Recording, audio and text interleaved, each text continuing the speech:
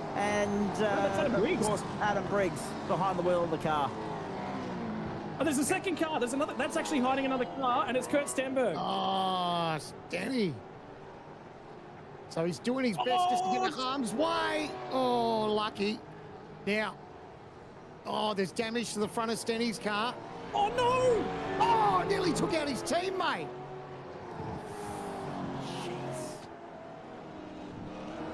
We'll get the replay to see how that all unfolded. Andre Big Heimgartner damage. That was, so the Trans-Tasman car that cut through was the Andre Heimgartner 027. There goes the splitter for Stenny as well. The front splitter's just come off. Is it going to be the puddle? Yep. It's the puddle. Every day of the week. For both and then of them. Stenny's, he's got caught in it too. So they were both separate incidents. Yep. And we've already seen that once in this race, and I dare say we're going to see it again, especially if that forecast continues to deteriorate as the afternoon plays on. Hold your breath, folks. We could be in for a storm of biblical proportions here at Mount Panorama, because you don't just get light drizzle at Mount Panorama. It either doesn't rain or it absolutely lashes down on the racetrack. At the moment, track temperature 39 degrees, 21 the ambient. Those winds are strong. Those nor'easters are strong at 22 kilometres an hour, so that's pushing back. I'm just thinking Bathurst, the venue's in South Bathurst, so it's actually pushing back in towards the CBD in that direction, and 70% humidity at this point in time. The track temperature, the ambient has remained steady throughout the course of the day, but as you can see, it's been rise and fall very much for track temperature as conditions have continued to improve. But watch it once they begin or start to deteriorate again, Scott. It's worthwhile noting that we'll get another update on that temperature, track conditions here in about 3 or 4 minutes. So we will get another update on whether or not we're going to get rain. And that period is right when it was scheduled to hit. It's sort of a passing shower of about 40. Showers, I don't know the severity of it, but there was rain from about 2 o'clock, 2:30 through to about 3:30, 4 o'clock. There was a big spike, and then it dies off. We won't see it at the back end of the race. It will be dry to end this thing, but we have maybe an hour and a half of rain coming our way. The question will be, if it is dry in the ambient sense, Scott, whether the track will still be damp. Yes. So that'll be the unknown. He's Ethan Griggold on the recovery mission at the moment. 12th place for him. He's chasing Zach Kerr, who's been impressive so far today, up 17 spots on where he started. Griggold back to where he started as a result of that skirmish wide at the chase a few laps ago. Off Murray's Corner under the main straight, another lap in the books. We start lap 47 of 161, folks. So there you go. Boys, we're past quarter race distance. 114 still a big number around here. I think Salmon was actually trying to get us set up for something in the booth, and then all of a sudden help broke loose. Have you got the G-Hub going there, Salmon? Are we going to do a crossman? We were talking about some stuff about just weather conditions and puddles and that. So we were going to work away on something on the telestrade, or we can do that a little bit later, because obviously we're surprised that so far into this race that people are still getting caught out by these puddles. I mean, I know we've got a couple of new drivers that are in. We have got drivers that are tackling the mountain for the first time in this race. So maybe that's just where it's caught these people out. But we were just trying to keep an eye on the puddle situation, basically. And I've just been passed a photo, by the way. The drivers, and what we can see from the weather forecast is only about the next hour or so worth of. Sorry, it's hour and 15 minutes is sort of what we can see. Hour and 15 to hour and a half is what we can see. Well, the drivers can actually see a fair bit further forward than that, because we get a little bit of history of what's just recently happened. Another big clap over the curbs, and I can tell you, so what we can't see from that graphic is 2:45 p.m. There is a 36% chance of rain. Couple little dots that come out of the clouds. 3 p.m. Lots of rain, heavy rain out of the clouds. 51% chance of rain, boys. It is coming. There we go. And that's going to keep everybody on their toes, not least of all us here in Central Commentary. There's Dylan Walker on screen. 19th, the boys were mentioning him a few moments ago. for CJM Motorsport. Down Conrod we go. He's fending off Ian Ford and also Josh Horton at the moment. You would have seen while Sam Mann was talking about the telestrator that Ethan Grigalt did execute that overtaking manoeuvre on Zach Kerr and did it cleanly to move up into 11th. His next target now, Brenton Hobson, and he's only 3 or so tenths per second away. In fact, he's caught him. So that's a blinder of a lap from Ethan Grigalt to break away from Zach Kerr and to latch on to Brenton Hobson at the same time. That orbit drop there entry of Tyson Broad recovering as well. That's 13th on the inside at Hell Corner, getting by Blake Warboys. So those guys continue their reconnaissance mission.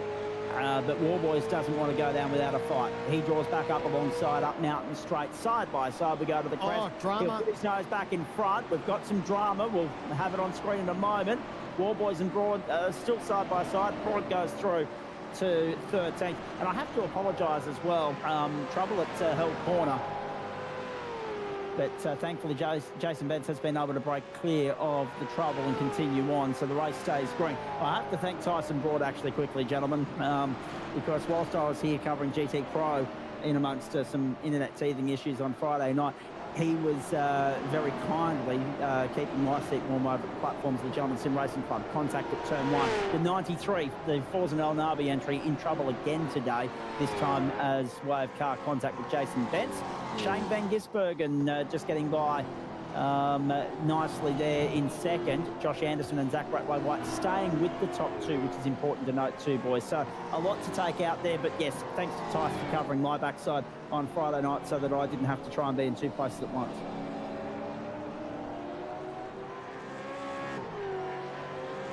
Well, can we safely say that we're in a bit of a rhythm and a bit of a groove now, or have I spoken to... No, it's Bathurst. It's Bathurst. Don't say it. What have you done?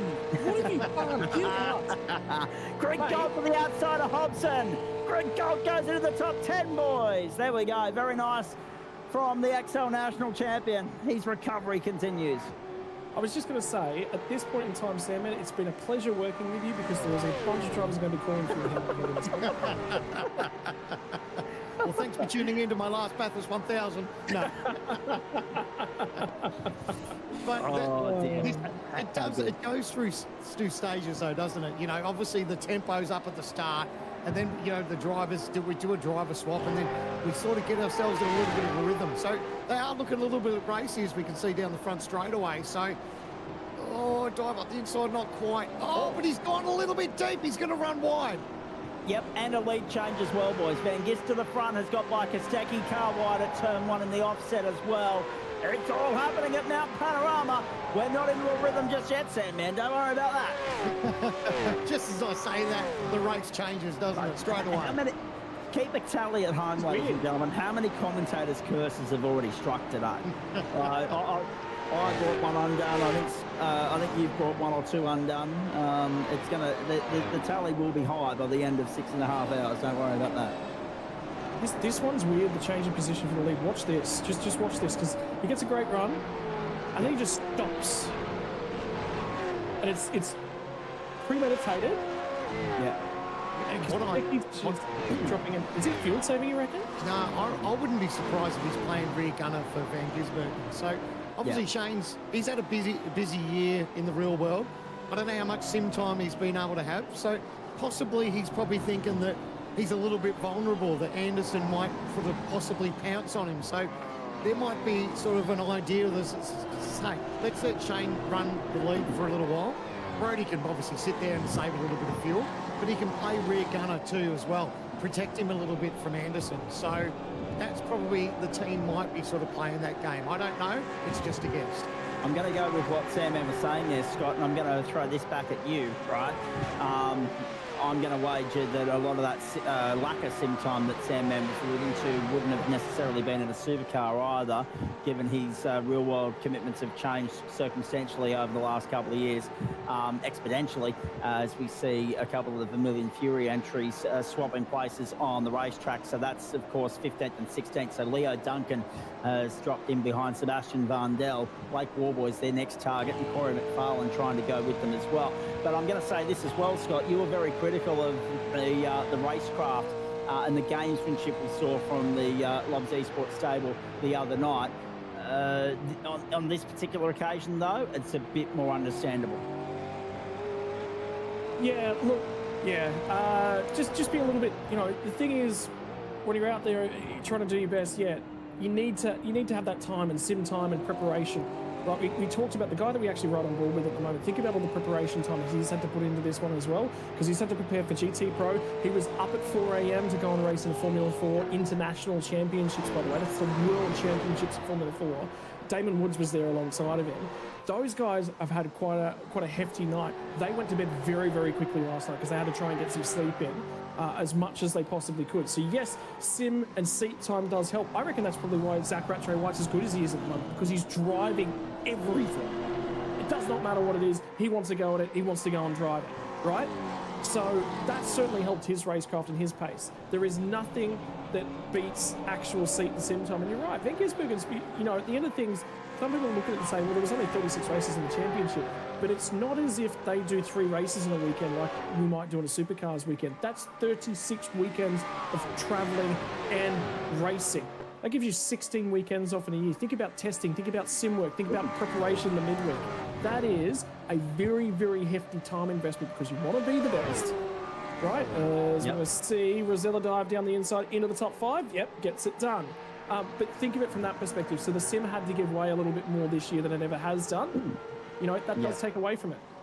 Essentially living out of a luggage case for 8-9 months of the year. It is a full-time commitment from February right through until early November. And I must admit, Sam, man, part of the reason I moved up to this part of the world all those years ago was because work brought me that way, and I got sick out of living out of a luggage case, and I only did 16 interstate trips. As opposed to 36, so I can understand the frustrations that go with that, and the compromises and sacrifices you make for what becomes your lifestyle and your income. Got it, by the way, before I let you go on, there's actually a really important point I need to make. Just had a message handed to me. Car 94, left front damage. That's why they did the cut swap. It is not quick in a straight line, and they need to protect it. There you go. Yeah, we're talking about, you know, how much, you know, Shane's busy, obviously, your 36 race weekends, but then, you know, you talk about all the different things, the race prep at the shop, you know, when he needs to be at the team, he has to do, you know, sponsorship commitments, but then he's also got to fit family time and his own personal time too. So, you know, it really shortens up the span as far as how much seat time he gets. And I think the team would just be absolutely stoked that he's actually part of this race as well. A late inclusion, and also battling a different time zone to be part of this as well. Correct. We'll get back to time zones later. Don't you worry about that. Griffin Gardner, 93. The drive through for contact with car 017. And, of course, that's an unfortunate outcome as a result. Whoa, no, here we go, top of the mountain. Rain Campbell's had a moment at the top of the hill. Has got away with it for the most part, but has dropped a bunch of spots down to 24th position.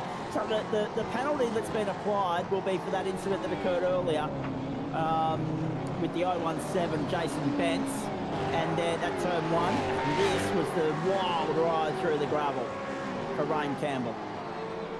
And the heart and mouth stuff too is he rejoins the racetrack. He's obviously got nowhere else to go. He gets on the racetrack and brings all that garbage right into that braking zone as you get ready for the dipper. So that's that'll be heart and mouth for the first next lap or so for these guys. But did a great job, kept the car straight, and that's the main thing.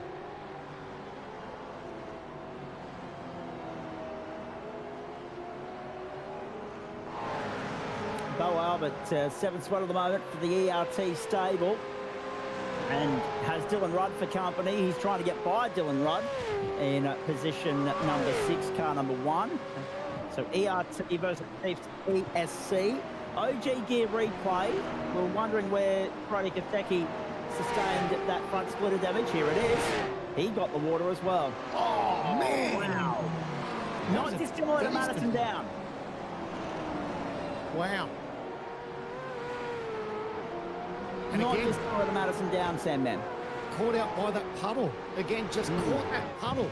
And that fired him hard left. So, yeah, he's going to be struggling with that car for a little bit. And obviously, there's not enough damage where it's going to take them out of the race, but they'll be able to fix that under probably the next safety car or the next pit stop. So, we've seen more cars. Geez, it's heart and mouth stuff when you start to see those puddles flicker. Yep, we're just having a look. We got before and after shots. So this is before the incident and after. So you can dramatically see the damage between the two differences, and that's obviously what's affecting his speed. Lucky that he didn't get left front steering damage out of that.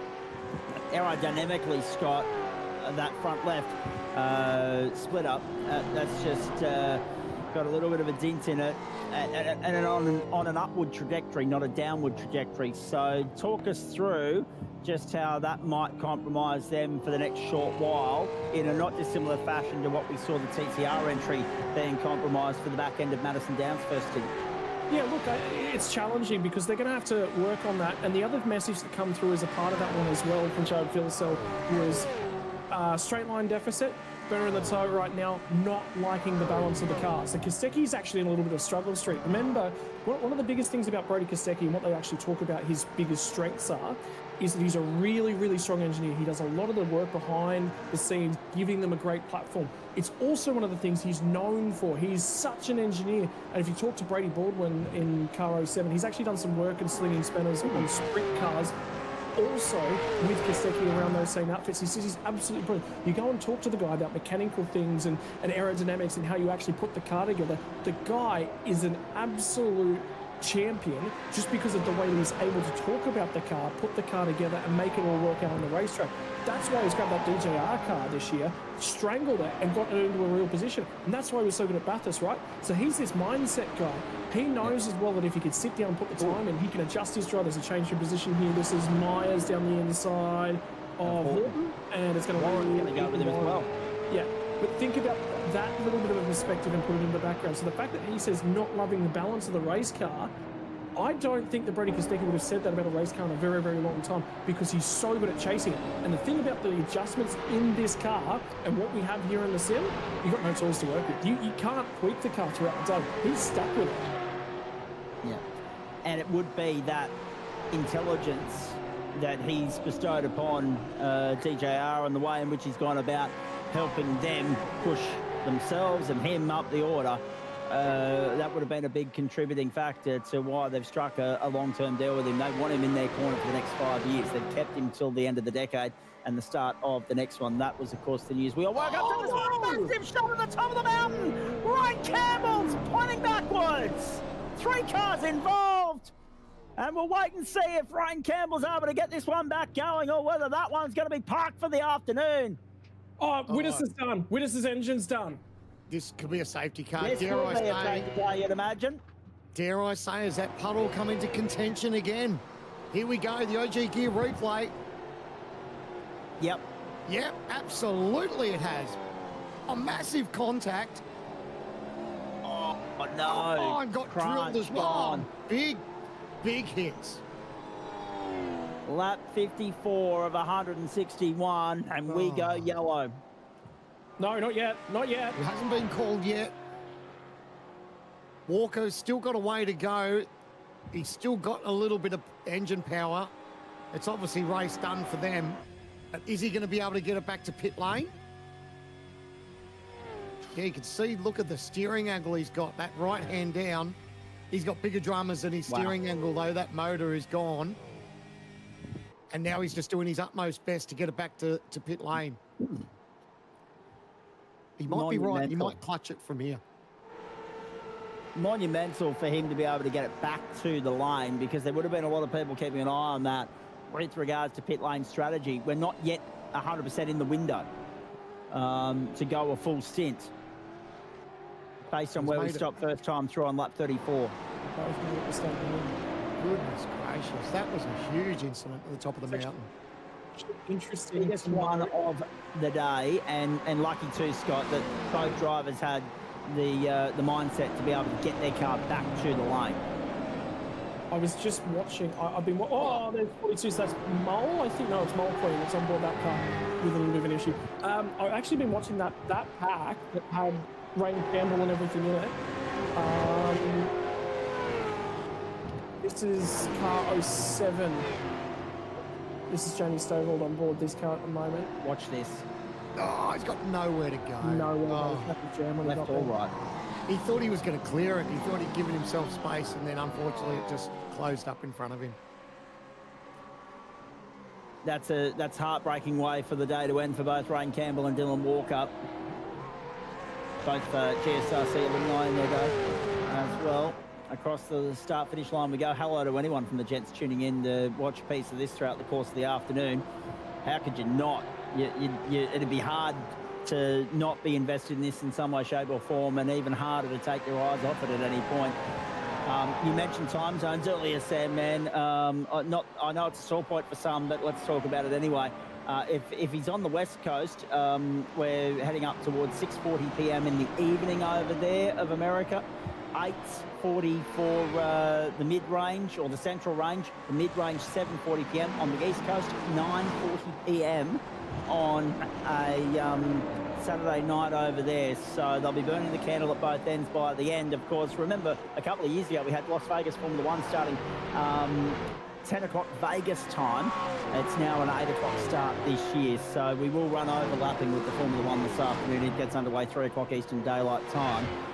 But yes, many different time zones come into the mix, especially, that's the beauty of the sim racing world, especially when we're talking about the Bathurst 1000 and having guys running both this side of the Tasman and here on the land down under, and of course over in the United States as well. Sam Mann and the telestrator up and away. Well, you can see exactly on that line there. That's where the race. Oh, it's nearly caught someone out just as we're showing this. So there's still so much water on the racetrack. That's as far as they dare be. You can see that little bit of dry line there. If they go any further than where they're at there, they're in drama, because this has been the biggest culprit for the weekend so far. So many drivers have been caught out. But look at the puddles. So still a big patch there. Massive patch here. But the fact that they've got that to deal with, it is all on the outside of that racing line. So they basically have just to make sure that they are inside this zone. Anything outside of here, that's when they're in trouble, and that's when they're in the fence. We'll get to you in a moment, Scotty. I just want to quickly jump in there and remind everybody that if that rain forecast in the next hour comes to fruition, that puddle issue is going to remain, and probably for the balance of the afternoon. So it'll be interesting to see how it's changed and evolved and started to disappear throughout the first couple of hours, Sam Man. It's not as big as it was at the start, but then also how big it could become in the 4th, 5th and 6th hour of this race. Yeah, that's it. And the more rainfall we get, exactly what you said, that puddle's just going to get bigger and bigger, and they're going to have to be mindful of that. They're going to have to narrow up that line, because we've already seen the drama that it's caused. Obviously, at the moment, they're on a slick tyre, and that obviously makes it 10 times worse. But if it starts to rain, they'll be on a wet tyre. It'll be a little bit more controllable, but they do need to be mindful of it. Tyson Broadsix 13th at the moment, Blake Warboys 14th. We'll watch that battle continue to play out, but in the meantime, Scotty Rakem, we've got a special guest jumping into the booth to have a chat to us far much earlier in the afternoon than what he would have probably preferred to have been doing so, but that's the cruelty of Bathurst sometimes. Oh, hang on. SVG has been tripped up by that puddle, we're just learning, so a lead change here, potentially. He's still in the lead, but the margin has diminished. Ben Gisbergen's had a moment at the top. He's caught it and saved it. And now Andre Heimgartner will play rearguard to him. Sorry, not Andre Heimgartner, Brody Kostecki. I'm getting my supercar drivers mixed up, my apologies. Kostecki will play rearguard to him, but a lot more so than what he was previously. We'll have that on replay for you in just a moment. In the meantime, Scotty, save me. There's far too many names being thrown around the place for my liking at the moment. This is the moment through the puddle. And as I said, we've got one driver here far earlier in the day than what he'd like to have been, but he'll have a chat to us nonetheless. His name is Jack Widders. You'll hear from him in a moment. And just have a look at the puddle and the spray. Have a look at where he is. He's out in the weeds. He's in the grass. He's in the grass big time. He's done well, incredibly well to save that. Let's cross another one. But look at the tyre mark too. He's gone straight off. So he's missed that turn in. And he's been able to manage to save it and stay out of the tyre barrier. That was a huge moment. That's the skill of the bloke right there. Scotty. Oh, don't go for it. We've been trying to get this interview in for the last 5 minutes because Jack Willis is sitting with me at the moment. Jack, mate, I think the best way to talk about your season is all the action explodes right in front of you. Good news, mate. We can confirm we should be actually paying you money because you've been carrying our onboard camera just about every round of the year. But it's just been a nightmare year, brother. Yeah, look, hasn't been ideal, especially considering the amount of preparation that goes into these races. But when you are on track and you're in those battles, it's just so much fun. Mate, I gave you a fair bit of flack earlier on in the stream for obviously going up the inside, but talk to me about being in the pack across the top of the mountain because visibility is low and everyone's searching for every little scare. If you're not using all the line, you're not out there and challenging, really. Yeah, exactly, and obviously that part along the outside, Bentley for Solaris VG, very clearly is super sketchy, but when you're up there and you're in those battles, it's it's just proper fun.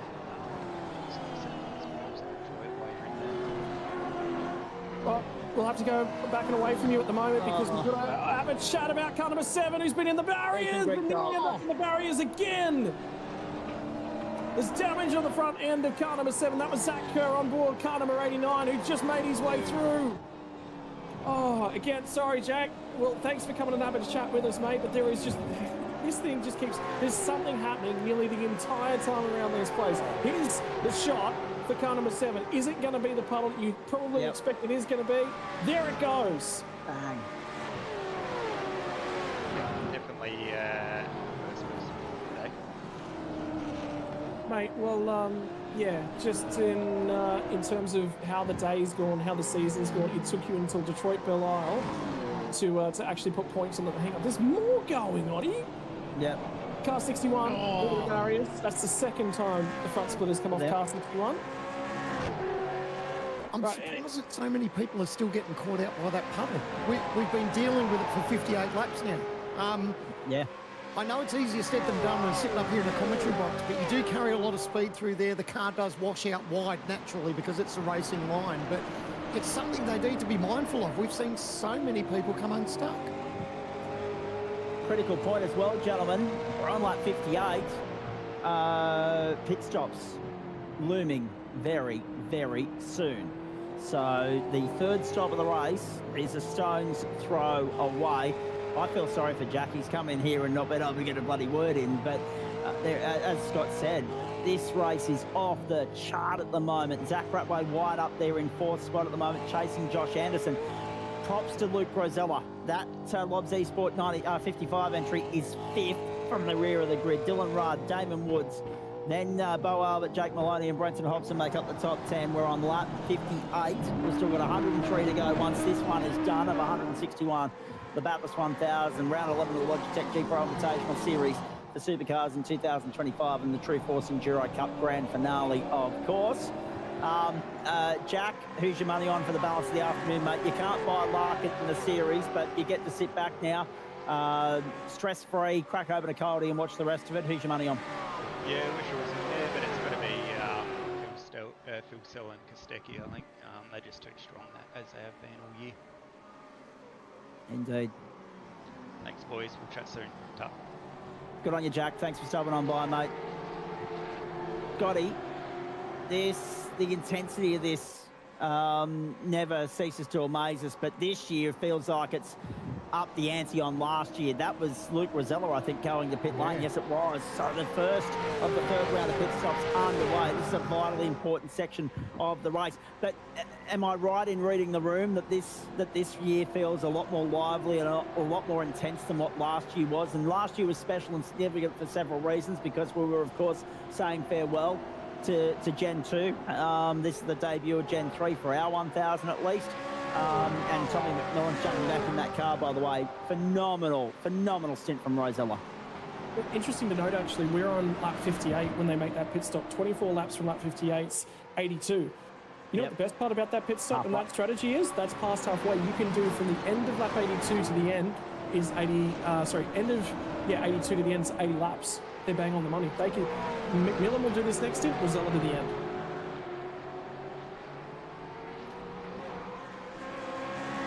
So I think you'll see the whole field basically do that strategy. They'll just make sure the problem for Anderson, they've probably got to do a driver swap, put Burton back in for at least one more stint. Anyone that's got a main driver on at the moment is going to make sure they clear their co-drivers. And the problem will be with the fatigue of the race, and there's probably going to be a swap to wets at the moment. I'm saying I think there'll be a swap to wets. Basically, that's my spin on it. That's my take on it. Yep. And the heavy rain that we saw earlier on the forecast has dropped back a little bit, actually. But the numbers still suggest we're going to get rain, but it's not confirmed now. It's a little bit lower chance, and the intensity's come back. Well, there'll be some people breathing a sigh of relief with regards to that, not least our team in race control. But I would have loved to have seen it lash down 1992 style. Just because why not, you know?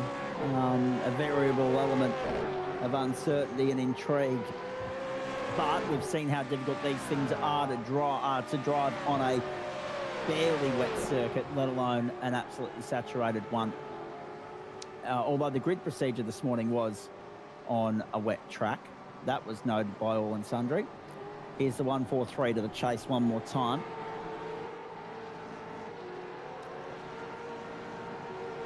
Where do you look at this race at the moment? Because I think everyone's... Is that Ian Ford?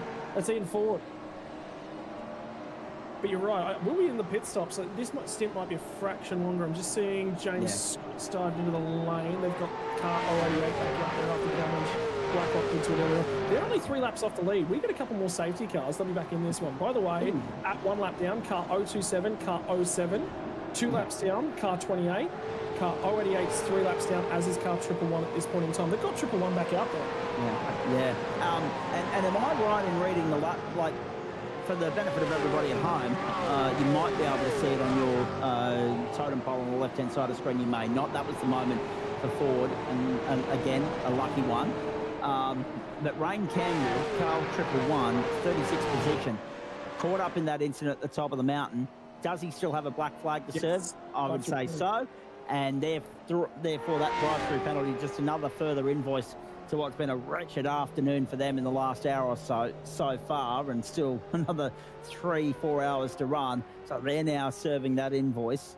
So that's a triple blow for them. First the incident, then the damage, then getting back to pit lane, repairing the car, and then, of course, going through and serving the drive-through, and all before the scheduled pit stop as well. The one, actually, I did have one final question I wanted to ask Jack, but he's gone from this, is I reckon they're trending towards understeer across the top, and that's why they're getting wider and wider and wider at McPhillamy. Because as the stint's gone on, at the start of the stint, they're actually all quite narrow coming off there trying to avoid the puddle. As the stint's gone on, the cars aren't turning as well there. So it's not being out of choice that they're out in the puddle. Because we know, look at the 2 guys that have hit it. Kostecki, Van Gisbergen. They're better than that. We both know. We all know that. Madison Down hit it late on in the stint as well. I reckon the cars are trending towards understeer across the top, and they're just not turning there. So I don't think they're driving the cars hard. I think the balance is just going away from them. That's where they're ending. Have a look at the pillar of concentration of Blake Warboys at the moment. He's going to pit lane now too, this time through. So this is great timing for us to be on board with him for the run through over the Ribble strips. Absolutely hammering it to the control line. Then the pit lane speed limiter is activated. Numbers 1, 2, 3 and 4 remain unchanged, and still Brody Kostecki runs rear guard to Shane Van Gisbergen, who leads this race at lap 61. So this is the critical lap, boys. From here, 100 laps to go. That's always the first box you'll monitor.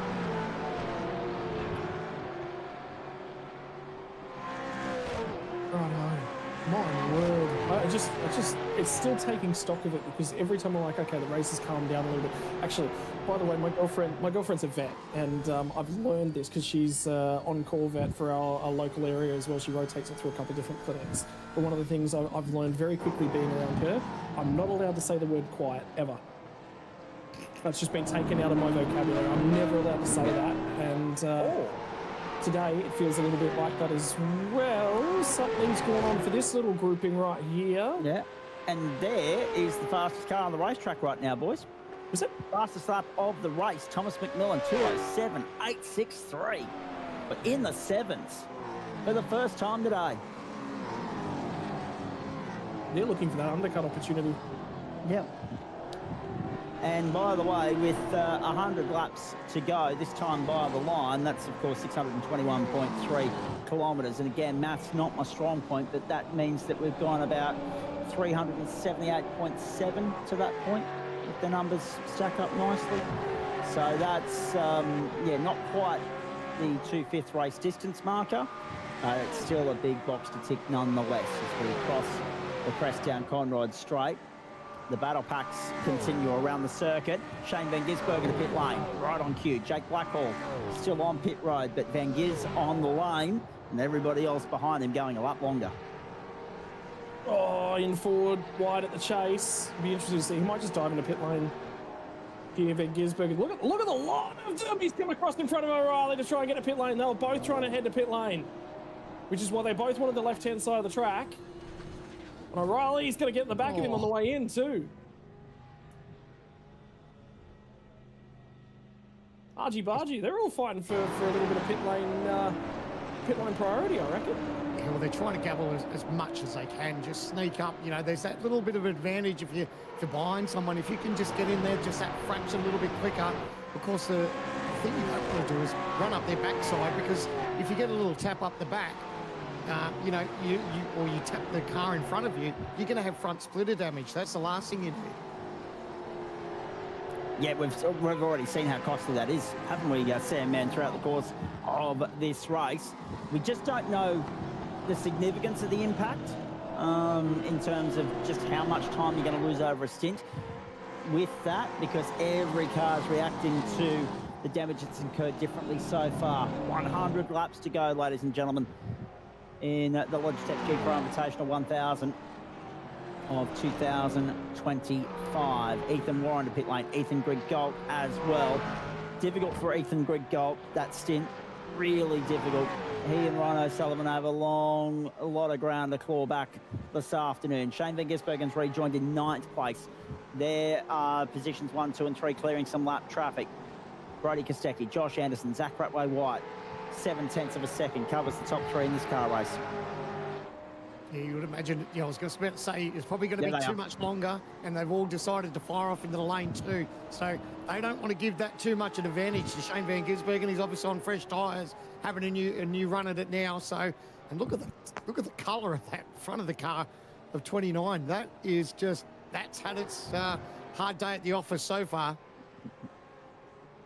Indeed it has. Our fearless leader, by which I mean play-by-play, not producer-director. He's not allowed to go anywhere for the next 5 hours or so. But Scotty Rankin has departed for lunch. We're going to cycle through our own pit stops here in Central Commentary, ladies and gentlemen. Zach Cave and Stephen Clark. Sam Mann, as he's better known in these circles, with you for the next short while on the Logitech G Pro Invitational Bathurst 1000 of 2025. And Shane Van Gisbergen. This will give us an indication here, Sam Mann, as to whether the undercut or the overcut is the strategy to run with for the moment. Round onto the main straight.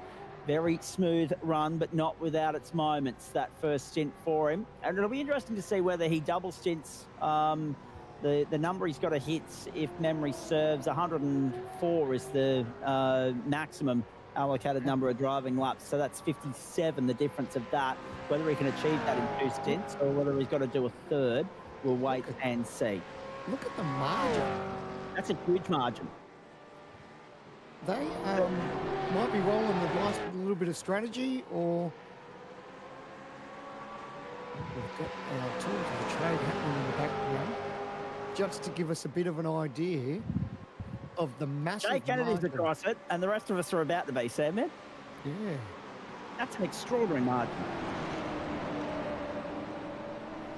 So Van Gis stopped for 30.417. Everybody else has stopped for 49, 48 seconds. So Kostecki's come back out still ahead of Burton and Sapstead and McMillan and Bestwick. But Van Gisbergen has bolted 20 seconds up the road. This is a short stint for those guys. So this goes back to what I was just talking about, Sam, man. The potential for where are they at with regards to driving time and how many laps is Van Gis going to run and how consecutively is he going to do them. It looks as though it's going to be one long stint, one short stint, and then potentially a second short stint or a full stint to get him home. Yeah, it's interesting. It's a massive margin, a big difference of 20 seconds. That's, yeah, I don't think any of us were expecting that. So, look, at the end of the day, it's still a long way for us to play out. Under the 100-lap mark now, 99 laps to go. And I don't imagine it'll be too much longer before we see Brady Myers in the lane too. So a very interesting part of this Just race. as I say that. Yep. Brilliant. Telepathic thinking from Sandman. Just reading the mind of Brady Myers as he goes to pit lane now. So Van Gisbergen will go through, Kostecki to second, Burton, Sapstead, McMillan and Bestwick. The next few in the train. I'll be interested to see what the weather's going to do in the next 20 minutes or so, because we're in that hour, that window now, within the server, in which we are expecting rain to descend once more upon Mount Panorama. By gee, that's an extraordinary advantage for Shane Van Gisbergen, but they are opting for a different strategy to those around them. Thomas McMillan in 5th place. They're the big movers of the day so far, Sam, man. Up 32 positions from the last row on the grid. And they are all of a sudden back in race-winning contention. Lobs Esports on track for a potential lock out of the podium play here if things go to plan over the course of the next 97 laps. Absolutely. And we shouldn't be surprised. Lobs have done an amazing job all season. And, you know, it doesn't matter who's behind the wheel of whatever Lobs car it is. They're always sort of there or thereabouts. They're a strong team. And, yeah, I wouldn't be surprised. It's a massive effort. And, yeah, just ticking off the laps at the moment. Got a nice, clean race car, and that's what they need. Don't have to worry about sort of digging up the panels or anything, nothing, hurting the nose, hurting the aero. It's just ride along and just tick it off and just be in the position where they are. Buy a ticket to the end, as I always say. And, yeah, I don't think we'd be too surprised if we saw a 1, 2, 3 from Lobs. And that's the last thing any of the other competitors want to see. There's a couple of bets being hedged at the moment on where the next random safety car is going to fall, by the way, Sam. And there's a couple of people calling for it a lot sooner than later, just to assist with their own strategy. I'm not sure bribery's going to cut it on a Super Sunday here at Mount Panorama Bathurst. We're on board with Zach Kerr. He's chasing Tom Freer, who's aboard the Synergy Sim Racing entry that's normally steered by Brenton Hobson. Jordan Ross just ahead of them in 10th spot. Richard Hampstead is 9th. This is the battle train down Conrod Straight. So Ross, Freer and Kerr. And I'm just wondering where, yes, Jordan Ross is actually there on merit. They've already completed their 3rd stop. So that's a good recovery from the 143. That's 2 Synergy Sim Racing entries now. One either side of the top 10, one trying to break in, one trying to stay. And Zach Kerr there in 12th spot, trying to get back up in the top 10 as well. I'm just wondering as well, Sam, man, I mentioned Ethan Griggold earlier. He's come back out in 16th spot after all of that. So still a bit of ground to recover for him. And looking to the right-hand side of screen where we have a look at our pit stop times as well, mate, on our timing screen. It's interesting to note that only Van Giz has gone short in that stint. Eddie Bestwick's just been ganged up on. Kobe Jones, Bo Albert, through on the inside. Bestwick's lost 2 for the price of 1. Jones to 6th and Albert to 7th. Game-changing moments here in the Logitech G Pro Invitational 1000. Yeah, that was strange because it was in the braking zone. It looked like he got maybe a little bit close to the grass. And did he have a moment? Like, did he plan on actually letting those 2 through? I'm not sure, but he was very much up against the grass into that braking zone, and maybe he just thought better of it. It's like, you know what? I don't want to sort of battle it and push on too hard, especially if I've got the left side near the grass. So lets him on by and just pushes on for another day. Riding on board with Bo Albert. He'd be very happy with the opening stint that Rainer Costello has put together. They were up 6 spots on where they started. And that's the other thing as well, Sam, man, because of the uncertainty. And it's a bit like, full disclosure, I didn't see a bar of the real world thing this year. But the same thing happens, doesn't it? Whenever you throw the spanner in the mix that is the variable that is the weather, you get such a greater fluctuation with the leaderboard than what you normally do. There have been some huge beneficiaries of the events that have played out over the first 65 laps so far, not least the 3 cars on screen. Bestwick, Jones up 9, Bestwick up 3, and Albert up 6.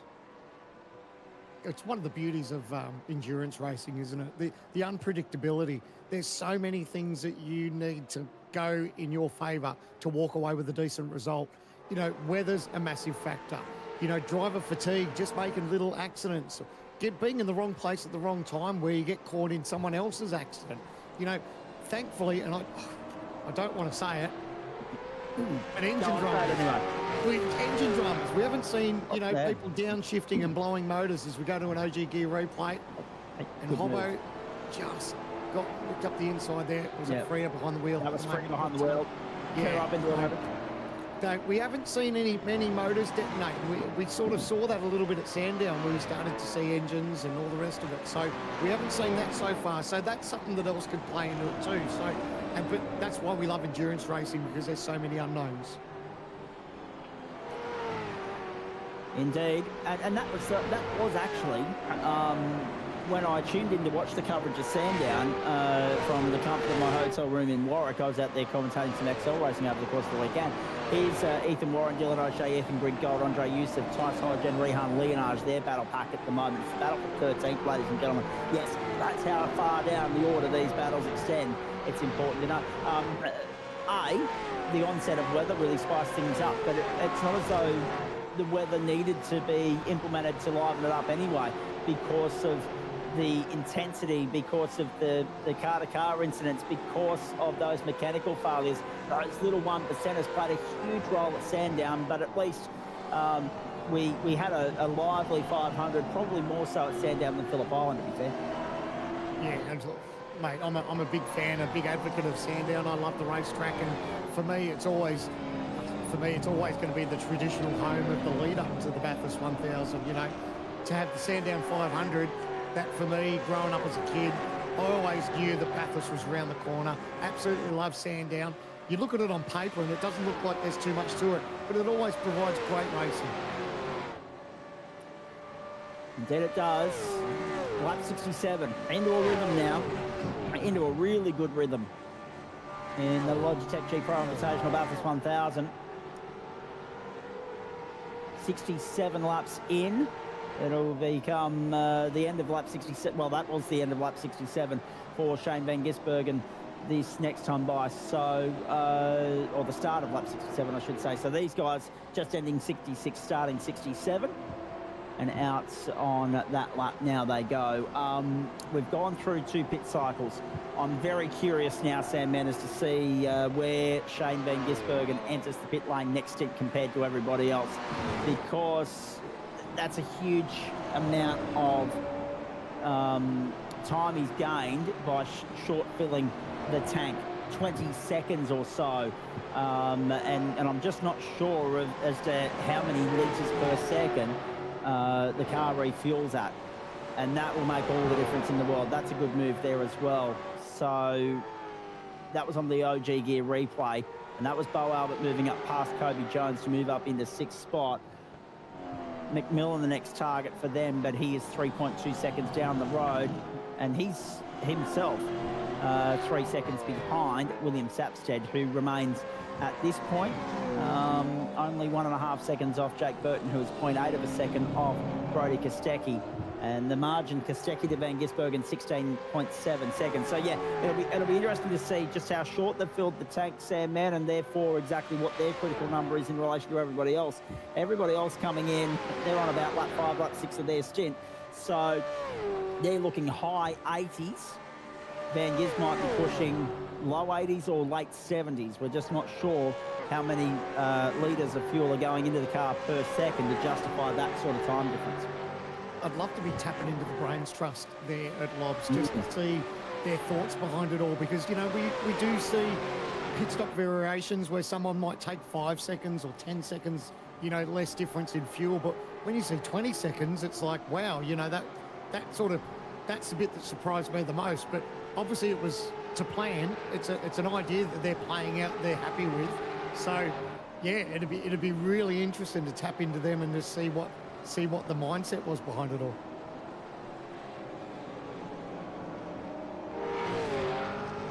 2x2 down the main straight.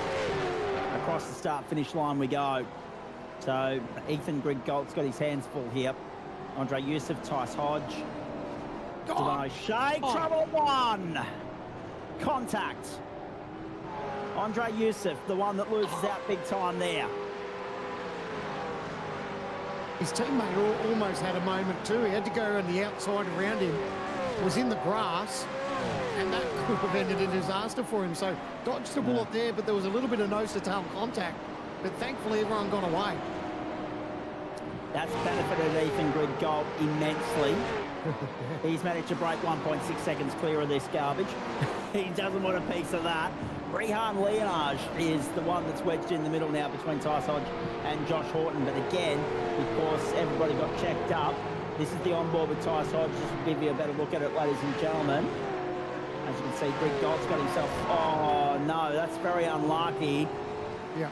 Because it was a slide through mid-corner from the teammate, of course, Andre Youssef, that checked him up and led to all of that contretemps. Rehan Leonage, the beneficiary of that, Sam, man. He's broken 1.5 seconds clear in the same way that Ethan Griggolt was the beneficiary. And it's broken a 5-car battle pack up into 3 different parts, you would argue, at this point. And every invoice costly at the moment, particularly for Tice Hodge and Josh Horton. How's the track now? Just looking at the last lap. Bright and dry almost. It's so bright now. It's like there's been a peak through the clouds and the sun's coming down. You can see just how bright the racetrack is now. So obviously we are keeping a close eye on the radar. We're expecting rain a little bit later, but I know all these drivers that are racing, they'd be happy for this race to stay dry, but that's the unpredictability of motorsport and Mother Nature.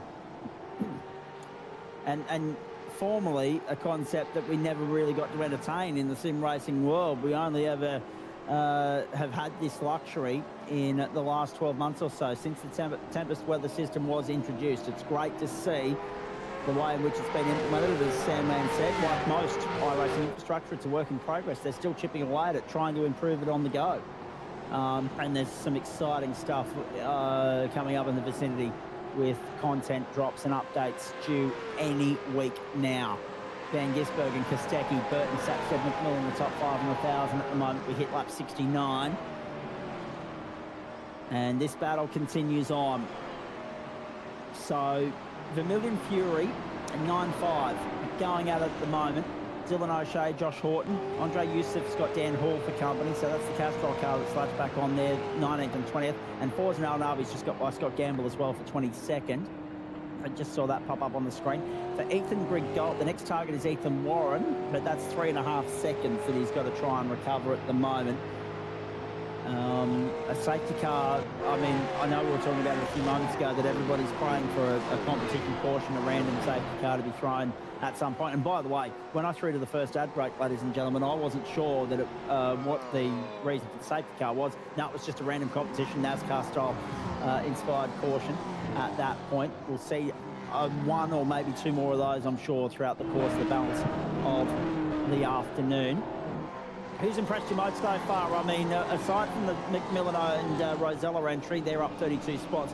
Who else has impressed you, and who else on the other side, flip side of that coin, Sam, man, are you expecting a little bit more from in the next, what have we got, 91 laps to go? Oh, well, not too hard on anyone at the moment. Obviously, this is the toughest race to win all year, and the conditions have been very trying. I guess we're all curious to see how much of a bounce back the 77 can do. Obviously got caught up in some drama and had a little bit of contact. That hurt the car. They managed to fix that car, and then unfortunately got into an altercation with, so they had to serve a drive-through penalty. So we can see Ethan Warren, he's now behind the wheel of the 77 at this stage, and he's back in 13th. So they're trying to make their charge up towards the front.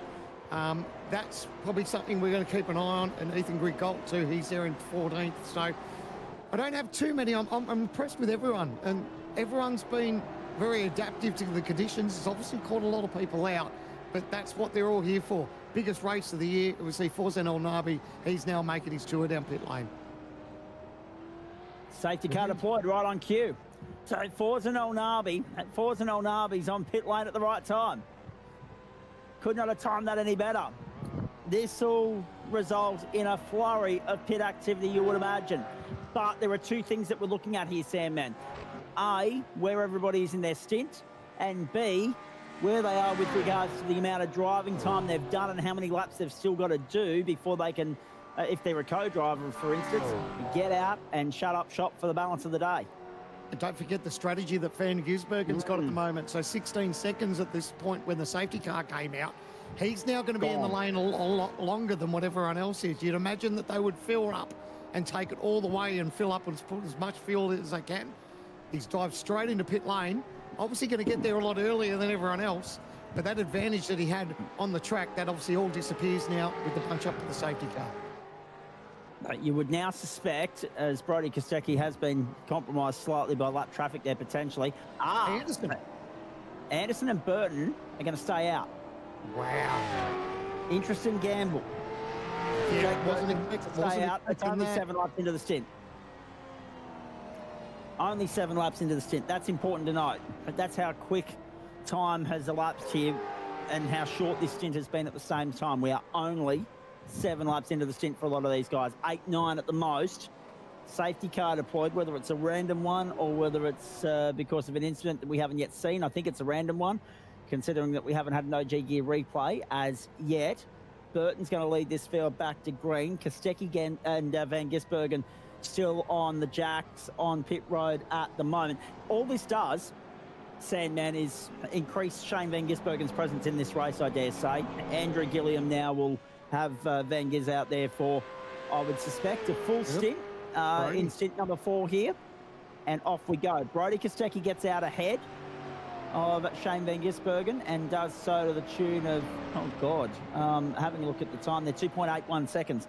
So not bad. A long way to go, but I just get the feeling now that Van Gis's stint time or driving time in this race may have just been extended. Yeah, and that's what we love about these safety cars, is that you just never know who or when, who it's going to affect and when it's going to affect someone's race. So everyone now on a little bit of a level playing field, I guess, except for the car 36. They've opted to stay out. So they're on a little bit of a different tyre strategy as far as fuel as well. So I don't know, are they looking to the heavens? Are they thinking that that might be a factor come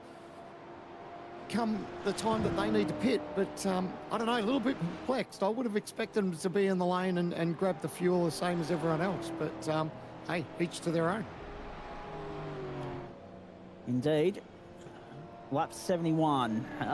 Jake Burton leads the field. Kostecki, Van Gisbergen, Sapstead, Albert, McMillan, Jones, Bestwick, Hampstead, and Kerr. Jordan Ross outside the top 10 now. So Kerr's moved himself up into the top 10 in the midst of all of this at the expense of Jordan Ross. Ethan Warren back in 13th spot. Ethan Grigalt has dropped down to 15th. Rehan Leonage up into 14th. There's a guy we haven't spoke too much about in the last couple of hours, Sandman, but he's a big favourite of yours. A little bit further down the race than what they were, or what he was, particularly this time last year. New combination and a few other factors, but it'll be interesting to see what they can do in the balance of the day and the remaining 90 laps here from position number 14, if they can push their way back forward. Well, the beauty is that this opportunity now, it obviously bunches the field up. It brings them right back into contention. And you look at the car, it's straight too. They don't have to worry about, the possibility of having damage at the moment. So the car looks good. They're obviously not short on pace. And yeah, this is beautiful timing where it brings them right back into the fold. So everybody's looking skyward. We should probably be able to give you a little bit of an update now with regards to the weather radar. With regards to the spreadsheet, the timings that we saw on screen there a few moments ago. I think the last update we had was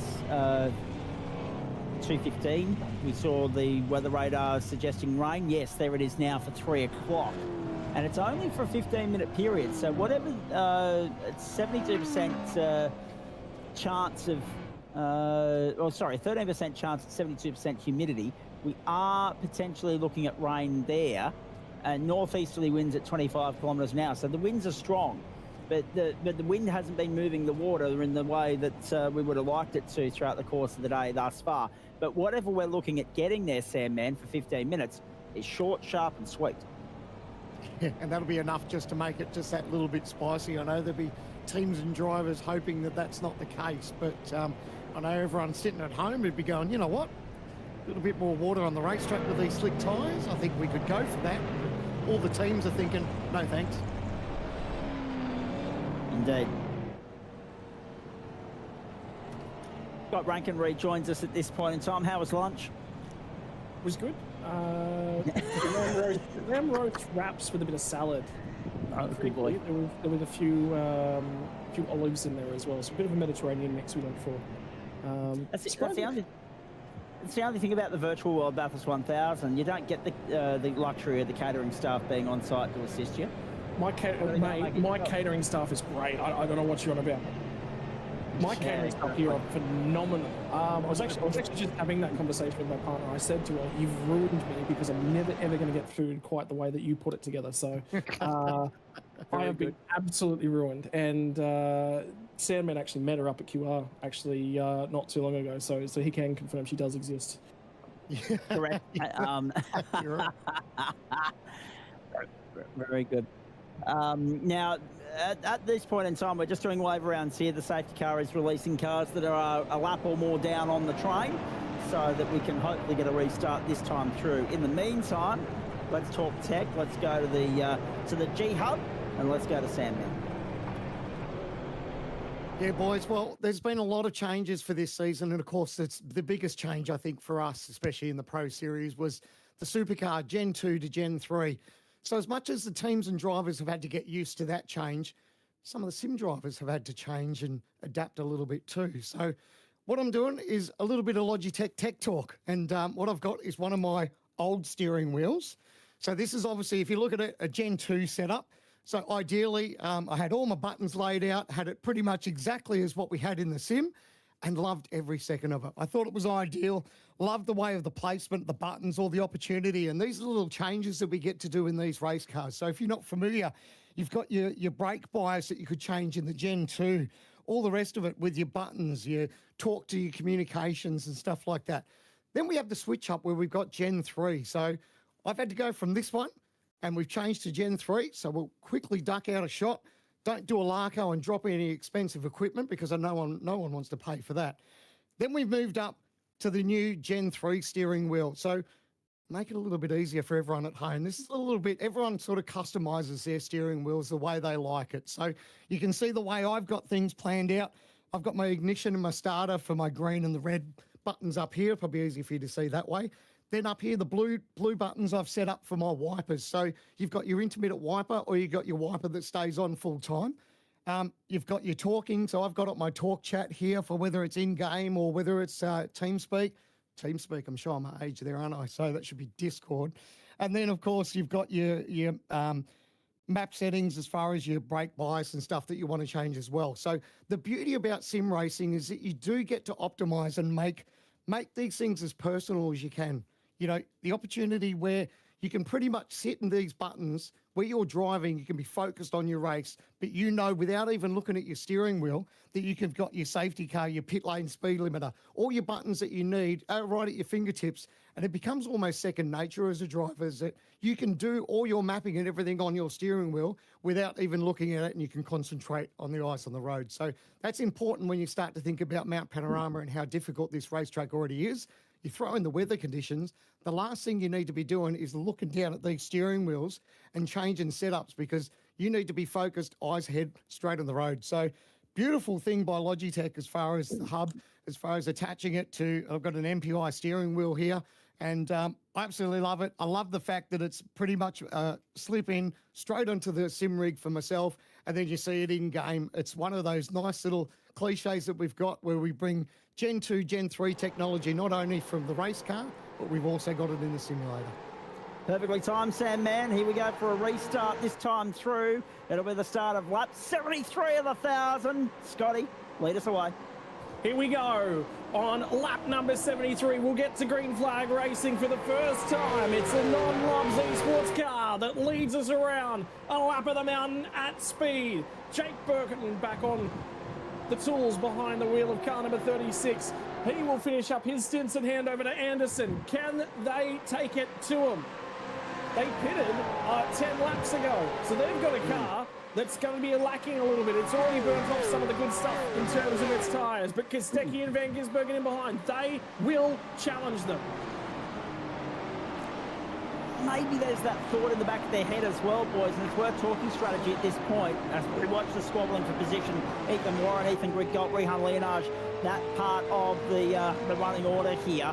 We're looking out the back from Rehan Leonage to Ethan Grigott right now, and pretty much intertwined those two cars at this point. A little bit of SMSing going on from Ethan Grigott to Rehan Leonage. Might not be worth too much to some people tuning in at home, but might be worth investing here in the commentary box, or investigating rather. The interesting point there with Jake Burton, he's got a couple of laps under safety car under his belt, so everybody's on cold tyres. Yes, he's got a little bit more tyre wear on board, but strategically speaking, where are we? We're 88 laps to go once this one's done.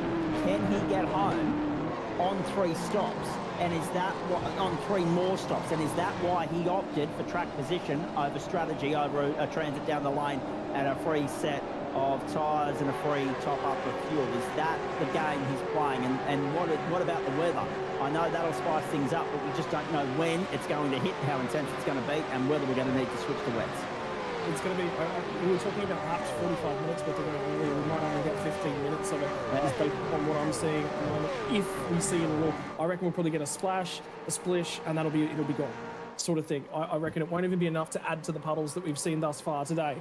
Right, first lap back under green flag conditions, and already Brody Kostecki is starting to chase down car number 36. Tyres have cooled off, they've come back to temperature, they've come back to the drivers. What is Jake Burton going to be able to do to actually try and hold him off? New fastest lap of the day, 2:07.295.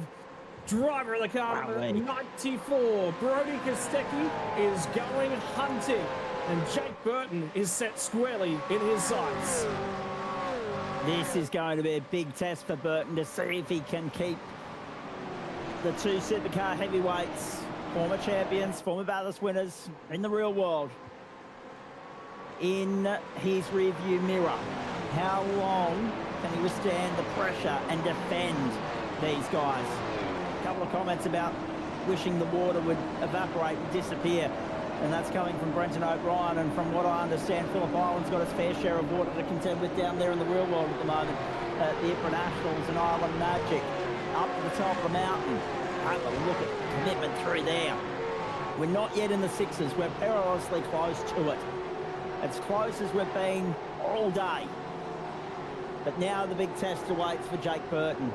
Trouble on the top! Oh, God! Madison Downs in the fence, are you kidding me? Ethan Warren, the driver of that car at the moment. Look at the front end damage on that car, Scott.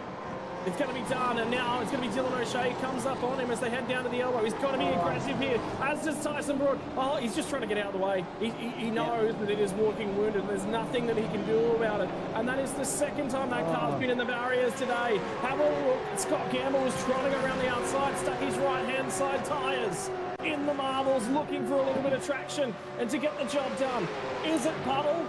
You can just about bet your bottom dollar it is. Yeah, up and over the curve, all round.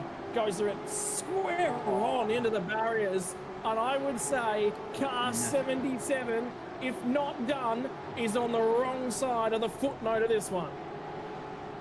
One contender gone. Massive blow. So now the baton falls in place into Jake Burton's lap. He's now got to run with this and fly the flag for Trans-Tasman. But he's got to contend with the pressure that's going to mount very shortly from the Lobs Esports stable. Sapstead having an almighty run, but under pressure now from Bo Albert, who goes left, then right, and to the inside into position number 4 at Griffin's Bend. Nicely done from Bo Albert. ERT, their best placed car at the moment. The Eclipse SimSport entry is still the best placed Eclipse team in the field in 5th. Thomas McMillan, an almighty run to 6th to this point. Kobe Jones Don't rule him out in 7th. Car number 1. Eddie Bestwick, Richard Hampstead, Zach Kerr, right round out the top 10. But Ethan Warren and Madison down. That's a huge blow for the Hall of Famer. Yeah, there'll be a lot of work to try and get that car repaired. By the way, we are back to 32 cars in the lead lap. I think we've had a few cut their way back to the lead lap. I think including Russell Pepperell and Andre Heingartner are back on the lead lap. So they are back and in contention. Jamie Stovall and Brady Baldwin are back to 1 lap down, as a car number 28, Ben Faulkner. Think about how long their path back to the lead lap's been. We've got 2 cars at 2 laps down.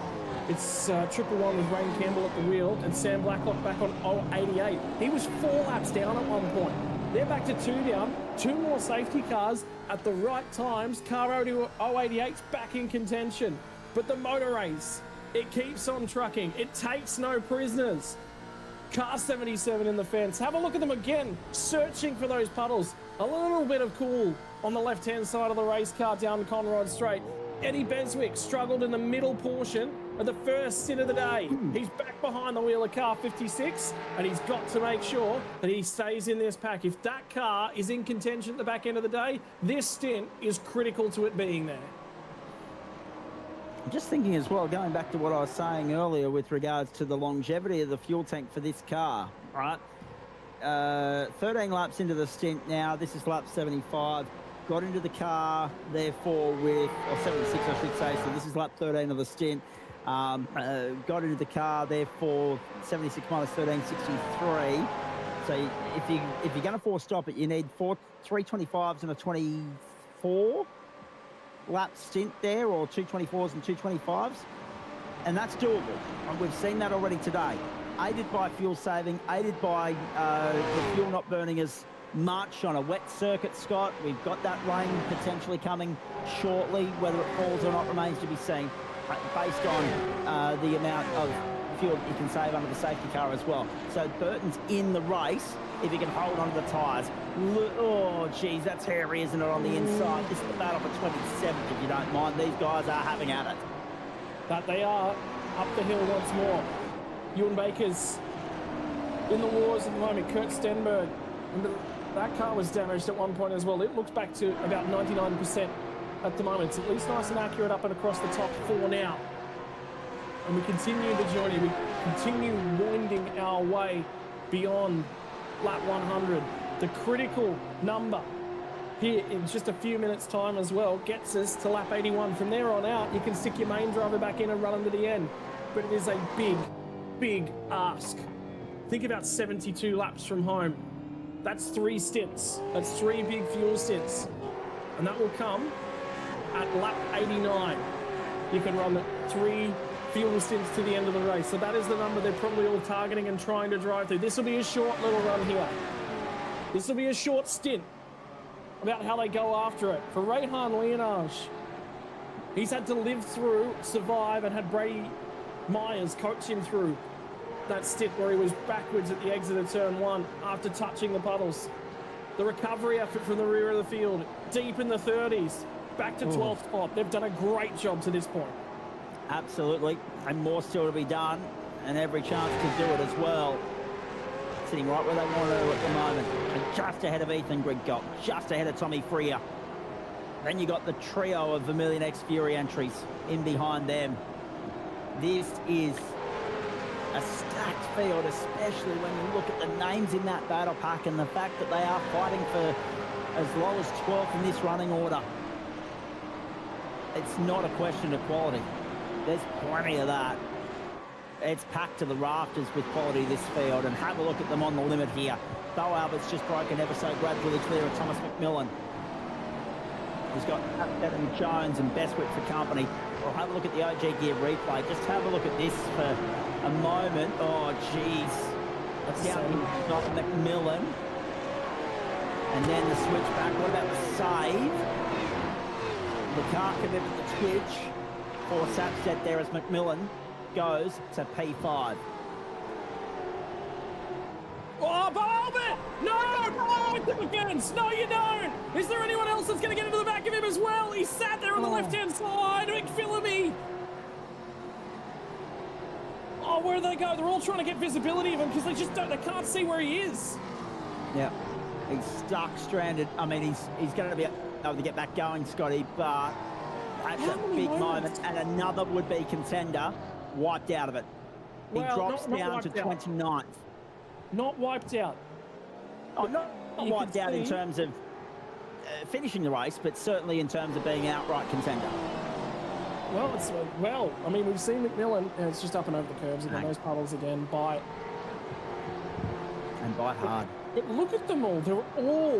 None of them could see. That's the visibility in those cars. I guarantee, if you were to go for an onboard shot from maybe a driver's perspective, I don't know if you can grab a driver's perspective if anyone's running out there with a helmet cam. There you go. Oh, what do you see? And then you see it. All you see is puffs of what you think is spray, and it's smoke. Kobe Jones' onboard shot told that story. But you look at that, Zach, and you just go, well, hang on. Where am I supposed to go? And the reaction time, and think about the horsepower underneath the rear wheels as well. You can't just, there's no driver aids. You can't just stand on it and have it work out for you.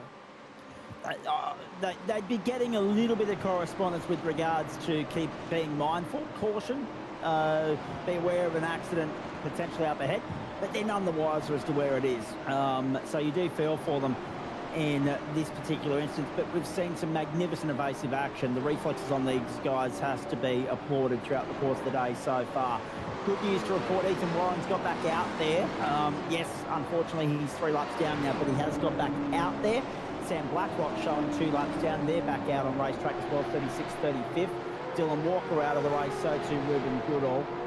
They're now 24 laps down the Dylan Walker entry after that engine let go in that previous big shunt at the top of the mountain. We've now picked up the racecraft entry in position number 19. No, sorry, car number 19, I think it is. On across the top of the mountain. That's Dylan, car number 19 in 17th. And Dylan O'Shea is the driver of that car at the moment. In behind him is Forza El Navi, and in behind them is Tyson Broad, who's having a relatively smooth and clean run so far, but you know, I hesitate as I say that because I don't want to put the mocker on him, as we've already done with a few other would-be contenders so far today. But those guys,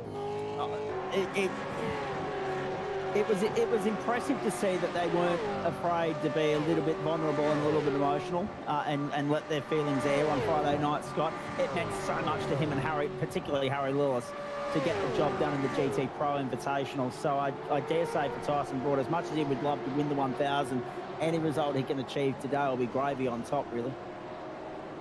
Particularly for, I mean, he said pre-show as well, I burned all my luck, I burned all my pace on Friday night, and it was tempted to have a bit of a dig at the blow. I was a bit nicer than that earlier on. But, I think it's worthwhile. I mean, I didn't want to drive the Dagger in. He'd be feeling pretty sorry for himself after the moment he had.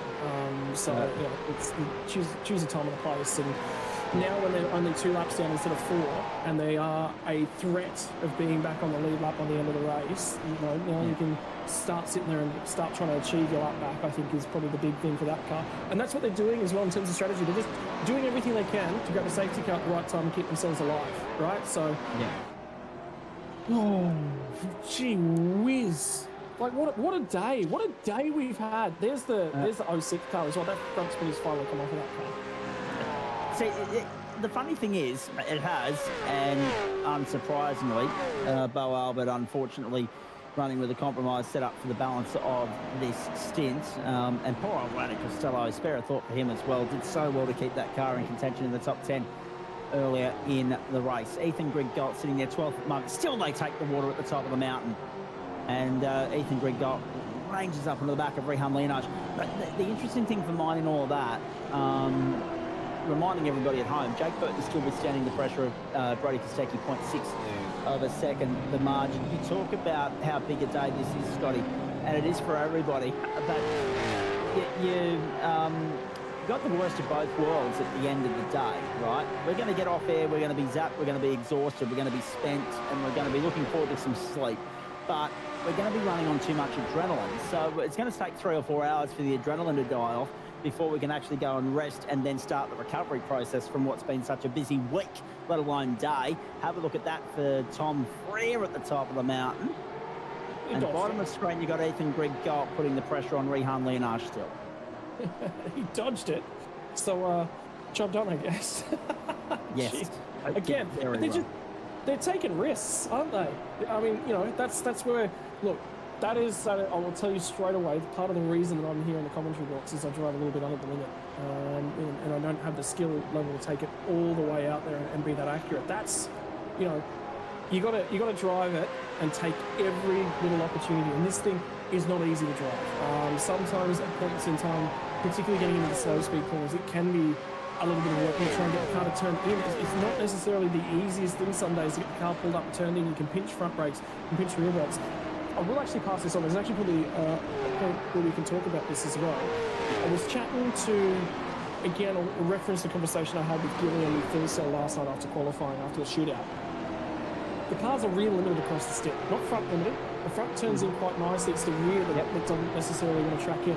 So what you'll actually find is as the stick wears on, they might migrate the bias forwards. And it's just because the front end's, you know, relatively okay with trying to get into the corner. It's the rear end that doesn't want to necessarily get into the corner. So you move the bias a little bit forward. But the bigger thing as well is how you brake the car across the stick is really, really important to the way that you drive the car. Why are we talking about that? Well, it's actually less pit. You won't jump on the brakes as hard and as angry. As the stick comes on, you'll be more progressive and you won't get as high on that pedal pressure. Just because the car grip's just not there. It can no longer support it. And again, migrating that bias a little bit further forward just to combat with that. You want to have it rear wind because that's how you trail the rear of the car and you get it to want to come around with you. Too far back though, and the rear end dances all over the place in the braking zone. You've got to come off the pedal, which means you sail on through the corner. Ethan Greg-Galt trying to line up an overtaking opportunity on Rehan Lienage, but again, this is just illustrating just how difficult it is to get by the youngster and how well he drives. We've spoken about it for the last couple of years, and yet it remains true, even though obviously with a couple of years comes experience and youth deteriorates. There's the updated weather situation. 3 o'clock server time, ladies and gentlemen, so half an hour from now.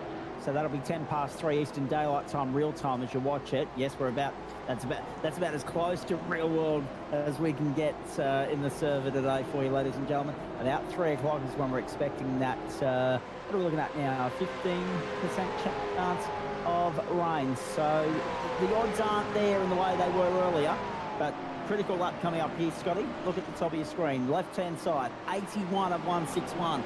We tick this lap off.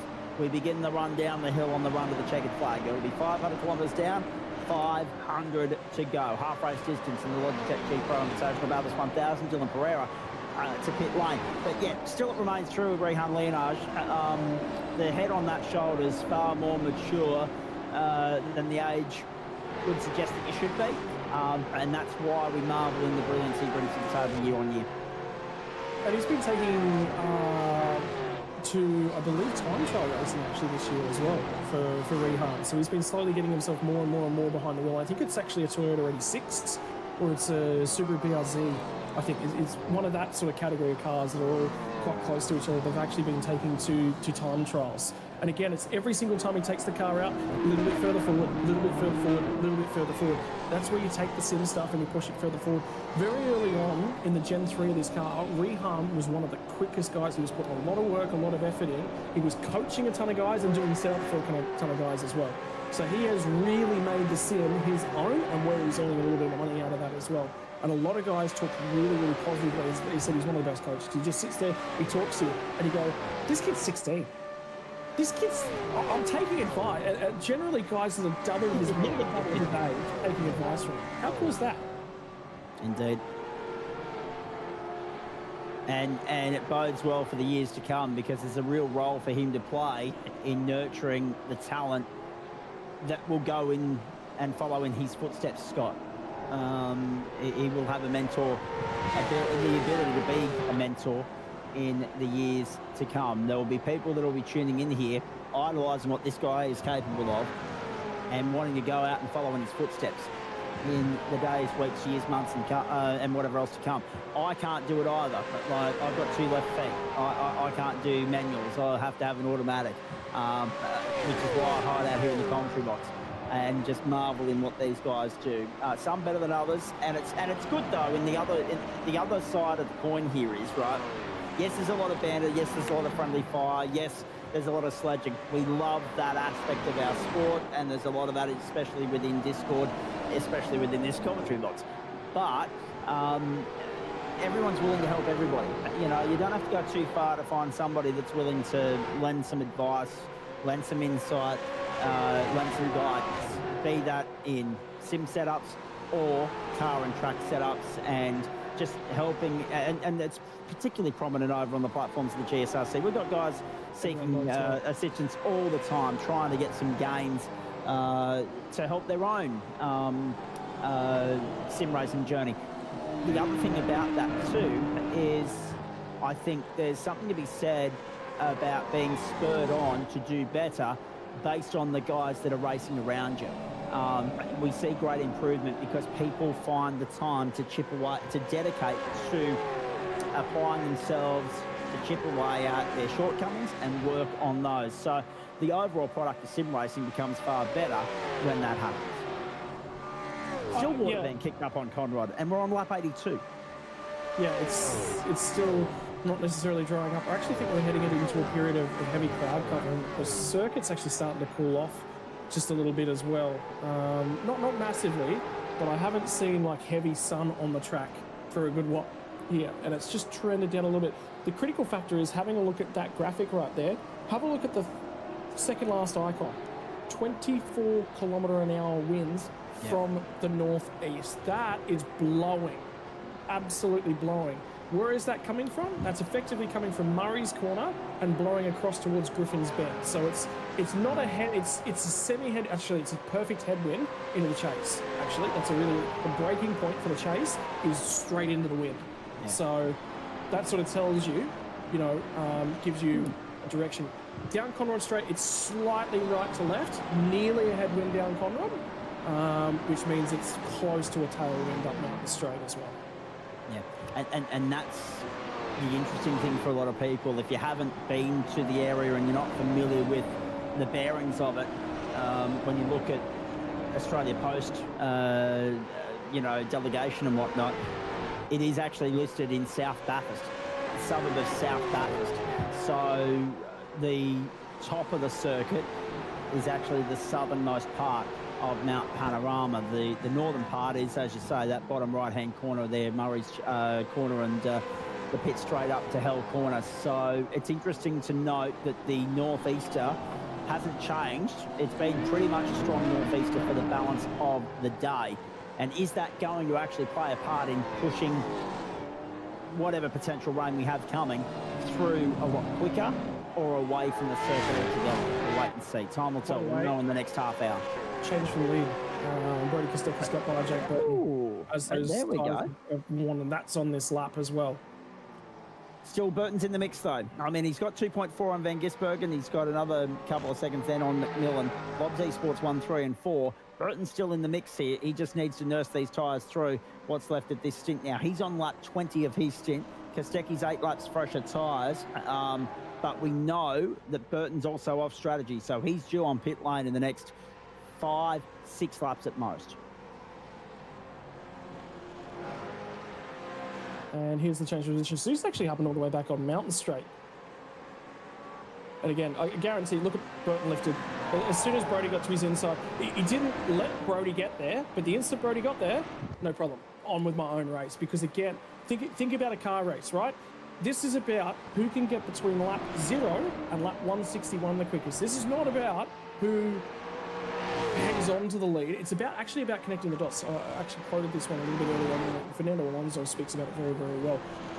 It's actually not a race against the other cars. It's a race against the clock. Because if it takes you 5 hours and 40 minutes to get 161 laps done and the next guy's 5 hours and 42 minutes, you win, right? Doesn't matter where the two cars are on track, provided you are the first one across that start-finish line. And sometimes it's going to be season source. What they've done with car 36 is gotten themselves off cycle, off sequence. What that has done, Brody Kostecki bit mine went up and across the top end of the puddle. So he's even still pushing on. Right, what it does do is they went early for their most recent pit stop, and they went early to get Burton in this car and get Burton back out of this car. And they took a huge whack at the undercut. It's worked. It's worked wonders. And the reason for that is they were sitting third, fourth. They were right there and in contention, in in the contest. But the problem was trying to get that overtake done. Well, this is one of the ways that you do that. And they gave themselves every opportunity to try and get that overtake done. What that does mean is you have to pay a penalty. And now they're paying that penalty. Their tyres are a little bit more warm. They don't really have the out-and-out pace of car number 94. But you shake the race up. If you sit there and let them lead every single lap, they're going to lead every single lap.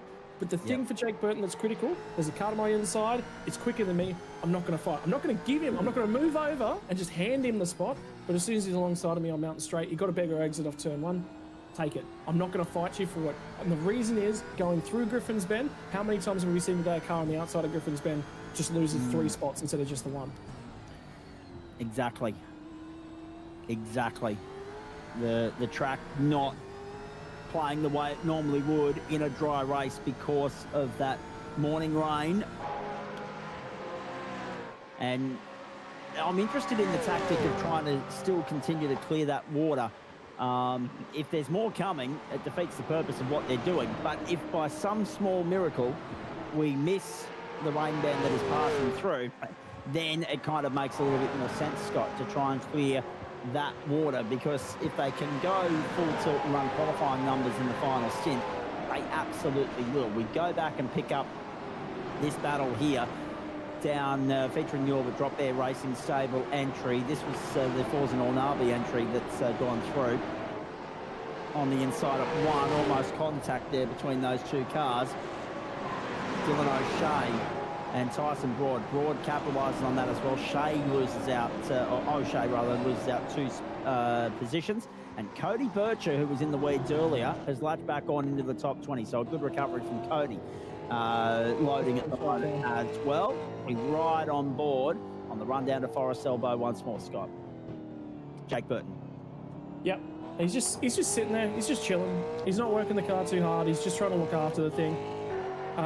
Critically, their estimated next pit stop lap will be lap 77. You remember what lap number I was talking about being critical for 3 stints to home, 324 lap stints? Was 79. Yep. Yeah. They need, so remember, we had a couple laps behind the safety car here as well. They actually are critical. They may get a 25 lap stint out of this one, and then from those final 3 stints, one of them has to be 25. They are gold. Exactly. And given the presence of the safety car already today, you'd back them in to do it. But they can't afford to have anything go wrong, so they can't afford to put a wheel off the circuit and lose time that way. They can't afford to get involved in an incident. They can't afford to incur a penalty. They're the 3 things that they absolutely must avoid for that strategy to fall into their lap that way. You don't plan for perfection at Mount Panorama, but it's what wins races more times than not. Yes, there's a little bit of luck involved as well, always in a car race. But yes, if you're going to play the perfect game from here, that strategy that you just highlighted will be a long way. That'll help them go a long way to achieving it, that's for sure. Across the top and down we go. Have a look at this line of cars. Ethan Griggolt, Rehan Leonard, Zach Kerr, Jordan Ross, Eddie Bestwick, Richard Hampstead, the cars that you're watching there. Oh, Dylan Pereira has retired because the co-driver has had issues with the wheel, tech issues. Oh my goodness. And Sandman, we didn't even get to actually elaborate on what Sandman was saying with his technical analytics earlier on, did we? And by the way, he got a fair few sponsor plugs ticked off whilst in the process of that Logitech Hub segment, didn't he? He had Logitech in there, he had Max Pappas Innovations in there, he had the ASRG and Motorsport Australia logos on the suit. How good's the Sandman going? But it was interesting to have a look at the wheel and just how advanced we are now with our sim racing equipment, and that goes. I mean, there's a lot of players in the game, but it's a big tip of the hat to the great people at Logitech and the work that they do in this field. But yeah, Dylan Pereira, unfortunately, was 61 out of business. Dylan Walker out of business. Ruben Goodall out of business. They're the 3 retirements thus far. Still 35 cars running. Ethan Warren, the last of those, 3 laps down at the moment. Rain Campbell, Sam Blacklock, 2 laps down at the moment. And Jamie Stovold and Ben Faulkner showing 1 lap down. We have there on screen that 5-car battle train, which has Ethan Griggold at the rear of it and Eddie Bestwick at the front of it, and Richard Hampstead as well. So is just about 0.9 of a second up on that. Hobo and Tom Freer, they've just been relegated to 14th by Josh Horton, who's gone through on the inside. Tyce Hodge, the next problem that Tom Freer will have to contend with, and so too Andre Youssef, who's gone through to 15th. Fortin El Nabi back to 17th in all of that. Round of the main straight we go. A lot of these guys on to lap 17 of their stint, Scotty. You mentioned Jake Burton. This is lap 24 of his. Pit stop imminent this lap or next for them. If you say, as you say, if they can get to 88 and maybe, just maybe, they're benefiting from following Kostecki around here. Maybe they're saving the fuel in the process of a green flag run in order to get that extra lap out. Maybe they're not. Time will tell. But if they can get to 88, that's one box ticked. They've only got to find one more 25-lap strategy in the remaining, what have we got, 73 laps to go in the 1,000 of 2025. Think about that as well. Is this the last lap of fuel on board? So it was lap 89, by the way, that I was trying to reference, not 7. I said 79 earlier on. It's lap 89. So is it this the Correct. last lap of fuel for this car? They are on a 24-lap stint right now. As for Kostecki, how long can he go? They short-filled car number 94 to get some track position. The other interesting point for mine is, are we at the end of the train? Are we at the end of the line for the co-drivers with this next round of pit stops as well?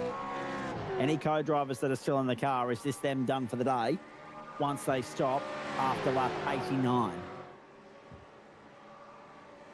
And there's the other gambling, wagering element to this as well, Scott. The guys that are only 16 laps into the stint, arguably 2/3 of the way into the stint, do they drive it all the way and trust their co-driver to get it all the way to the 24-lap number to make the job for the run home slightly easier, and also change or vary the critical lap number for their main game driver as well? So I'm sure all those discussions and decisions are being made behind the scenes as we speak. Yeah, strategy, I think, at this point in time would have already been planned out. I actually might try. I wonder how far away actually Mads is, if we can try and grab him for 5 or 10 minutes and just have a very, very quick chat about their plan to try and get that car back into contention. I was going to say, it's you and me he's talking to. There's nothing quick about that. Well, the reason I sort of say it, I think it's really, really important, is that for that car, what are they going to do?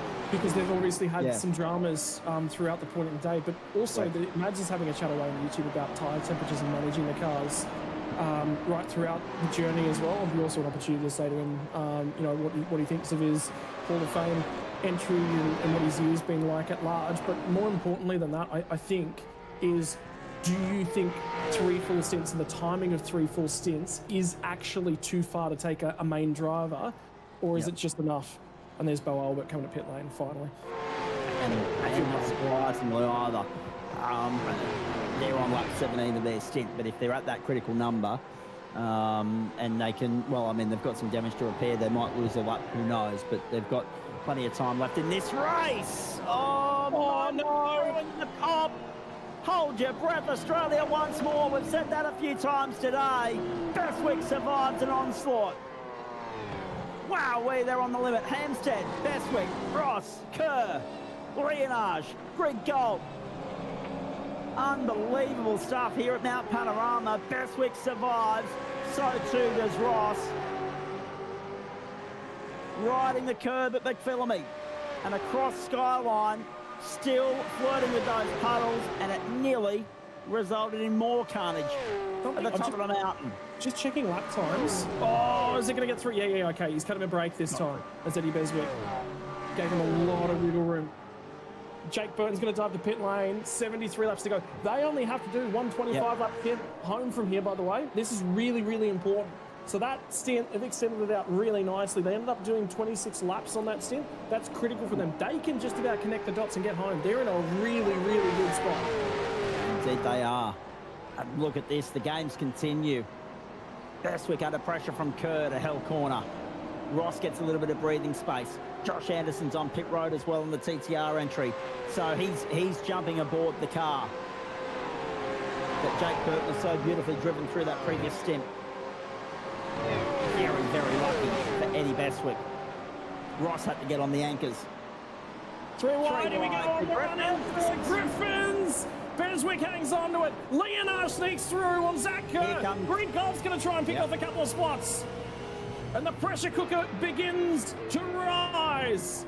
Ladies and gentlemen, if this is easy, I don't want to know what hard looks like. This doesn't get the heart rate up. If you're not enjoying this, go and check the pulse, ladies and gentlemen. Some of the best in the land going about their business. And it's no longer a 1,000-kilometre enduro. This is a 1,000-kilometre sprint these days. And they're on the run home. At 500-odd kilometres down, 550 kilometres down, and 450 to go. And we are 6 or 7 laps away from that third round of pit stops. So much still to play out here at Mount Panorama. Kostecki, Van Gisbergen. That's the other point as well. You guys mentioned it last night during your coverage, and I thought it was brilliant, by the way, the top 15 shootout. This was the box that Jared Filsell did not tick last year. He had a magnificent run, won more races than anyone throughout the course of the season. Oh, we've got some breaking news.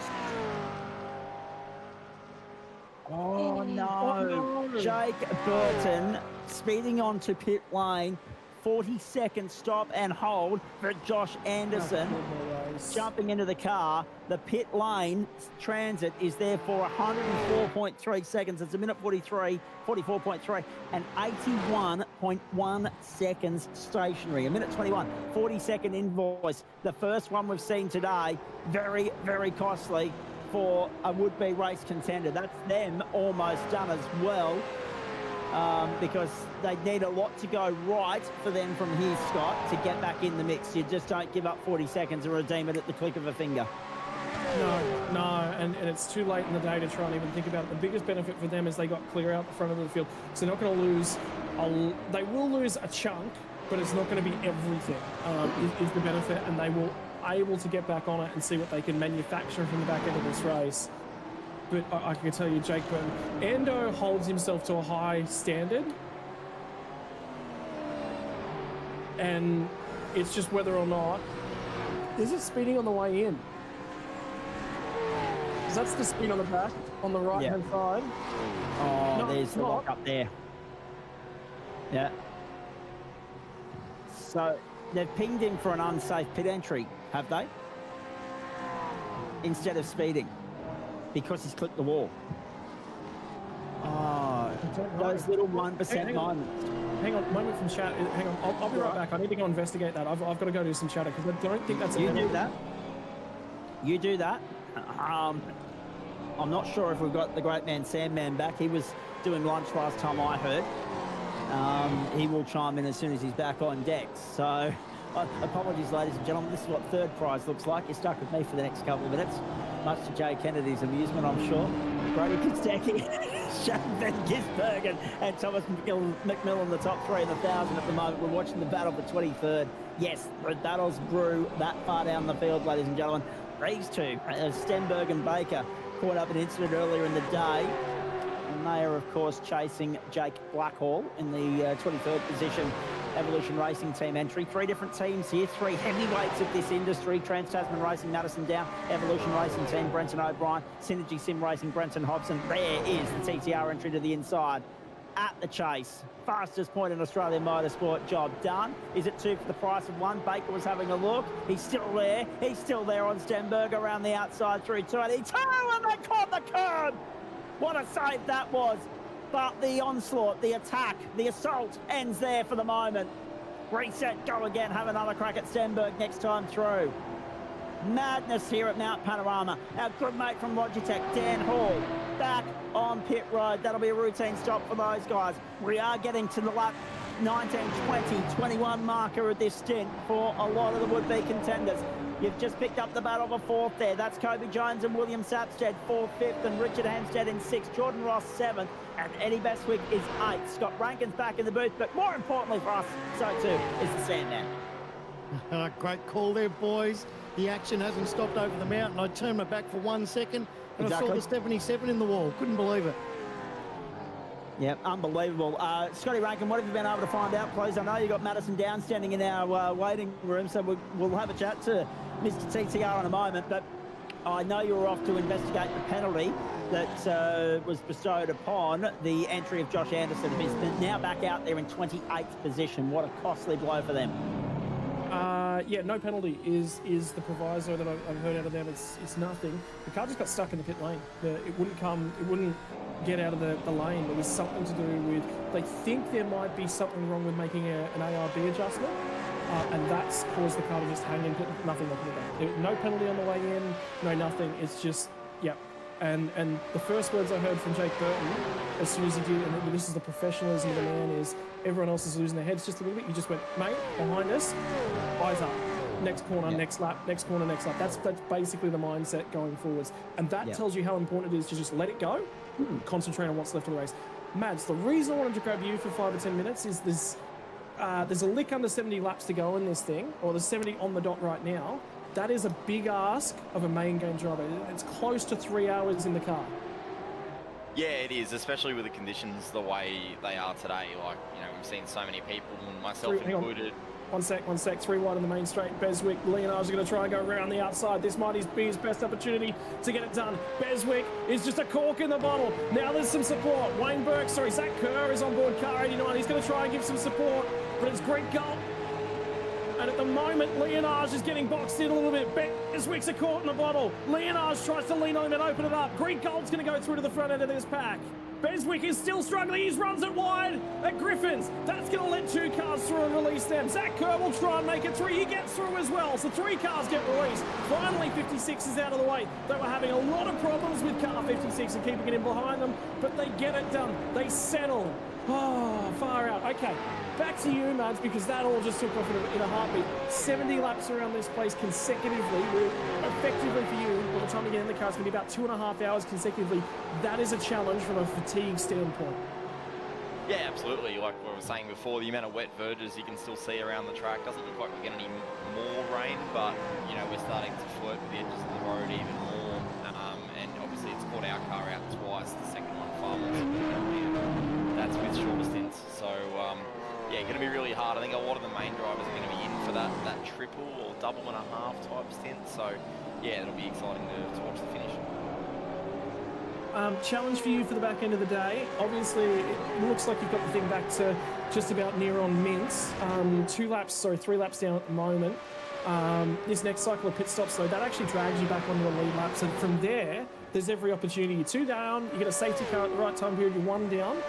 How do you manufacture this one? Yeah, for us, all we can really do is circulate.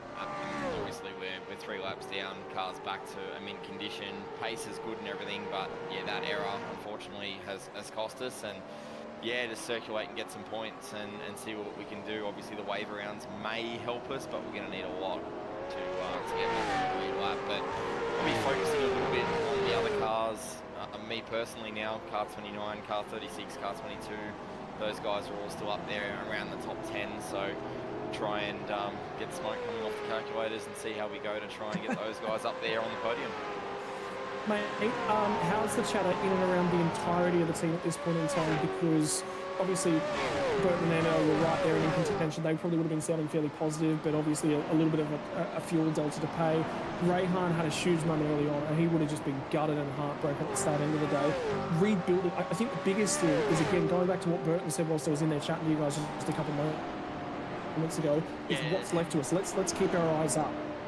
Yeah, it's been a common theme of the day. It hasn't been our day so far, unfortunately. We've had reasonable car speed, but there's just been too many mistakes on our part. I mean, obviously, pretty major mistake on strategy with car 36, which cost them massively. And then, of course, the glitch in the pits there. You know, Rayhan in the fence, I was in the fence, Ethan in the fence. Like, we really haven't had a great day as a team. And you can see that Maloney and Richard started further back than most in the team, and they're actually the top car now. They've had a much cleaner day than all the rest. So anyway, we'll see what can happen. I mean, we're only just past halfway, so there's a long way to go. And yeah, chin up and just try to make the best of it and know what can happen to the others. Finally comment, and this is not to try and pin the daggers in, this is trying to understand what's happened up and across the top. We're seeing as the stint goes on, the back end of the stint, more cars are getting wider and into that water. So is the front end balance going away from these cars later on in the stint and just not turning at McPhillamy? Because it seems a consistent theme that they're quite good at the start of the stint, everyone's staying away from the puddles? Or do you reckon it's maybe just a relaxation or a confidence comes up, you push a little bit harder and then you end up in the water?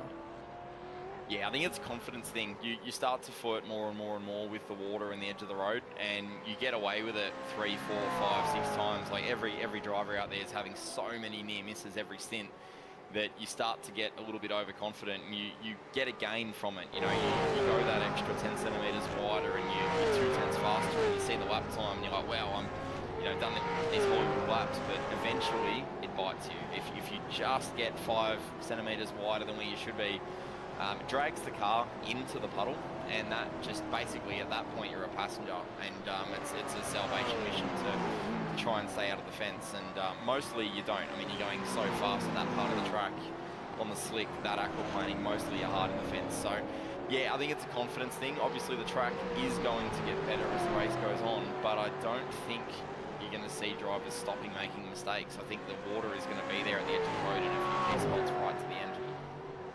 But mate, I'll leave you with it, because obviously you've got to prepare yourself for the run to the flag. That car, you guys are 16 laps into this. And I just talked about it and you just stuck a wheel in the puddle, so I'll stop talking about you and I'll let you get down the road. Thanks guys, have a good call. Catch you after. Interesting there as well, Scotty, to get Madison's take on all of that for an abundance of different reasons. But within that, just as you started having a chat with him, we saw Eddie Bestwick, of course, cleared by that trio of cars at Griffin's Bend. And it was interesting to note that you highlighted it as that roadblock being out of the road, for lack of better words, and a matter of speaking. In all of that, right, it wasn't lost on me, and I'm sure those that have been with us since the start will have noted as well. That was a talking point at the end of the very first stint of this race as well. So interesting to note that we've had a wash, rinse, repeat sort of scenario with those 3 cars trying to clear Eddie Bestwick. They have now done so. Bestwick slots into 11th. Zach Kerr, the next target. We're riding on board with Josh Horton, who's on the heels of Bestwick as we speak, out of the chase. One more time, we're on to lap 95 of the Logitech G Pro Invitational Bathurst 1000 for 2025. And there's Cody Bircher getting through on the inside up at a 17th spot at the expense of Tice Hodge into 18th. Wowee, big defining moments here. But yeah, critical for Kerr, for Leonage, for Greg Galt. Greg Galt now back to 8th. Almost all that hard work that he made for himself earlier undone as a result of being able to clear Bestwick and benefit from that squabbling that was going on at the time. Yeah, a lot of squabbling, a lot of guys trying to position themselves to the run home. I think the reason why they're actually fighting so hard right now is this isn't the last hour. And remember, Sam will come back and the first words he'll say is buy a ticket to the end.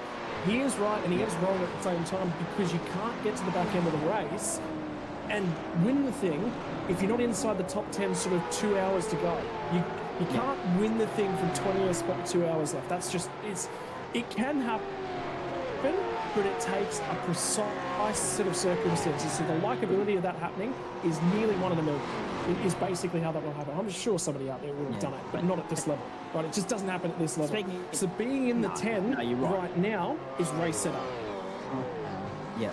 Speaking of that, Sam, man, I can't help but note that we're at 3 o'clock server time, and that 21% chance of precipitation hasn't yet come to fruition. No, it's gone. It's gone. The rain's gone. Yeah, I think there it is. I think that's what all of the teams and drivers will be actually quite happy about. That's the last thing they want to see.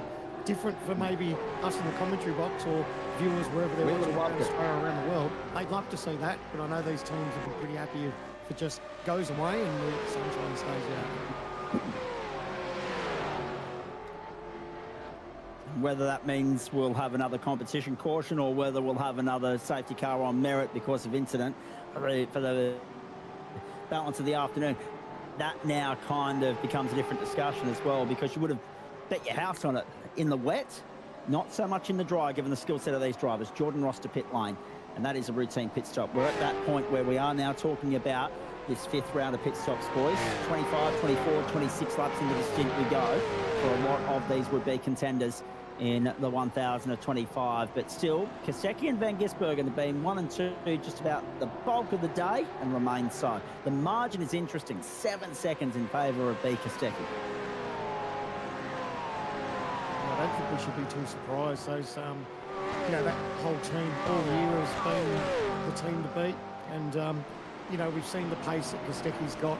And, of course, his teammate, or say, either I would put as a number one driver, but Phil Sell, you know, he's been extraordinary all year, and they were always going to be tough to beat. They're putting themselves in a very good position, but there's no certainties in motorsport.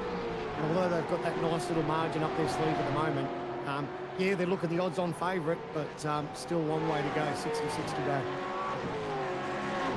McMillan's the one that we've got to watch, really. What he and Luke Rosella have mustered up throughout the course of the day, 37th to 3rd. Can they go on with that? Once this field is cleansed, can they get to 3rd on merit? It'll be one of the great drives in great race history if they can. Not being assisted by a red flag race suspension midway through the day, I might add. Hark back to 2014, if you don't mind, ladies and gentlemen. If you know, you know. Brodie Kostecki, Shane Van Gisbergen and Thomas McMillan 1, 2 and 3. Van Gis, of course, a very big part of that narrative that day at Mount Panorama. Courtney Jones, William Sapstead, 1, 2, 3, 4, 5. 3:15 Eastern Australian time on the West Coast. It's 12:15. And I'm just hearing the words, it's going to be bad, in my earpiece at the moment. So I'm wondering what that's going to be all about, ladies and gentlemen. Brodie Kostecki to pit road. On that note, I was only concerned over bump drafting. We're good for the moment. They get through the chase cleanly. This is Eddie Bestwick, of course, that we're watching, being hounded by Josh Horton. Pit lane now, a sea of activity. Kostecki, Van Gisbergen, McMillan, Jones, Sapstead, all on pit road. Just past 5:15 in New Zealand for our American friends. 11 o'clock on the East Coast, 8 o'clock on the West Coast. So wherever you're tuning in and enjoying this, we trust that you're going to stay with us for the balance of the afternoon. 4:15 in the United Kingdom as we go to air right now, gentlemen, where things are just a little bit more sour than what they were this time yesterday.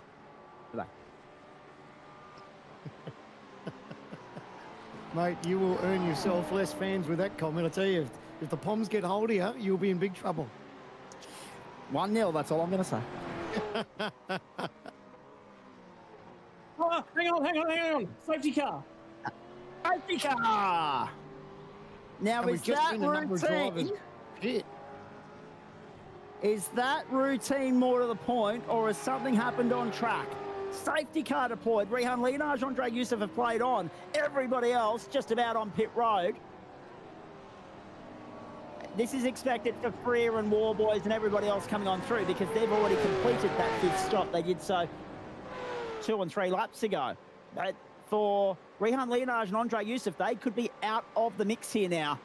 They might have to stop as the field is neutralised.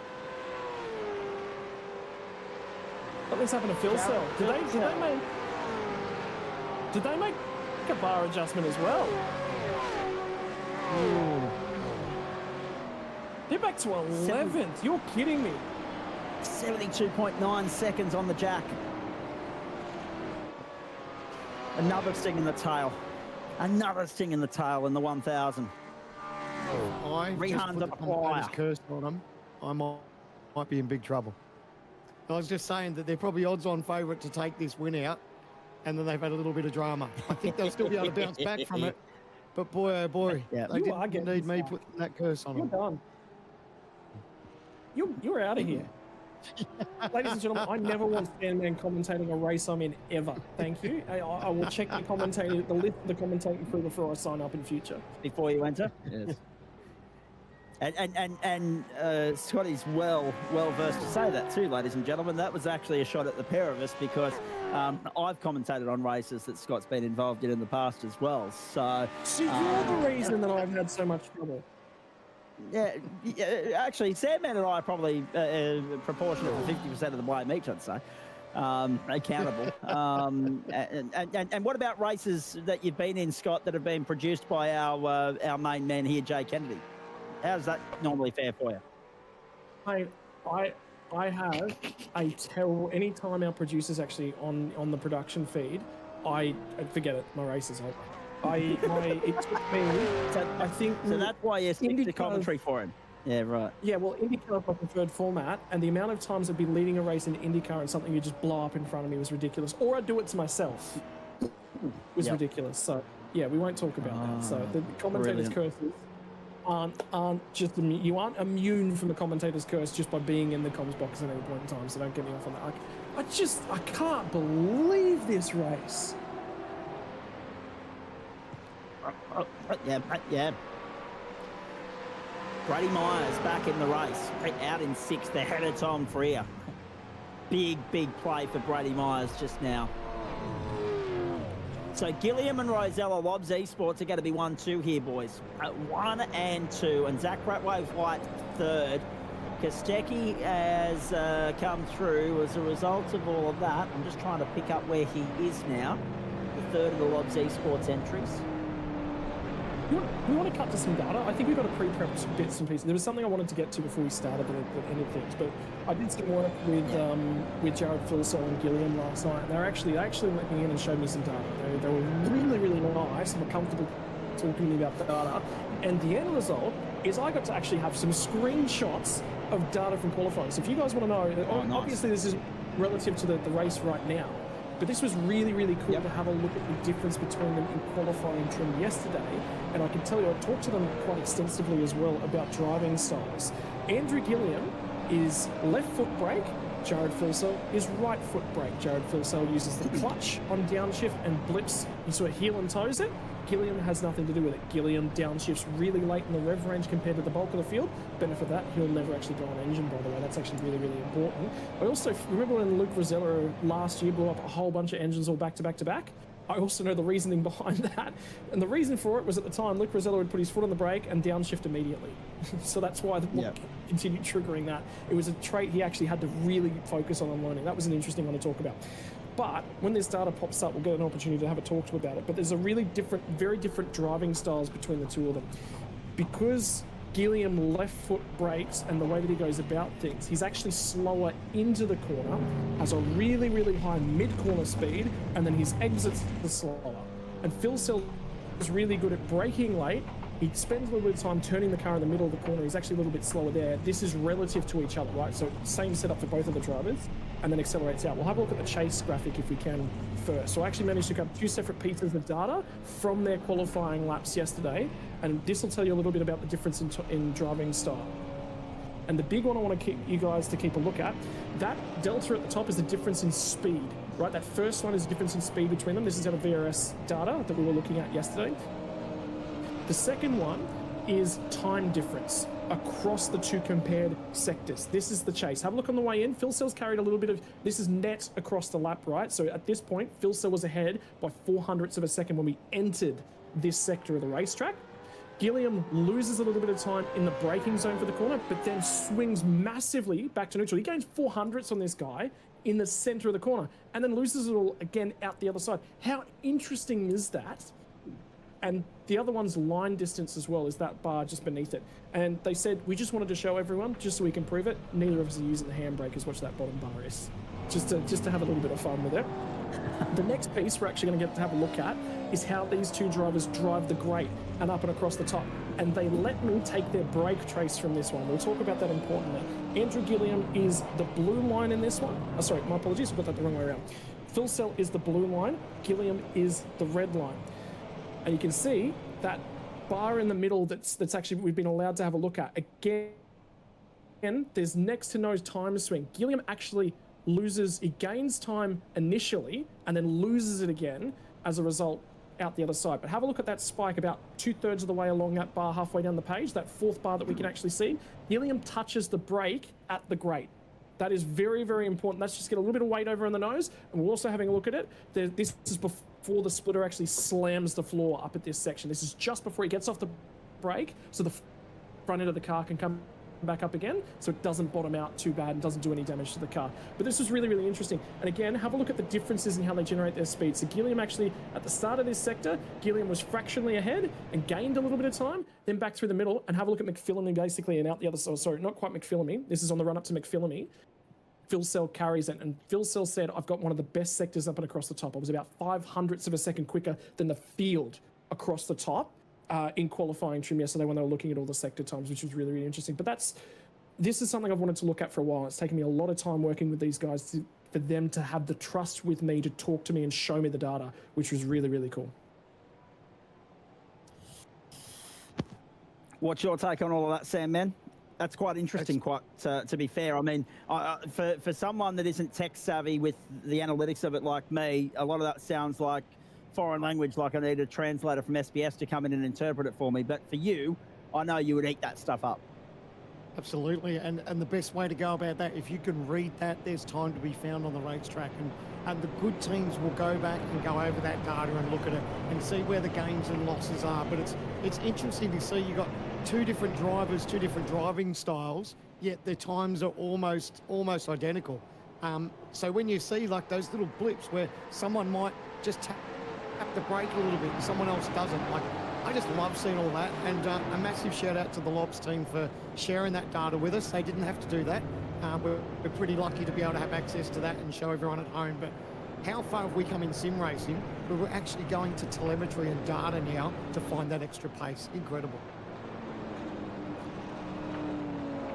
So, lap 99, gentlemen.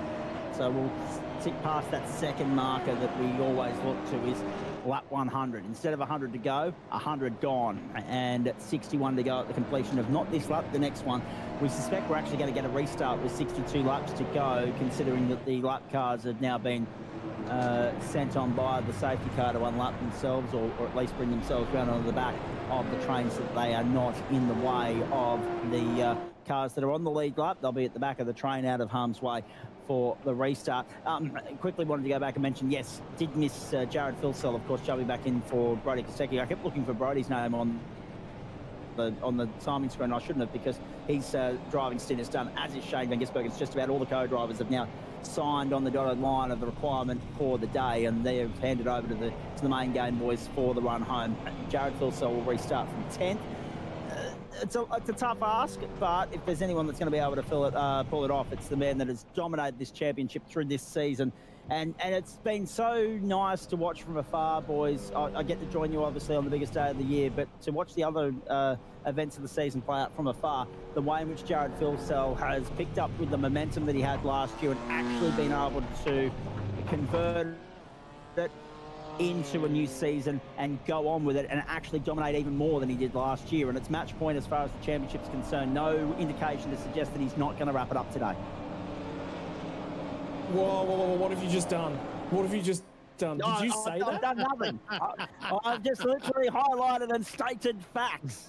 Brody Kostecki, my last comment about that, he had a penalty, not a penalty, he was stuck in pit lane for longer than they wanted, so you could be in trouble there, Zach.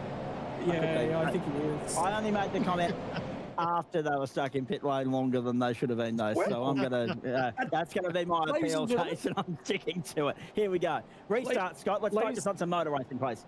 Well, I was about to say, ladies and gentlemen, I'm searching for two brand new commentators for 2026. Both of my compatriots here have been stacked. I can't believe you both said that. I can't believe you just said that. It's going to provide an interesting last 61 laps, because we're going to see Filsell carve through the field. So he's only in 10th, so he's not out of it. Just makes it just that little bit more tricky for him. To be fair, I wanted to make the point at 11 o'clock this morning, but I forgot. Yeah, and it's 62 laps to go when they cross the start-finish line here. This has been converted back into a sprint race. Main game drivers up and down the field are back on board these cars. Andrew Gilliam leads for the first time since the very opening stint of the race. This is his opportunity to run away at the front end of things. Van Gisbergen led for a few laps in the middle of the thing when Kostecki had damage. Have a look at them charging back through the middle of the field. And the important story to tell is Rosella's to second from the dead back end of the race. That is 1,000 kilometres. That is 1,000 opportunities. Jason Benz is going to have a crack at Scott Mackay on the run up the hill. This is Brian Baum's car for Benz and Scott Gamble's car for the 543. Gamble was added to the series later on. He just about turned in off his nose. He's not going to quite hang around the outside of this one. 62 laps left to run. The elbows are out. The cars are up. Everyone's got an opportunity to make their case, to push their case forward, to try and win 1,000 kilometres of Mount Panorama. And put yourself behind the wheel, I reckon, of Jared Filsell, because he is about to get aggressive. And if there's one place I don't want to be, it's between Filsell and a win. Correct.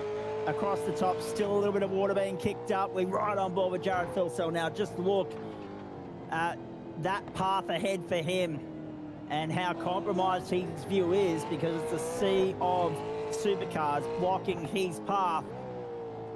And he hasn't had too much of this all day. He's had pretty much clear air when he's been behind the wheel. And if it hasn't been him with the clear air, it's been the teammate, it's been the sister car of Andrew Gilliam, who leads the race at the moment. But Sandman, I was impressed to see the intensity off the restart there, but also only to a point. They were all very mindful of the fact that there's still 62 laps to go. If that was 10 laps to go, I would have expected a little bit more carnage and possibly attrition as well.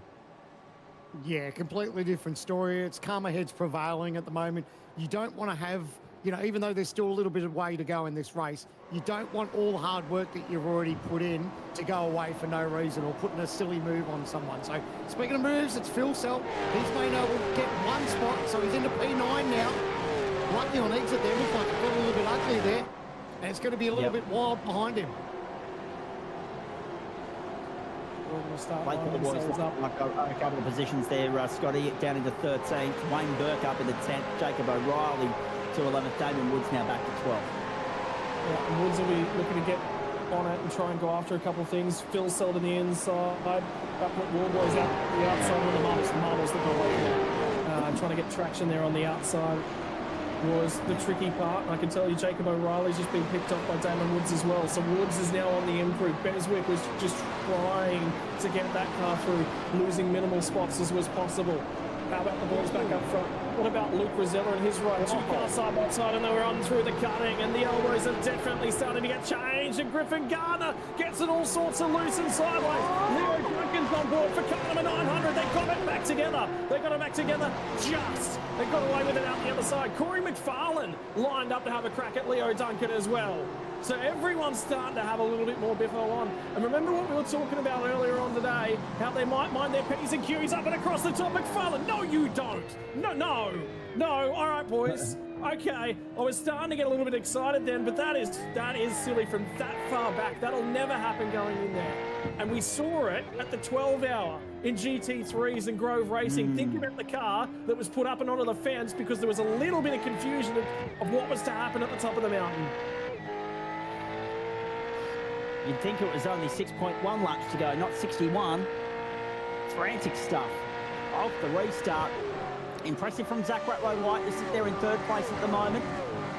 That freight train of 4 has broken slightly clear of Jake Maloney, Brady Myers and Ryan O'Sullivan. Good to see that the O'Sullivan and Greg Gold entry has got itself back up into 7th spot. Ethan Greg Gold did a very good job of undoing the damage done by a couple of mistakes during his stint.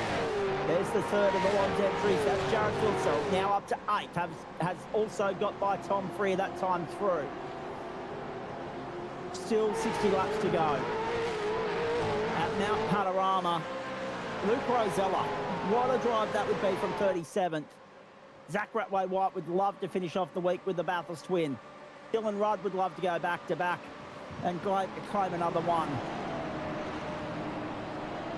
Of course, the number 1 belonging to the championship victory last year. Not going to get the championship this year, but a Bathurst win would be a nice bit of icing on the cake to fuel the fire, to go around again and try and wrestle the title back out of Jared Filsell's grasp or lap in 2026. Have a look at the argy-bargy further back here. Marcelo Rivera in 19th. The 97 under assault. No! Caught the wall. No, just kept off there, but it's checked the rest of the pack up. Go scramble. They'll all go nuts in that pack now with them all corked up, just in behind each other. Rivera still trying to find his way through. Randy Costello snagged through. Now it's Tice Hodge who's going to try and go across the top to his inside. They'll get into each other. They did get into each other. Is Rivera going to be allowed to drop back in line? Yes, he does. Yep. Ian Ford trying to grab a position up and across the top. Mate, I think the aggression at the moment's better. It's more aggressive than Sydney traffic has ever been. And I tell you what, driving around in Sydney's not easy. How about driving around on the mountain? I refuse to drive around in Sydney, Scott. That's how much I detest it. Have a look at the slide on the replay here, folks, through Griffin's Bend. Oh, jeez. The OG gear replay perfectly summed it up, doesn't it? It doesn't sound wrong.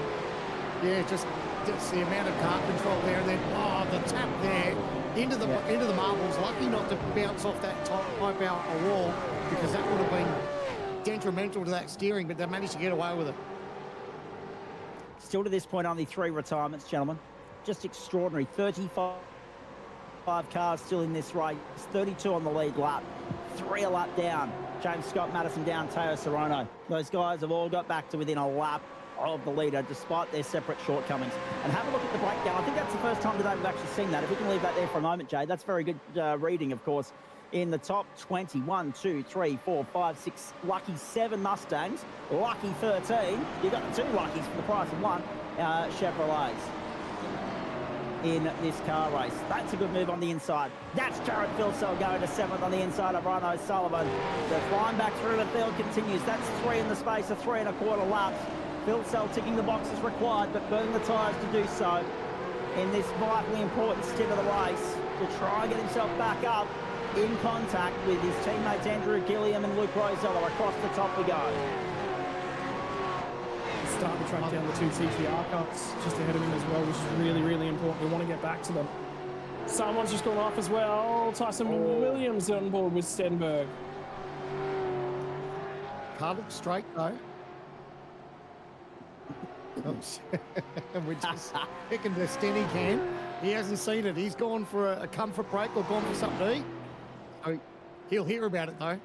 But it looks like they've got away with it. Oh, he's coming back to check. He's just heard the news. He's got a hook in hand. That's going to be interesting. Out the other side as well. Stenny's just walked back in. Yeah. And he's given us the wave and the look as well. Hello, mate. Good to have you tuning in. I'd say so. Probably turning off his camera at this point. I don't want to borrow this. I don't want these blokes checking in on me when I'm not here. Out of the chase we go once more. Jared Filsell will pick him up in 7th. Chasing not only Brady Myers, but also Jake Maloney. Myers hoping to tuck in and follow his teammate through for another lap. Top 4 are only a stone's throw away. 1.5 seconds. That gap slowly climbing, Scott. Dylan Rudd's got breathing space on this battle pack of 4.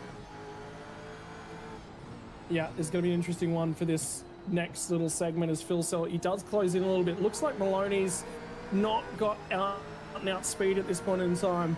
For all Leonage's mistakes earlier on in the race, they have more than made up for them. The story of the day, I can't get over. There was a brake flash right there, actually on the straight, and it was Maloney giving the brake flash to Brady Myers. So it was the teammates communicating. Myers has gotten through on that one, and at the same time, he recognised that he's not the quicker of the pairing at the moment. That opens the door for Filsell, who wanted the inside to open up on the run up towards the cutting. It didn't open itself up. Myers into the top 5 now. Maloney is going to have Jared Filsell in behind him. An aggressive, an angry, and Maloney cut his way back through the field. The wall got a whack on the left-hand side. I tell you what, it's a good thing that the track and the groove has widened out and the puddles have gone away, because they need more speed. They need more room across the top.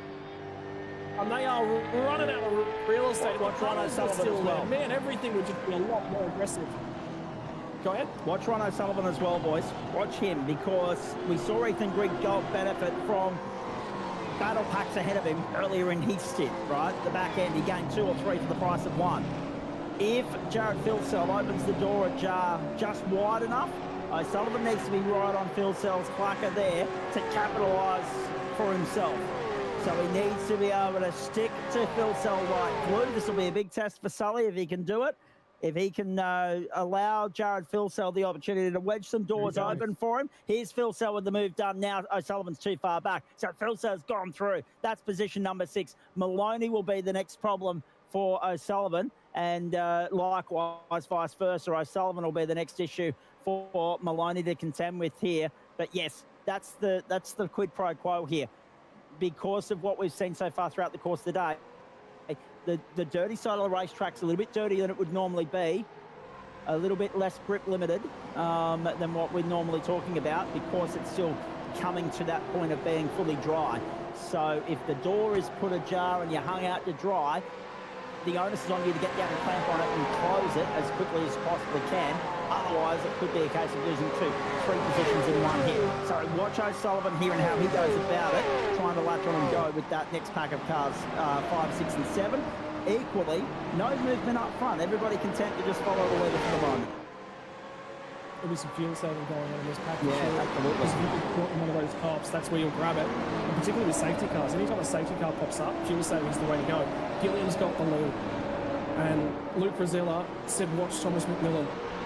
And we did watch Thomas McMillan on Wednesday night. He drove a brilliant race to get the win on Wednesday night. Had a little bit of fun with teammate Brody Kostecki along the way.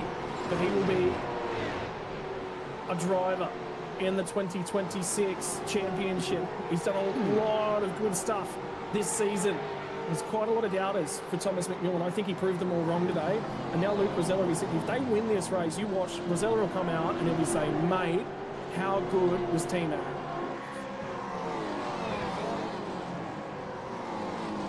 And he was hugely impressive despite the onslaught of pressure applied by Brody Kostecki on Wednesday night. We've got a small issue at the top of the mountain. It's at Griffin's Bend. The Orbit Drop Mars entry of Tyson Broad has had a moment at Griffin's Bend. You'll see this on the OG Gear replay in a moment, but he's got away from the scene of the crime. So we stay green, 57 to go. What have we had? 4 safety cars so far. I'm just trying to keep tabs on that. I think it's 4. Have a look at this. Contact on the inside at Griffin's. Bang. Shut the door.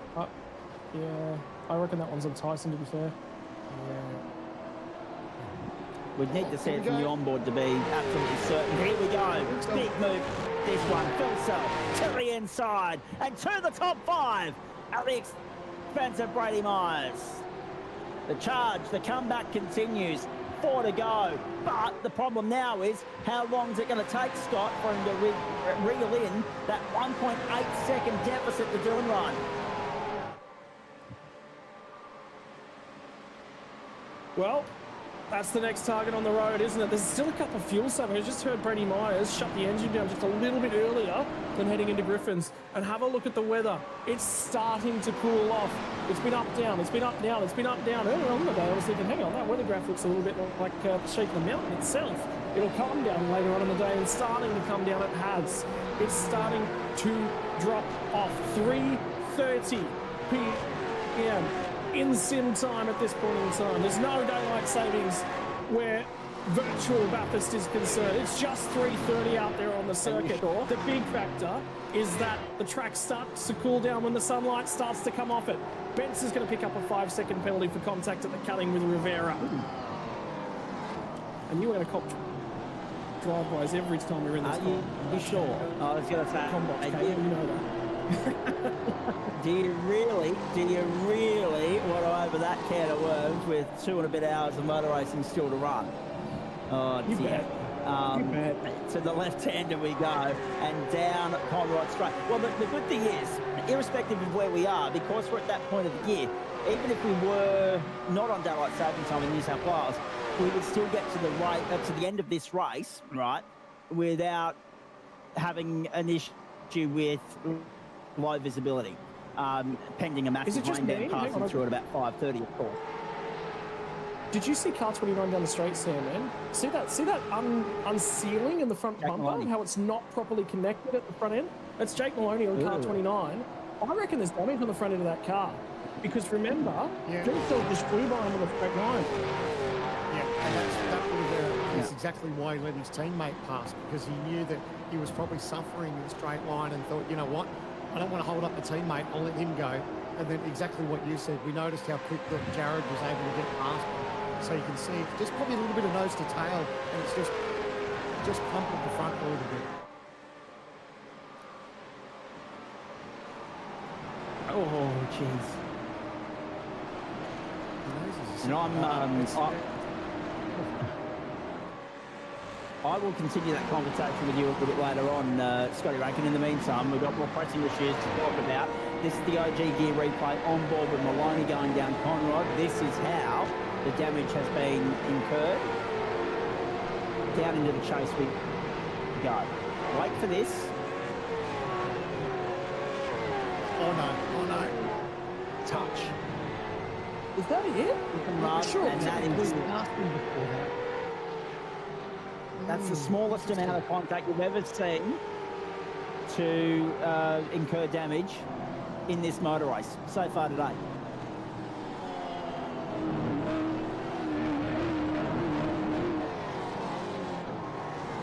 Bang, Oh, there it is for you. What a So the beauty find of from our man simulating- Jay Kennedy. Yep, we were able to manipulate and put a camera exactly where we needed it, and that proves that that's exactly where it came. So that little bit of nose to tail contact as soon as Phil got past. Well done, Jay. That was brilliant. That's why he's a Hall of Famer in these corridors, ladies and gentlemen. The Australian Sim Racing Group. Absolutely. Trouble on the top of the hill. James Scott. No. Chiefs Esports in the wall. The 32. Is its day done? I think he's probably trying to find a spot where he can just turn it around safely. Which will be right Let's here. have a look. Curb. Yep. Oh. Water first, then curb. Yeah, okay. Hey. Oh, wow. Got the That front and the should be rear of the injured. car, but he's nowhere near Yeah. written off. No, he's gone. He's all right. He was just trying to find a safe spot, getting out of the way. And again, I can't believe that puddle is still causing issues. We are about 4 hours and 10 minutes into the car race, gentlemen. And still, that puddle is tripping would-be contenders up at the top of the hill.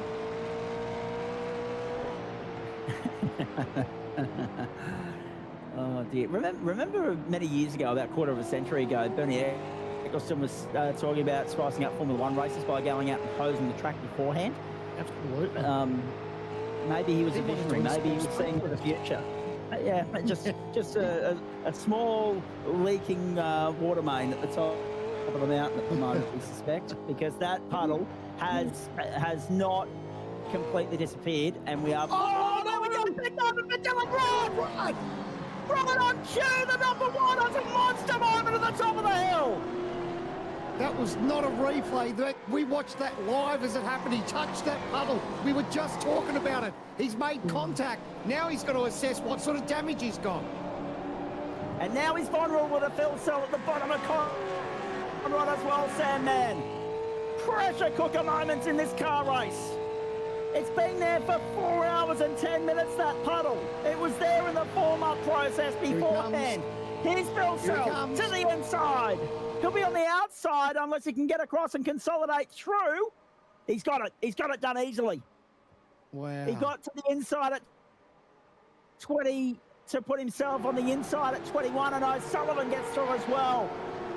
Brian O'Sullivan moves up at a 7th at the expense of Jake Maloney. Look at that next battle pack of cars. Oh, how awesome is this, ladies and gentlemen? Jared Philsell up in a 4th.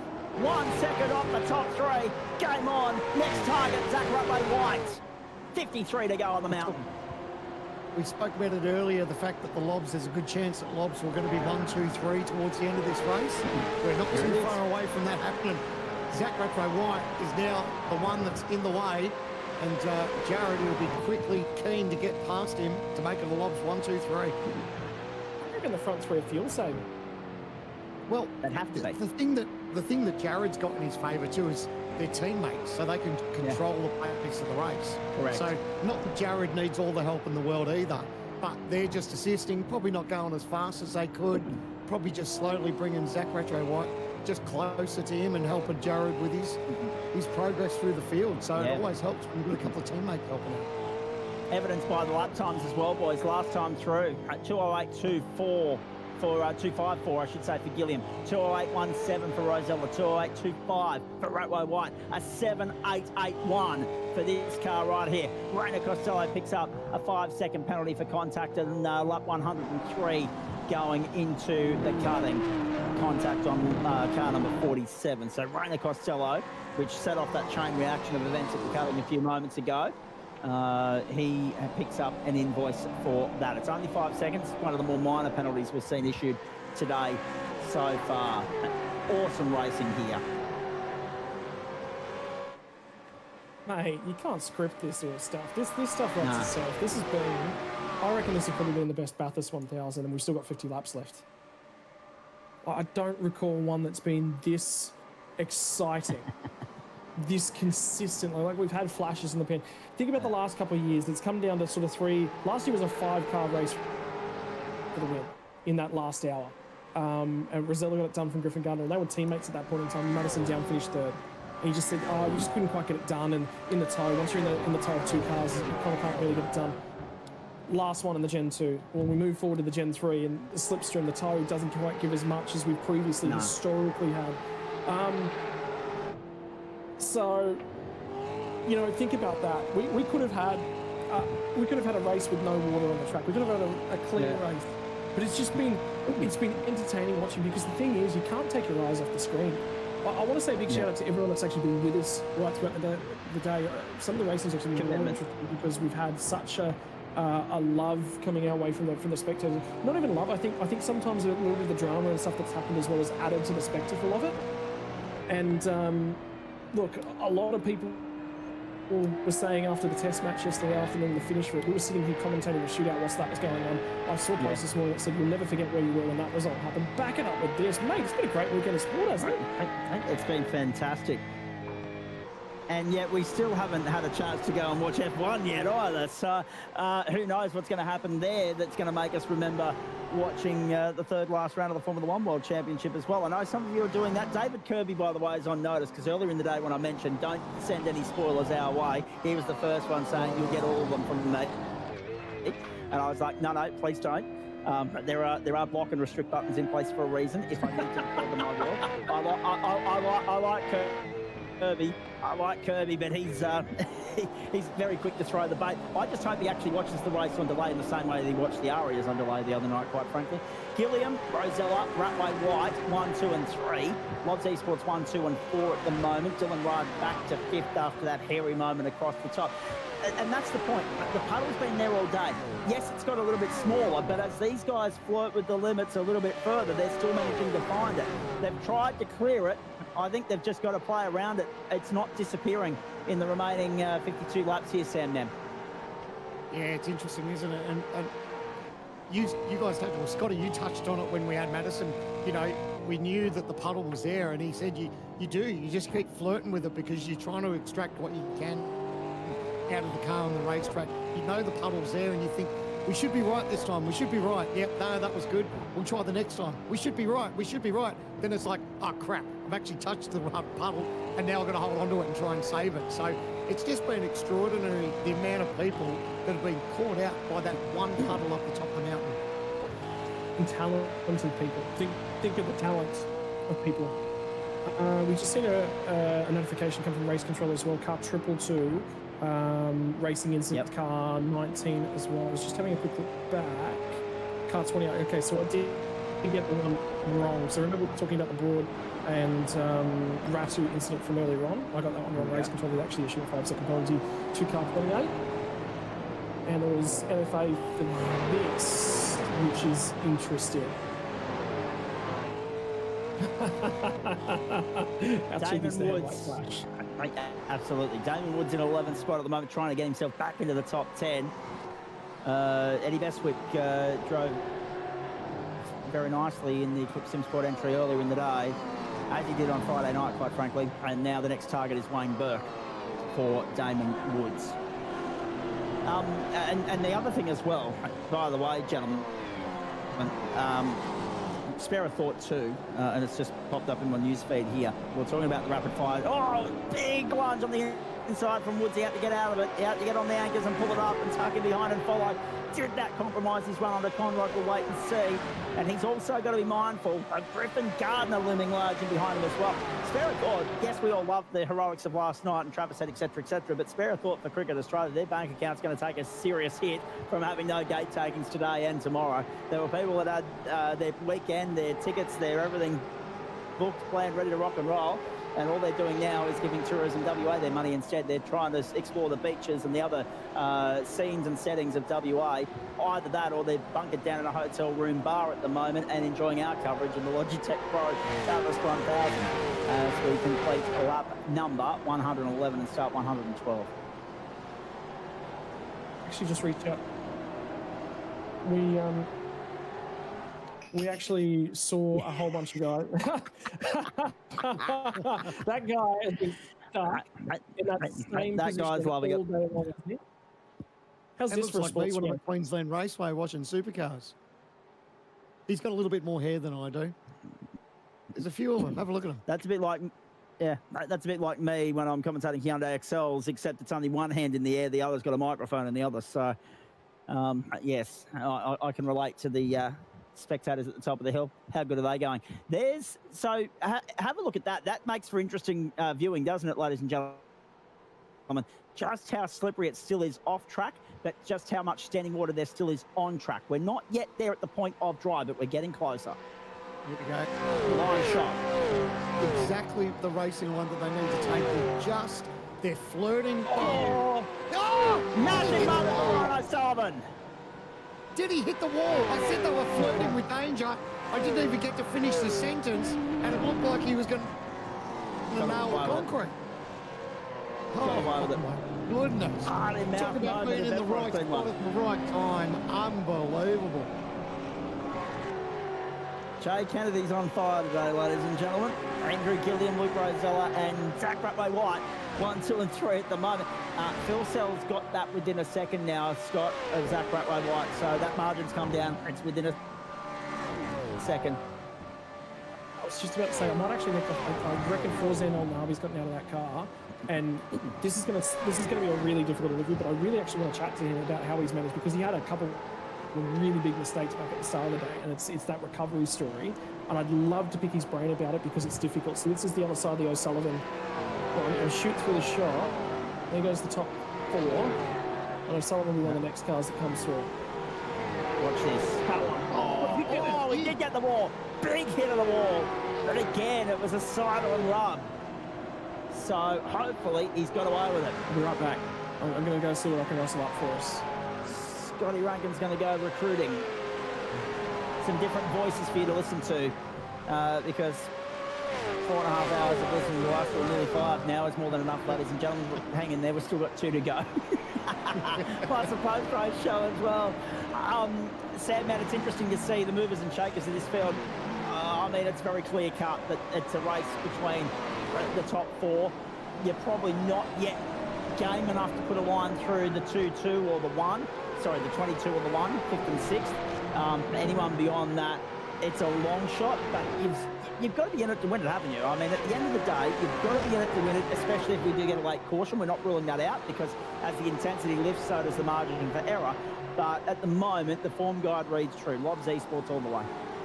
Yeah, it's been the talk of the season, really. But you're right. Even look, they are probably a odds-on favourite at the moment, but you do need to be inside the top 10 as these laps dwindle down, because if you find yourself a little bit further back, it's probably going to make that charge up a little bit impossible, only because the teams and the drivers are so quick and everyone is so tightly bunched, and the laps are very consistent, and there's not much in it between all the drivers.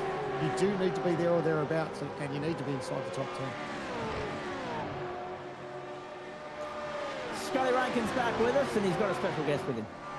Righto, I did just wander off because I did want to have a chat to Forzan Al-Nabi. Mate, the start of your... I talked to you a little bit earlier on, and you said we're feeling really, really good. We've got really good car speed. We're both feeling comfortable, both feeling quick. And actually, Griffin talked you really well up with the Paddock podcast this week. So he had a lot of trust and a lot of faith in you. But I think that's probably one of the most tricky tracks we've ever had inside of a Logitech V8 Pro race thus far, mate. What went wrong at the start of the day? Yeah, no, it was very very tough. I made a lot of mistakes. Obviously, I haven't driven this track in the rain ever, so it was quite a challenge. I had to just learn while racing, which is quite tough. But yeah, I made a lot of uncharacteristic mistakes. I kind of rate myself more highly than what I showed during that stint. So yeah, I feel sorry for Griff about it, but I mean, you live and you learn, don't you? So I can't really say much unless just have to do better. Mate, if that's not the end of the story, though, if the car had been done for the day, obviously we'd be talking to you in a completely different mindset and whatnot, but it takes a lot, and it takes, we've had 4 safety cars today, that's a lot of opportunity to spend working on the car and getting the car back. You guys are not just back, you're back and relatively in contention again. Compared to where you were, say, 2.5, 3 hours ago, what's the mood like now? Yeah, honestly, it's pretty calm, but we're in a tough spot because cars around us all have very similar pace. So it's, once you get to this top 10 region, it's kind of hard to pass cars. Obviously, when we're back down the grid, it was a lot easier to make up spots. I had a good stint just before, and yeah, I did drive quite hard. I took a lot of risk, but yeah, once you get to this top 10, top 5 region, it's tough to pass. So honestly, I'm not really that optimistic, unfortunately. Just got to be honest. But yeah, we've it's Bathurst. Let's just see what happens. Mate, at the end of the day, you guys finish inside the top 10 after everything that's transpired. Do you walk away and go, look, from where we came from, that's a win, or you sit there and go, I'm frustrated because we had better car pace than that?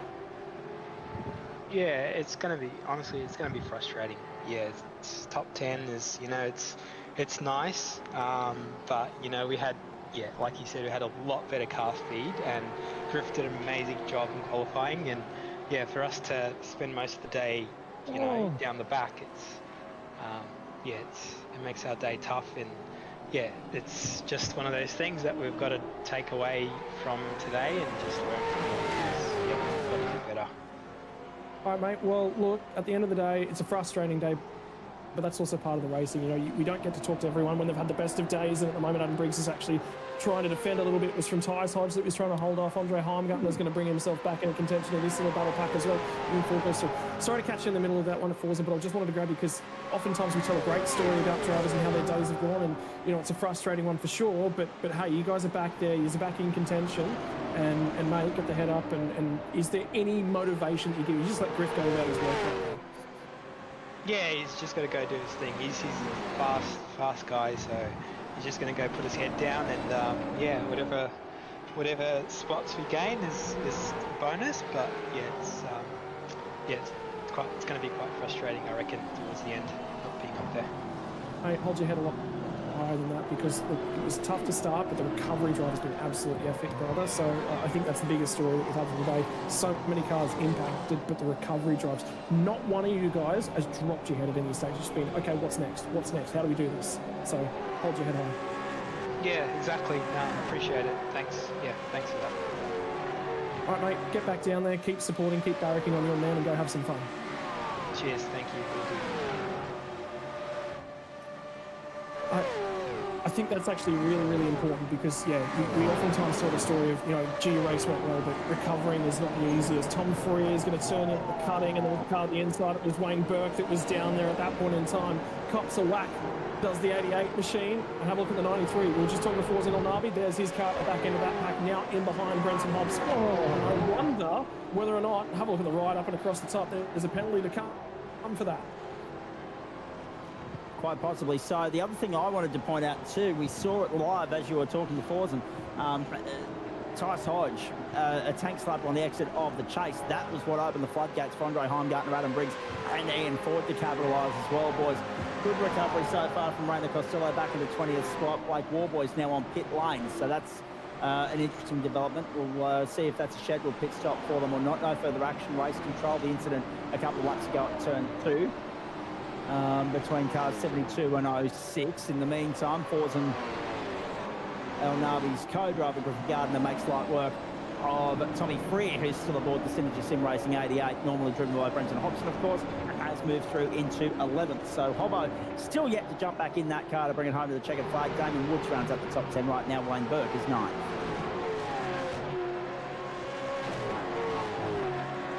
Across the top of Mount Panorama. Yeah, exactly. What a day. It's hard to find the adequate superlatives to describe it, isn't it?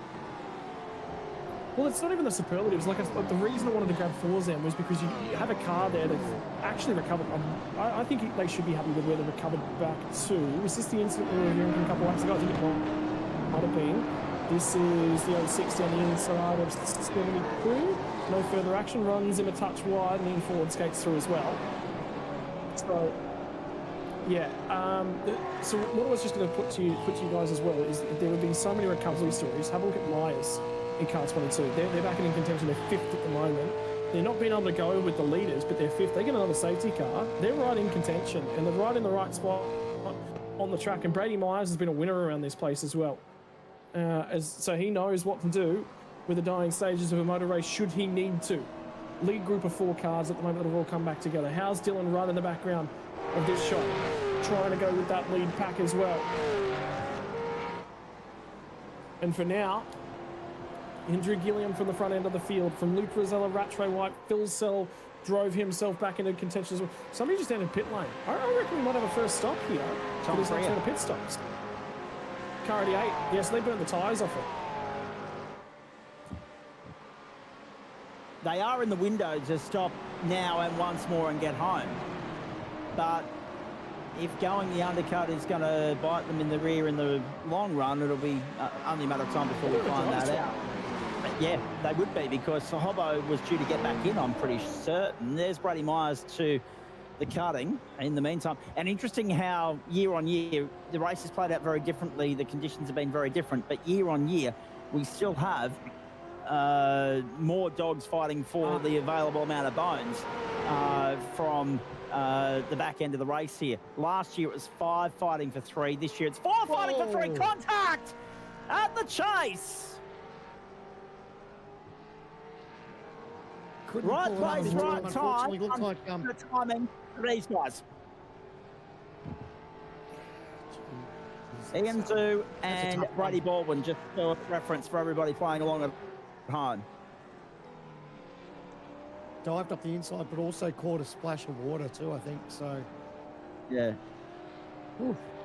We'll look at that replay. There is still that splash on the exit on the entrance of turn 21, isn't there, Sam? So, yeah, we're just going to bring up an OG gear replay for it in a minute. Here we go. Yep. So move up the inside. Oh, he's touched the grass and he's struggled to pull it up. And then hit the water, and that's just cannoned him straight into the side of the car. So, oof. It was a chain happens reaction. in threes, as they say. Got done on. Yeah. Jeez. Unfortunate for those guys. They're chasing their tail for the balance of the afternoon. Here it is again from the aerial shot. You'll see the graph first. No, this is a different replay. Sorry, OG gear replay. This was Damon Woods beautifully getting up on the inside of Wayne Burke. Up into 9th. Cleanly done. That's also Damon Woods on screen there. Griffin Gardner's latched on. He's now fighting for that last spot in the top 10 alongside Wayne Burke. Up Mountain Straight we go. Gilliam's lead is 0.6. They've got another 1.2 from Luke Rosella back to Zach Ratway White, who's now in the clutches and in pressure territory when it comes to Jared Philsell, who's now only 0.2 of a second away. But it's interesting, isn't it, Scott? Comparisons year on year.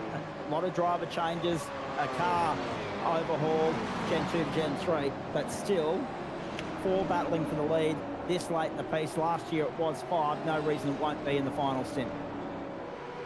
Yep, there's 4 at the moment. Yeah, there's every opportunity that someone can just... This is going to come down to that final stop. And just the thing I'm looking at and keeping an eye on is that these guys have been able to go with each other relative in terms of pace on the long run. So that says to me the tyre life's actually quite good. And the car sort of improves as the fuel burns out of it. So an undercut, yeah, you'll pay a little bit of a price in the early portions of the stint just because the tyre will go away from you. As the fuel burns down, you'll actually be quicker. So an undercut almost comes the best thing you can do. But the other thing to consider is the amount of fuel you're sitting here and saving. I guarantee you, Phil still would have gotten to this lead group of cars and just started saving fuel. The rest of them would have been saving fuel. Rattray White's starting to just come a little bit adrift from the back of Luke Rosella. And that takes away the opportunity for the undercut at the back end of the stint. He's probably driven the wheels off it just to keep in contention with these things. Was that fuel really saving? Yes, he popped the clutch in. So as we were riding on board there, you could hear Zach just pop the clutch and save what fuel he could. There he goes again. So every time into the braking zone, he's just popping that clutch in and just saving what little bits of fuel he can.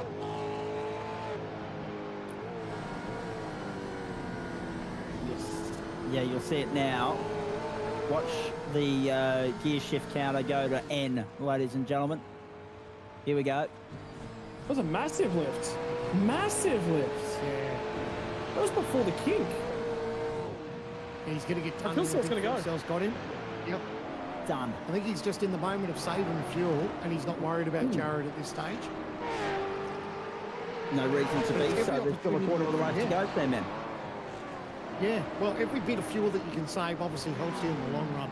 Just with you know, who knows whether you're going to get a safety car if it forms at the right time for you. If you can stretch that by another pit stop or two, it could benefit you. So, yeah, interesting. It was great to be on board at that time and just catching those lifts, and every time he was clutching it, really good. Ryan O'Sullivan doesn't seem to have been heavily compromised by that wall scrape at the top of the mountain a few laps ago. He's still leading that second train of cars, and it's only 2.25 seconds away from, now 2.3 seconds away from Dylan Rudd. So, I mean, Dylan Rudd's had his own moment, of course, in this final stanza of the race. But he's still holding this train together. Whether it's a case that these guys are going to use O'Sullivan to fuel save and then launch their attack in the final stint or not remains to be seen. But O'Sullivan has Maloney, Woods and Burke, Gardner for company right now. 5 genuinely good operators representing 4 different teams in a privateer, if you don't mind. Down Conrod once more. That's one of the more versatile battle packs we've stumbled upon today. Glenn Postlethwaite on pit lane at this point. Here's a move. Damon Woods having a look on Jake Maloney, but he's on the wrong side of the racetrack for the moment. Can he set it up for Murray's? He's trying to have another crack at him as that car's actually got really good speed at the back end of its stint at this point in time. And remember, Maloney's still hampered a little bit by that damage on the front end of that car, so it's just not quite got the poke in a straight line. A little bit of draft, saves it again. But as soon as he loses that draft from O'Sullivan, as O'Sullivan's starting to disappear up the road, that's where he's going to come back under assault from these guys again. And again, they're starting to use more of that inside curve. You see the onboard shot, how close they're getting to those puddles on the inside again. I'm not gonna sit here and say somebody's going to end up in the fence with puddles again, but I'm not saying. We're not ruling it out, is what you're saying. Yeah. I just don't want to be foot with the bill. Oh, there you go. Griff's on the move. Beautifully done, up into 10th. Big Spence. That's a good observation from Jake Kennedy. Long stop for Glenn Postlethwaite. We'll try and get to the bottom as to why. But Jake Maloney now under pressure from Damien Woods still. And Griffin Gardner has now cleared Wayne Burke. Wayne Burke now on the wrong side of the top 10 for his liking. Still the best placed of the Vermilion Fury cars to this point. First of the 9.5 cars, Corey McFarlane in behind that. Then the ERT entry of Bauer, Duncan and Rivera make up the top 15. And look at Maloney getting the hurry up from Woods to the top of the mountain. Fastest lap of the race, it's a 2:07.165. It goes to last week's Toyota 86 race winner in the real world, Josh Anderson. Very nicely done. And he's making a late charge. Of course, they're of course trying to get back through the field after their early mishap on pit lane as well. They're back to 24th and 2.3 seconds in arrears of Jacob O'Reilly in the 2:22.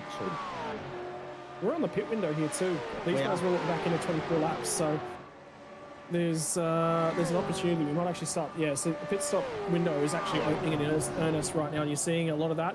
I think Damon Woods just went through on Jake Maloney, finally cleared him with, again, that little bit of straight line penalty.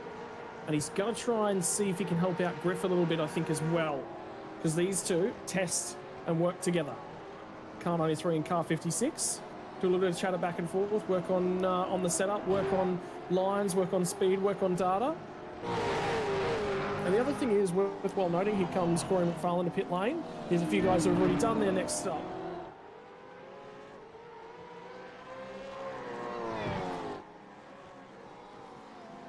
Something's about to go happening, I reckon, at this point in time. Is this two cars that... Car 143, I reckon it's just going to pick up. They're both just coming out with fresh tyres on. And O'Reilly has got a little bit better punch at the moment in terms of freshness of those tyres. And for Josh Anderson, he is starting to range in on the back of these guys at the moment as well. See how far up the grid Ando can actually get with a chase from behind.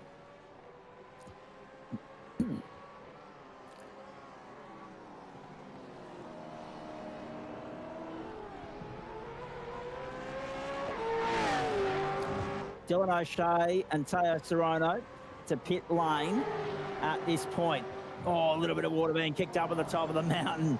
And we've all got that sense now, because Jay has said it, that something is brewing at the top of the mountain, or maybe even the bottom of the mountain. Watch this for some car control from Jake Maloney.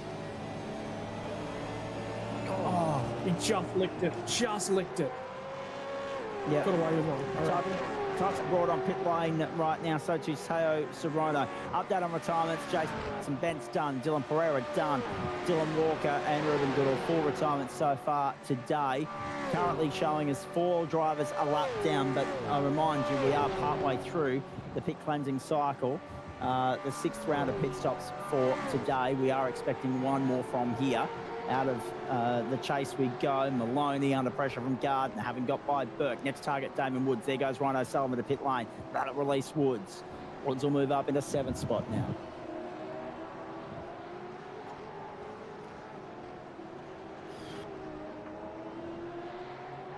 We've had a bit more of an opportunity in this stint to breathe, Scott.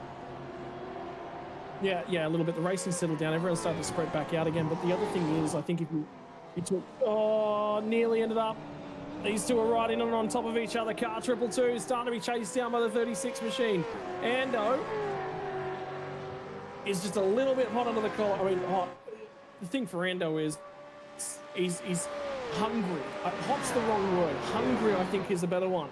And we actually got the replay. Jay just moved away from it a little bit. Around the outside goes O'Reilly. Marbles for that one. And that's why he's lost a chunk of time to Ando. So now the concentration for him, now he's just constantly looking back in his rearview mirror because he knows that pressure's coming. And talk about pressure, that's where it's starting to build here, just outside of the top 10.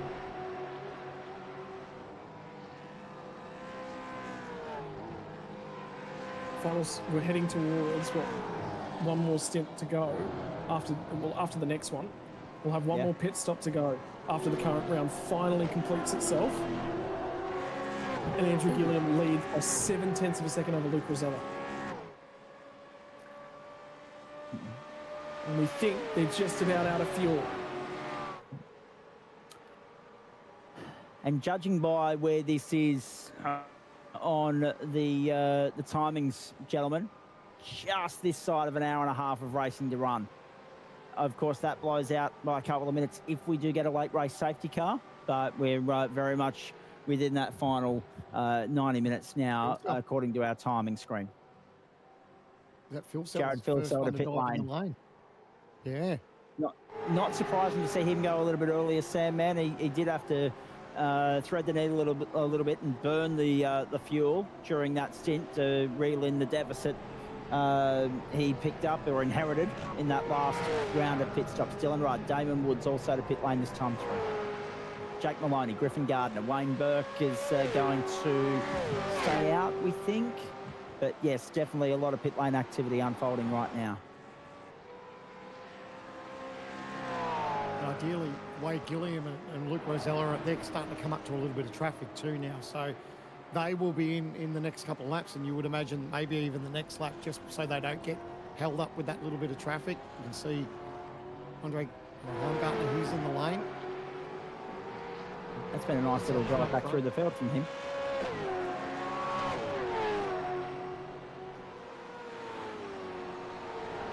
Yeah, he got himself back onto the lead lap quite a number of cautions ago, and now he's just been punching on, just trying to extract pace and performance from that machine every opportunity. I mean, you know, in a really, really good spot in the window that they're in at this point in time. How long do these guys go? Because they won't want to let Phil Cell undercut them by a long way. They will absolutely want to crack on. Yeah, and like I said, a little bit of traffic in front of them. They don't need that to hold them up either. So you would imagine it'll be this or the next lap.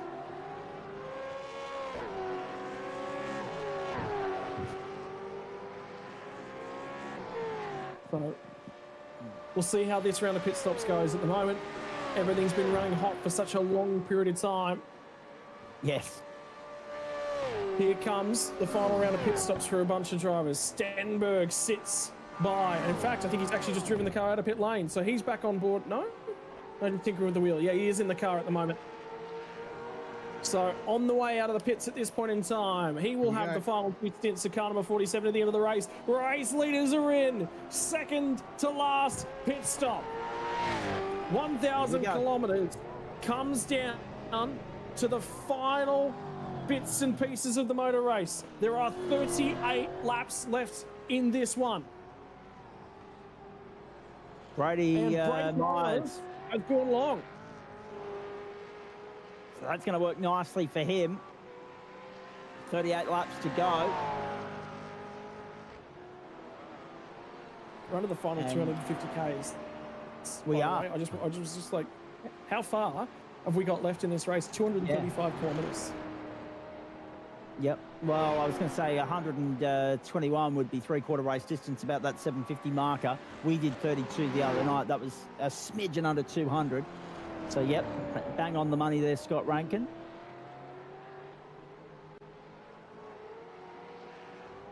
Gilliam, Rosella, Ratway White, and and Wayne Burke all on pit road at this point in time. Although, to be fair, there'd be a few people that would line up and say you haven't even got that aspect. So, here's Phil Cell. So Phil Cell's going to take the lead. He jumped both. Yeah, I did wonder with the undercut. Yeah, I thought he'd be punchy on that outlap. They'll get the right of reply too. Margin. I wonder if the stop times were different because there's got to be. So we're hearing that there was a shorter pit stop. So by 7 seconds, because I figured that's too much of a margin just to have that one extra lap on the fresh tyres. So roll on the dice with a little bit of strategy. I'll have a look.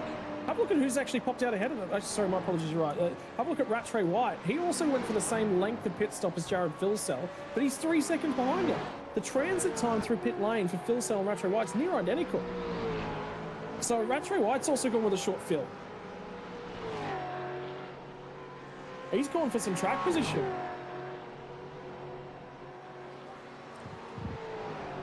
There's a few boys in this one that are just playing a little bit of strategy games with each other. Yeah. About where they try and pop out. Wayne Burke also short of filled that car. He's only 3 seconds behind Luke Rosella at this point in time. So the games have been saved for very late in the piece, haven't they? Are some of these guys hinging on a final competition caution? Maybe. As well, because it's important to note if that falls somewhere, if we happen to stumble upon a safety car for whatever reason, about 25 laps from home, everybody's in, all bets are off. Yeah, absolutely.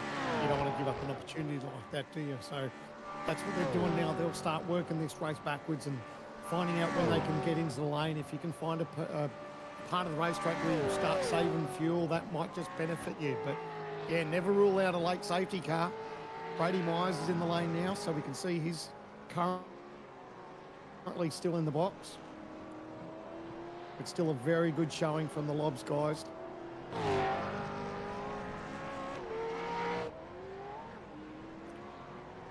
And Myers. Well, there's the last round of pit stop. Brady Myers has done a great job. What's he done in terms of field? Almost. Wow. I didn't expect that. Philsell has come out just ahead on the undercut, and Brady Myers is going to sit there and shadow him up to the top of the mountain. Game-changing moments. But now, does he have to save a lot to make it for one more stop? That's what I'm curious about.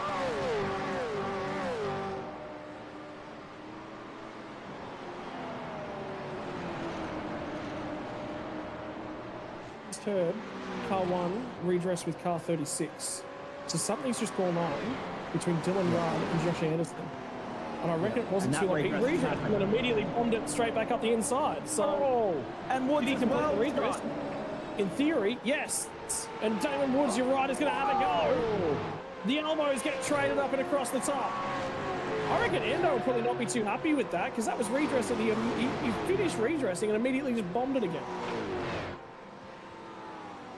So we've just heard that there was an incident where they got into each other. Yep, there it is. And here it is. Murray's.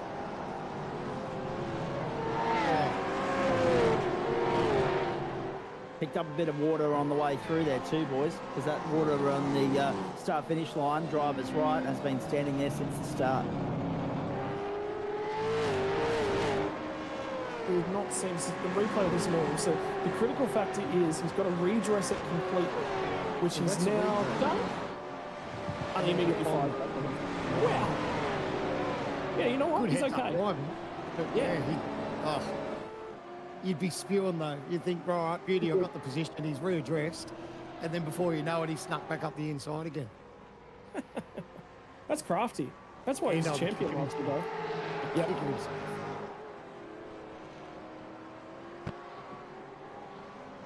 But Endo's back in the top 10. Yeah. Back in 9th. Under threat from Damon Woods still. 2:07.156. Andrew Gilliam, fastest lap of the race, boys. So all of a sudden, we're on the cusp of the sixes for the first time today.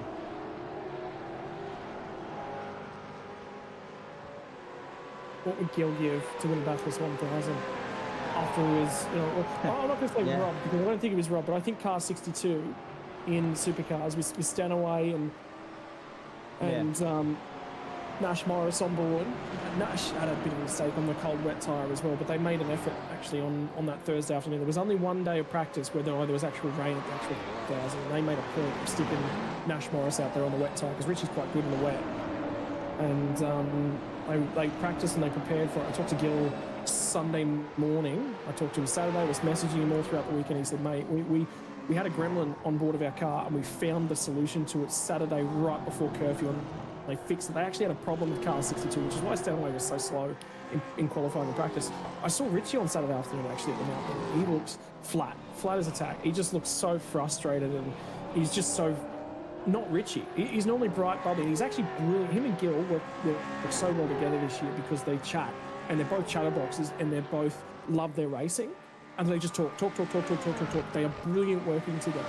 And both of them were so frustrated with how that car was performing, and Richie was just unhappy with it. I talked to Gil about it, and he said, the drivers, mate, they're scared of the car at the moment, up until Saturday night, because there was just a problem with the car. Just wasn't performing, it wasn't handling properly, and it turned out they had a gremlin in it. It was basically going across the top, and the car was just understeer, snap oversteer, and it just didn't feel right, and they ruined their driver's confidence. They had a problem. Don't know what it was. He didn't mention what the problem was, but he said they found it just before curfew on Saturday night.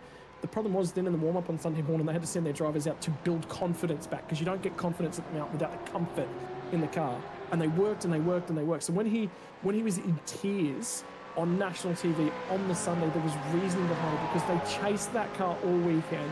They got it. They were on board, and Richie was, I don't know if you guys kept a track of him throughout the day, but he was tracking through the field as soon as that rain came about, quick, picking guys off, and they got their opportunity, and then it ended in a hurry.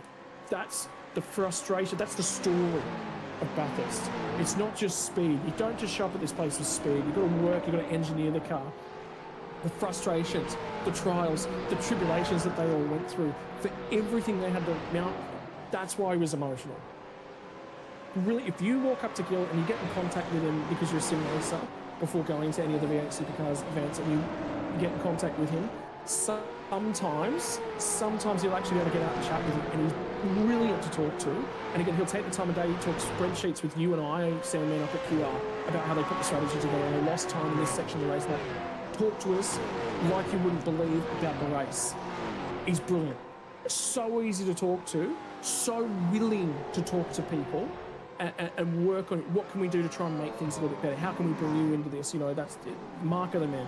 So for him to be in this position, in this race, this man over the last couple of years deserves to win something and win something big. He won at Detroit the last couple of seasons, and I want to see him win again because I am such a big fan of Andrew Williams. And to do it with SVG, what a feather on the cap that would be, Sam, man. Yeah, absolutely. But you forget, I guess a lot of people might forget how much work goes into behind the scenes of a raced weekend. You know, some people might turn the telly on for a few hours and think, oh, that's it.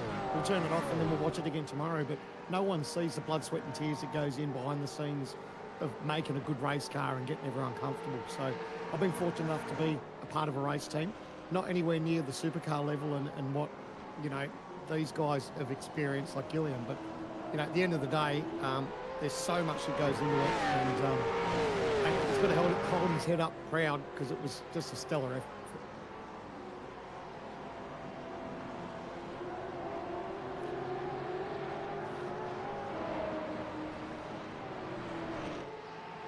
$34 to run. Have a look at this. This is Brady Myers fending off Jared Filsell to the cutting. On lap 128, ladies and gentlemen. Right there, nipping at the heels. Could Trans-Tasman Racing potentially, Sam Man, steal this out of the clouds at the death? It's a tough ask, especially because we expect also Eclipse and Zach Ratway White, also the other two Lobs Esports entries to throw their hat into the ring in the final stint. But have TTR been flying under the radar all day, despite the fact that their main hope bowed out early? Well, possibly. Those onboard camera shots, we could see that Filsell was getting real up close and personal with the concurrent. So looked like he even made contact there. There's a little bit of the sparks flying. So, but that's what Myers needs to do at the moment, is put that pressure on Jared. I don't know that he's had too much pressure. Maybe all season. It's all gone his own way. And even today, so at the moment, he just needs to sit there and just rattle his cage a little bit, maybe force him into a little mistake. But those two have obviously got a bit of strategy that they need to play out. They've got to hit a number and have enough fuel to go home. But at this stage, they're buying themselves a ticket. And I think Brady's doing the right thing, is just there. Just get in Jared's mirror and just move around a little bit.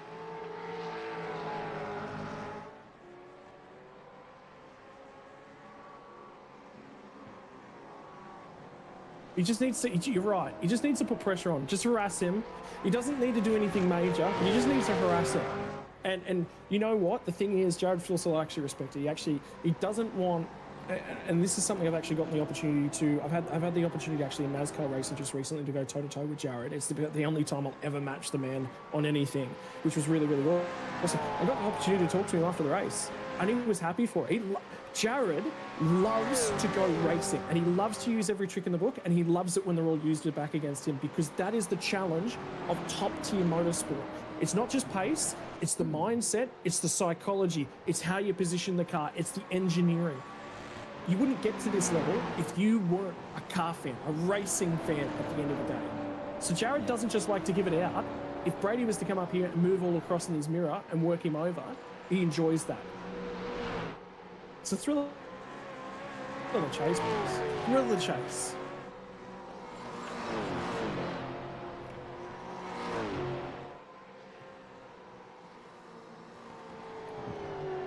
$33 to go. Across the top, we pick up the battle further back for position number 8 and 9. Anderson, we were just talking about Josh Anderson a few moments ago. He's got Damon Woods right on his tail. He's chasing Dylan Rudd. 3 hot shot heavyweight contenders in their own right, all vying for precious championship points. And that's probably a point that we haven't focused a hell of a lot on throughout the course of the day. And certainly one that I noticed at the start of the race, Sam, man, that points race behind, obviously, Jared Filsell, who's, taken off into the sunset with a lead in excess of, I think it's 390 coming into today. The margin that they have and enjoy on the rest of the field is massive, right? But behind that, a tantalising contest for the minor placings. And that won't be lost on those that are still in contention, not just for minor placings in the Enduro Cup, but also the championship here, that the points that can be earned today could go a long way to securing a particular spot on the ladder at the end of the season. And let's be perfectly honest, when you're trying to attract sponsors and co-drivers for next season, the higher up, the better those chances are. I'm interested to get your thoughts on it, though, because it is Bathurst after all. So some of the guys will start thinking about that when we get to the grand finale. They won't be thinking about it today. But the tactful drivers within this field, the smart guys that are thinking bigger picture, where's their mind at right now? Well, you're exactly right. We talk about this as being, it's the penultimate round, and then we know we've got, well, we're hoping, fingers crossed, that we head to Adelaide, but whether it'll be out in time or not, we don't know for our grand finale. And all up the inside is that Anderson gets the job done. A sneaky move up the inside at the last moment and gets it. But the team will be thinking about points. Maybe not so much Jared Filsell. He's in a really good position where, you know, he doesn't have to win the race to take the championship. It looks like it's probably going to fall his way. But when you start thinking about the bubble, you need to be inside that top 20 just to make the grid, so you know you're locked in for next year. So there's a lot of teams and drivers that will be very much thinking about points and the bubble. You mentioned that. Ethan Grigg Gold, 11.81 in 19th. Lachlan Capel, not on the grid today, 11.46, 20th. 21st, Adam Briggs. Yes, he's on the grid today, 11.26. 11.16 for Emily Jones. The 22 for Trent Tasman. I haven't mentioned Emily all day. Andre Youssef, 1116, 23rd position. So there are going to be some movers and shakers down that bottom end. Also, Wayne Burke and Matthew Bowell are not too far away, trying to get themselves into the top 20 as well. The guys further above that have run into trouble today. Bo Albert's had trouble. He was 14th coming into the round, 1,318 points. But beyond that, Madison down, 1578. You'd probably wager that he's safe in that position with a few points that he'll pick up down the order today. But you just don't know. And then towards the top end of the tree, 25 points covered Anderson, Ratway White and Woods. Anderson and Woods are in this battle pack right now. Coming into today, Brady Myers in second place at the moment. He's another 51 points down the road, so he's going to chip away at the deficit that he enjoys to those guys as well. Griffin Gardner's probably too far back on 17.93, 17.58 for Andrew Gilliam, so he's losing that battle today as well. But Gardner will be thinking not necessarily about Gilliam, but trying to latch on and catch Woods and Ratway White if the opportunity presents itself, and at least ticking the box to secure a top 20 berth for next year. If you're worried about it, Scott, are you more worried if you're 15th and below, or is it 16th, 17th? Where's that threshold of pain for the guys going into the final round as far as being on the bubble is concerned? It's to anybody within 200 points, and probably reliably within 100 points of that bubble is at risk, because you have to finish that final round and finish it reasonably. And anything can happen. And remember, at this point in time, that racetrack for that final race of the calendar is still TBA. And the reason for that, there's an opportunity for it to be Adelaide. Could you imagine if that's our final race for 2025? Gen 3 cars for the first ever time, and we head to Adelaide to finish the championship off. And the other side of that coin is that makes it risky for anyone that's within 100 points of that bubble, for my liking, because you have to finish the race. You mentioned 200 points. Well, there it is. That's 16th to 25th, 194. So let that sink in for a moment. And we know Capel's not on the grid today. We know that Adam Briggs is on the grid. We know that Emily Jones is not. We know Andre Youssef is. So there's going to be some moving and shaking within that order towards the end of proceedings this afternoon. And move inside 36, gets by Anderson on Warboys. Sam Mang, nice move, cleanly done, and Anderson 7th. Yeah, he's getting a bit racy now, isn't he, the old fella? He's just covering his marks there, making sure he doesn't leave a gap on the inside. Actually, well, keep your eyes on this battle for the meantime. Run down the start, finish straight. They're still trying to hang on to spots and pick them off as best they possibly can. And for Josh Anderson, he's continuing to climb through a couple more spots. Can he get his car all the way back up and into the side of the top 5 before they can get it done? And by the way, an update on Lachlan Capel. He's actually not around today for the 1000s. You want to know the reason why? Adelaide rally. So he's been working on that car for a long period of time to try and get that ready and get it, because I've just heard him, he's had exams of late. Actually, he's doing a law degree, Lachlan Capel. And he's had exams, then he's been trying to work on the car, and he's been able to do very, very little time on the sim of late because he's been trying to prep that car. First time to get out there and actually have a crack with it. And he's not the only one, actually. Sebastian Flock went along with it. It's been a while since we've seen Flocky on the sim. He's actually had to sell his sim, move to Sydney, and didn't have space for it. That's the reason we lost Sebastian Flock from the community. But he's still been in and around, still hanging out with his buddies on the sim, but not actually able to join them.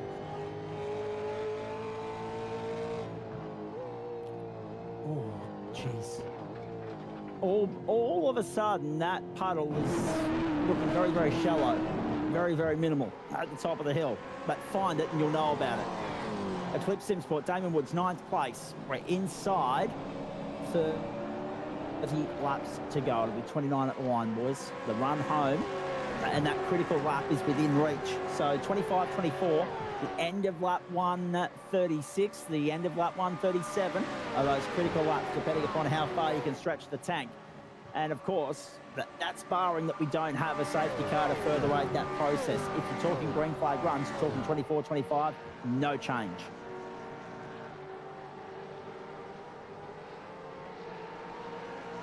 How critical is it that we get to that lumber? Oh, don't. No. Get this curve, get this puddle off the screen. Oh, there's one more car into it. I think it's at the point now where it is quite well off the racing line. You can see it's in the marbles. Yep. There is that little tiny puddle towards the end of the ripple strip, but that big major puddle is something that's not really going to be in contention because it's too far off the racing line.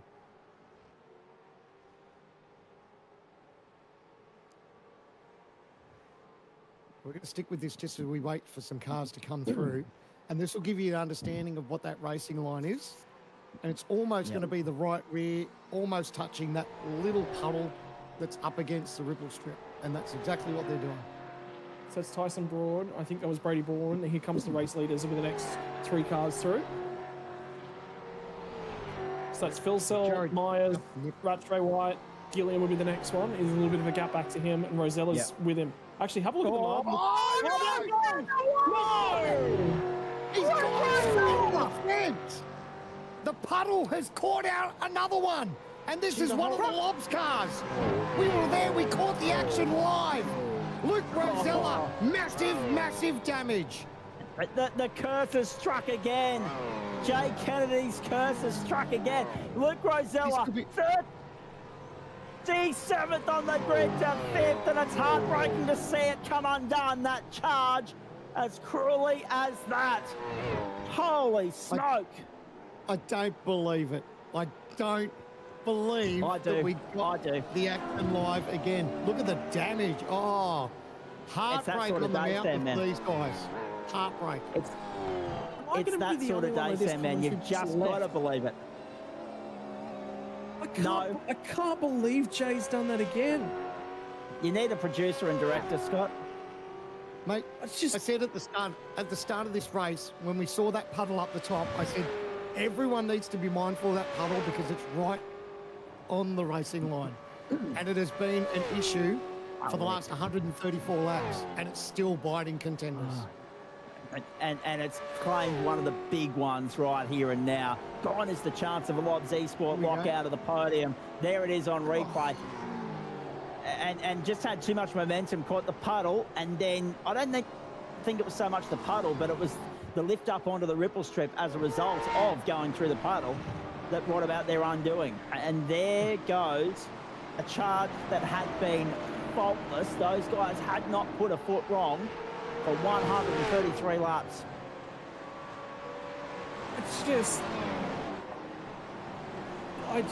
Mate, my heart breaks. Legitimately though, again, this is not putting up, but look at the climb that car had today. They had to start at the back of the field. They were patient, they were progressive right throughout the day, and they force their way to a point whereby they grab the safety car at the right point in time to bring themselves back in contention. They spent the whole day on the back foot. The whole day on the back foot. They got to second, and the first time they felt confident and comfortable that they might challenge for an actual race win, bang.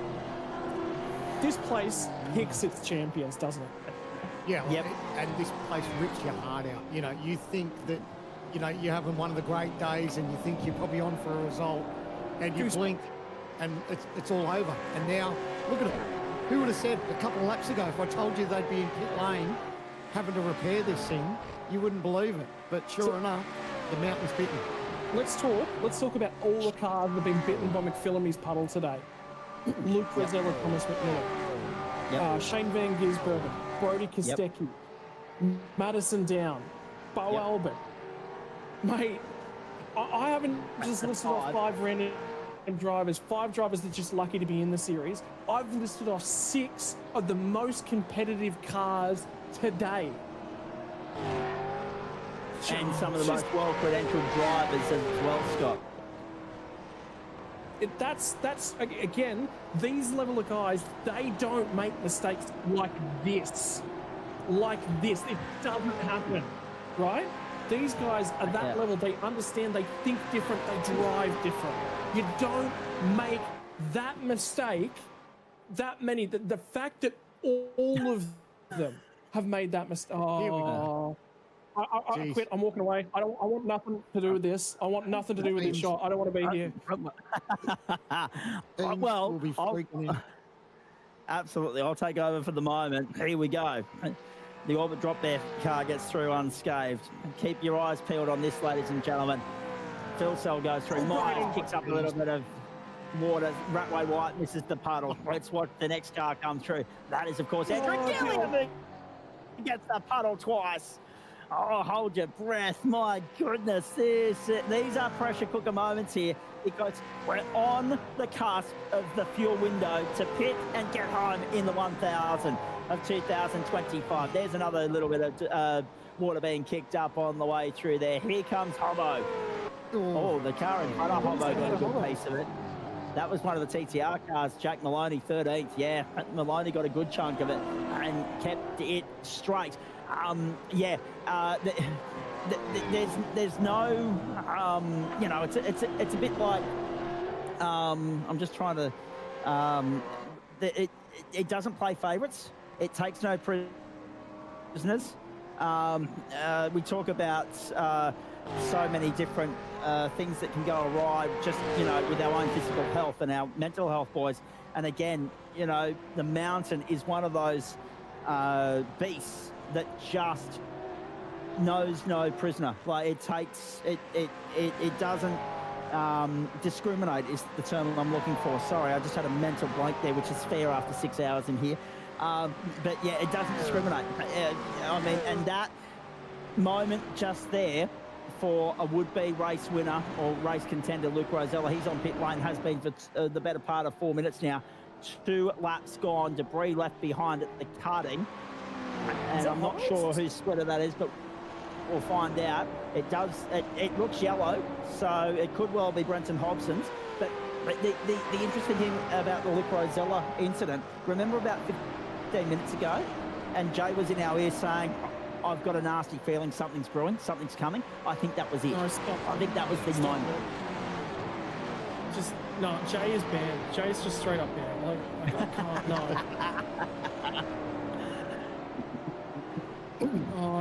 You know what? I spotted it. It's the O'Shea. It's the O'Shea car. It's missing the front end. Kahneman 19. Yep. Shot McNamara's just confirmed it in our commentary chat thread on Discord as well, boys. Lap 135, he's had a shunt. So let's see if we can dig that one up on replay. And there's a talking point as well, boys. The debris that has, and the marbles that have appeared throughout the course of the day, surfaced on the bitumen, are now going to be their own talking point, because if you get offline, you're on a one-line groove, a one-line train to disaster, because there's concrete waiting for you left and right. And treacherous moments, Sam, man.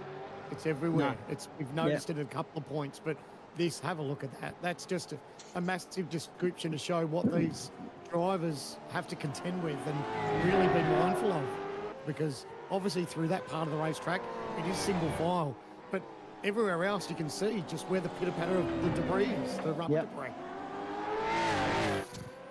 This is unbelievable. We're nervous for them now because we're at that point. You talk about buying the ticket to the last hour to the last 20 laps. We're there. We're in the last hour. We're not in the last 20 laps. There's the moment coming into the S's, and then before we get to the dipper, there's the spoiler. It's in the dipper. The front end of that car, the debris is sitting in the dipper. Now, if that was real world, and Marshall's got to risk their life, or you've got to throw a caution to be able to get that off the circuit. iRacing hasn't got to that point.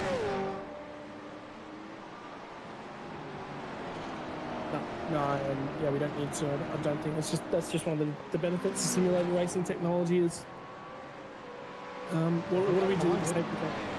I don't mind it if there's debris on the racetrack. I mean, we're talking simulation, and if there was a big, massive splitter sitting in the middle of the dipper, in the real world, there would be a safety car for it. So that's right. I wouldn't mind it implemented. You're obviously not going to really do it if it's just a mirror, side mirror, or something like that. But when you're talking a whole front bar, I think that'd be cool to have in the game. Well, who clouded with shock absorber? It was the absorber. Yeah, it was the shock absorber that bounced out of his car and clouded the elbow. Somebody hit it. It was just in behind him this year.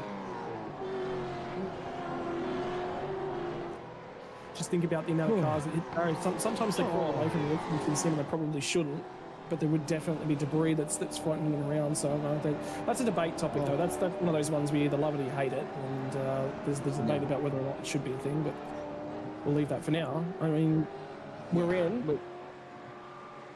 are in the pit window to get home. Absolutely. Lap 137 of 161. Now, there's a replay coming very shortly. Jacob O'Reilly did hit the wall on the exit of the elbow we're hearing. You'll see that on the OG Gear replay, I'm sure. But the other thing was there was another car, and I think it was one of the Eclipse Sim Sport entries. Might have been Damon Woods, might have been Zach Ray White. But there appeared to be a little bit of looseness going on in that race car on the exit of the dipper.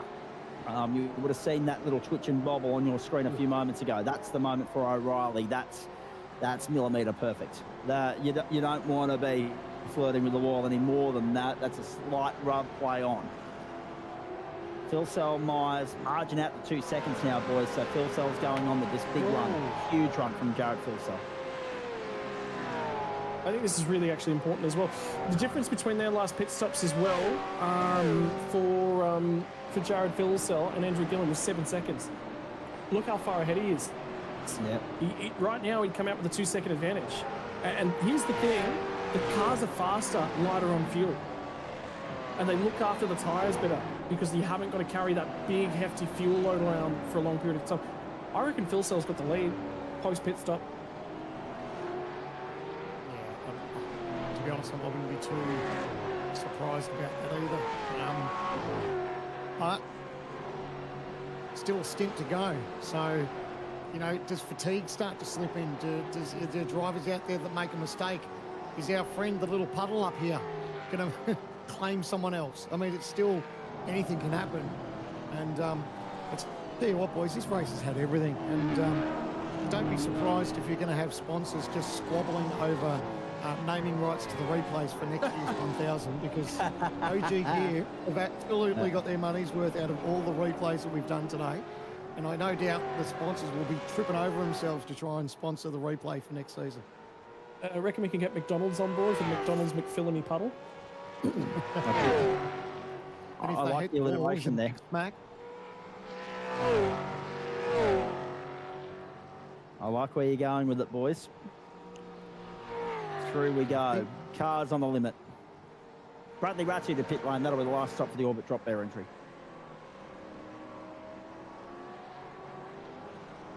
Yeah, so Rats will be one of the first cars. This will be final stop for that car.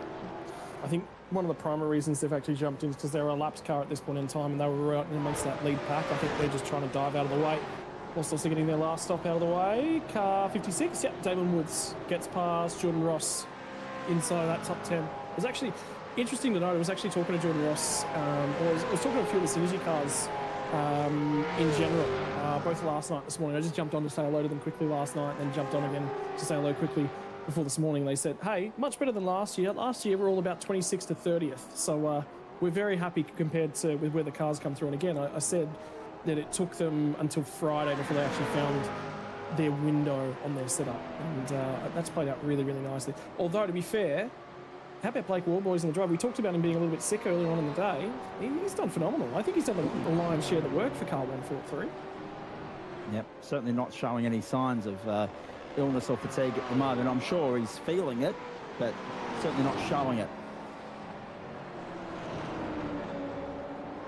Marcelo Rivera chasing down Leo Duncan at the moment on the run up towards the top of the mountain. Oh, actually, the car in front, is Ian Ford, I should say. Marcelo is another 2.6 seconds down the road, but Leo Duncan giving him the hurry up across the top of the mountain. And they're the sort of moments, as you get another scenic shot from Jay Kennedy at the top of the hill. How good actually have the action shots been, the trackside shots been today from Jay Kennedy. That's why he's one of the best in the business, folks. But this is a commitment plus from Ian Ford at the top of the mountain to hold on to 16. But these are the sorts of moments where you've got to be mindful of the guy behind you as well.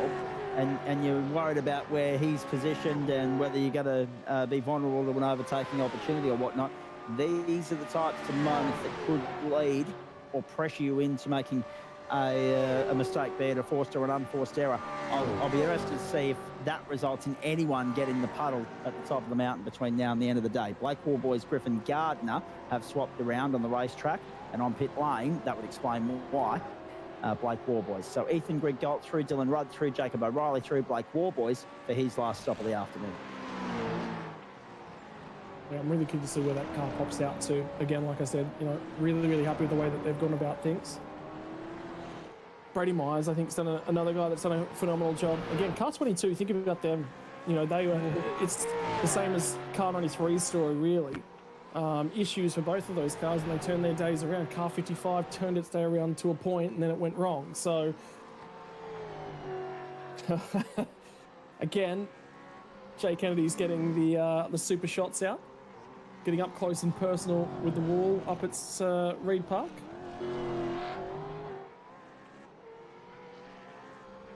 Yeah, this is a bit of a trait that we see from Jared pretty much all season, that when it comes to close to pit stop time, usually if he's in battle with someone, he starts to leave him for dead, and then he dives off into the lane. And that's probably what he's seeing now, is that he's using up what he's got, and he's opening up that margin over Brady Myers. So now 2.7 seconds. Watching this is down and around for 13th spot, as you can see from the electronic board. But keep your eyes on the cars as they come through. So this was Maloney, followed by Bowler, followed by, I think, Ben Faulkner was the third car in this train. So there's Bowler, who'll come through in the middle in car 12. And, yeah, that's Ben Faulkner. So Cody Birch is on board. Sorry, my apologies, Matthew Bowler. Look at his steering wheel.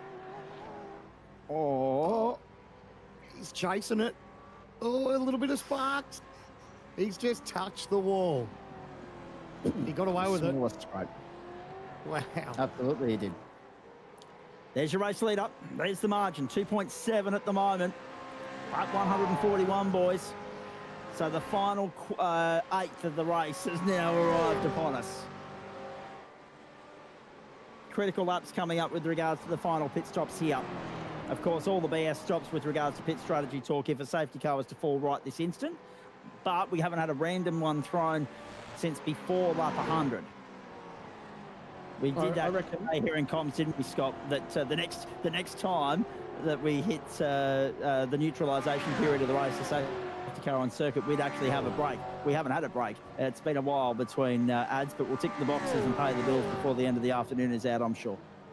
I would say with confidence, I'd say the random ones are done for the day, because I think it's a maximum. It's between 0 and 4 in terms of random safety cars. And we had one for cause, and we've had 3. So a maximum of 1 more, and I just don't think necessarily we're going to have that, because statistics would say that it's very, very likely we don't. There's no need to. Yeah. That's fair. So we're in it for the long haul, folks. A little over 40 minutes of racing to run. Hope you can stay with us for the distance. Sandman. Talking about those stops, just so you know, it's not decided on the win. It's decided before the race starts. Yeah. So don't let anyone think that, yes, we're probably saying that, no, there shouldn't be any more. It doesn't mean there's not going to be. So we are oblivious to whenever those will happen.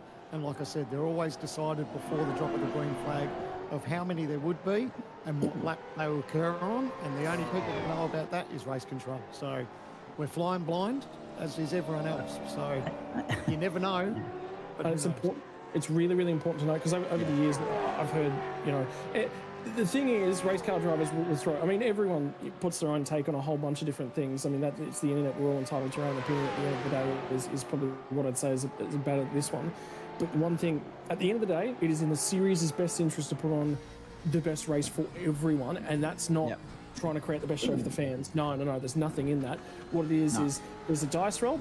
Basically what they do, and I've talked to the guys that run the process for this, it's a random number generated between 0 and 4, and then once we have a random number generated for the amount of safety cars, and race control actually puts out here's exactly what we had, and here's the laps where it fell based upon our time counter, and they will go, it's random 0 to 4. If it lands on 0, that's it. The only safety cars we get are incident-related ones. Once you're beyond that marker, and they go, okay, yes, it's 1, they'll roll 1 random dice roll to tell us what lap number. 2, and it's the same thing that sort of keeps on going. And again, race control are there to provide the best. They're there to control the race. It's in everyone's best interest to have a rule form and everything that we go towards. So race control sit a little bit apart from the series, and there's sort of, the best way to think about it is there's 3 kind of bodies that work well to put this sort of event on. 4 if you count the drivers, really. So drivers is number 1. Promoters is another one. That's sort of the guys that are in charge of the series. I would say we're another one up here in the commentary box, because we're quite critical to telling the story and those sorts of things. And the other one is the stewards. All 4 groups act completely and utterly independent of each other. The series doesn't come and walk up to you and I and tell us how to commentate. They say, we give you free reign to talk about the race any way that you want to do it. I'm allowed to sit here and make comments about people. And at the end of the day, the series will pull us up if we're a little bit out of line and we're having a bit of a go at it. But we don't do that. We go on and we talk honestly about what we see on the day and what our personal thoughts are. It's the same thing for race control. Race controllers will work to put together a rule book, will put together the format and those sorts of things, and then it's put the race on to the best of their ability. And they're still held accountable to be to the best of their ability as well. So again, the promoters have nothing to do with race control and how many safety cars there are in the series. It's all done independent. And somebody just messaged me, it was put through the calculator yesterday. This was not done today. Okay, copy that. So the preparation for this has been going on for a couple of weeks, as we know. But the interesting thing, two things to pick up on all of this. So Matty Bale is in the battle for 8th at the moment, trying to get by the Trans-Tasman Racing entry of Jake Maloney for 7th. That's the battle on screen at the moment. Just prior to that, you saw Rainer Costello make light work of Damon Mulqueen for 23rd at the chase. The third thing I will say is, and there's Bowler going into pit lane now. That's his final pit stop done and dusted. We're still expecting a few of those to play out between now and probably lap 150 is probably the threshold for all of that. So that's the next 16, 18 minutes or so. Now there's predictions coming in on where the big one's going to be and where our next potential point of drama is going to be. So everyone's hedging their bets internally. Have a look at the commitment here on the run up towards the top of the hill from Brady Myers on the ragged edge. 3.5 seconds deficit at the moment to Jared Philsell. I want to go back to what you were saying there, Scotty. I like, and Sandman as well, I quite like the fact that we're not informed with regards to where and when those competition cautions are going to be, safety cars, etc. and so forth, because authentically, that's better for us. We want to find out when everybody else finds out at home. There's no good trying to script it around when they're going to fall, and we would do that if we knew when they were going to fall. And fourthly, speaking of free reign, you weren't backwards and coming forwards with your analysis of the final stage of the co-driver clash the other night. So, and by rights, there was a lot of agreement internally in our commentator chat thread with what you were saying at the time as well. So, yes, these guys wear their heart on their sleeve. I'm just lucky enough to come and enjoy them on the biggest day of the year. And I try not to make those comments if I can avoid it, because I'm not an expert. I don't race. These guys do. When they're not commentating here, they're in the cockpit themselves. Yeah, but I think the other thing as well as the drivers are, also they're out there wearing their heart on their sleeve, which I think is really, really important to this series as well. They're vocal. They think certain things about, and they want, again, the drivers also want the best race as possible as well. Was that another car on the fence here? I thought. But I think it's important as well for driver confidence, So, and it's important to know what is the purpose of the random safety car as well. Well, how many times when we've gone racing at this racetrack has there been an echidna on the track? Has there been a snake on the track near a marshal post? Has there been something crawling around that shouldn't be out there? Is there an oil spill that we need to get out there and try and clean off? Just random bits and pieces. That's what it is. It's not actually we're adding a random safety car to throw an air quotes competition caution. No, it's actually we're trying to create something that can't happen in the sim. Yep. The road coming to pieces. And to Sandman's point as well, when he was talking about if the preference, there's now a friendly fire being thrown because we're all just trying to bait Scott Rankin at this particular point.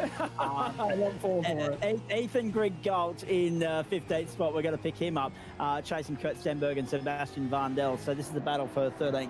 That you're looking at. There goes Brady Myers back out on the racetrack. There goes Zachary White following him as well. We're still waiting to see when Leo Duncan, Jake Maloney, Andrew Gilliam will make their way in to pit lane. There's Kurt Stenberg 15th, Scott Mackay, Madison Down, Sebastian Vandel have all made their way through.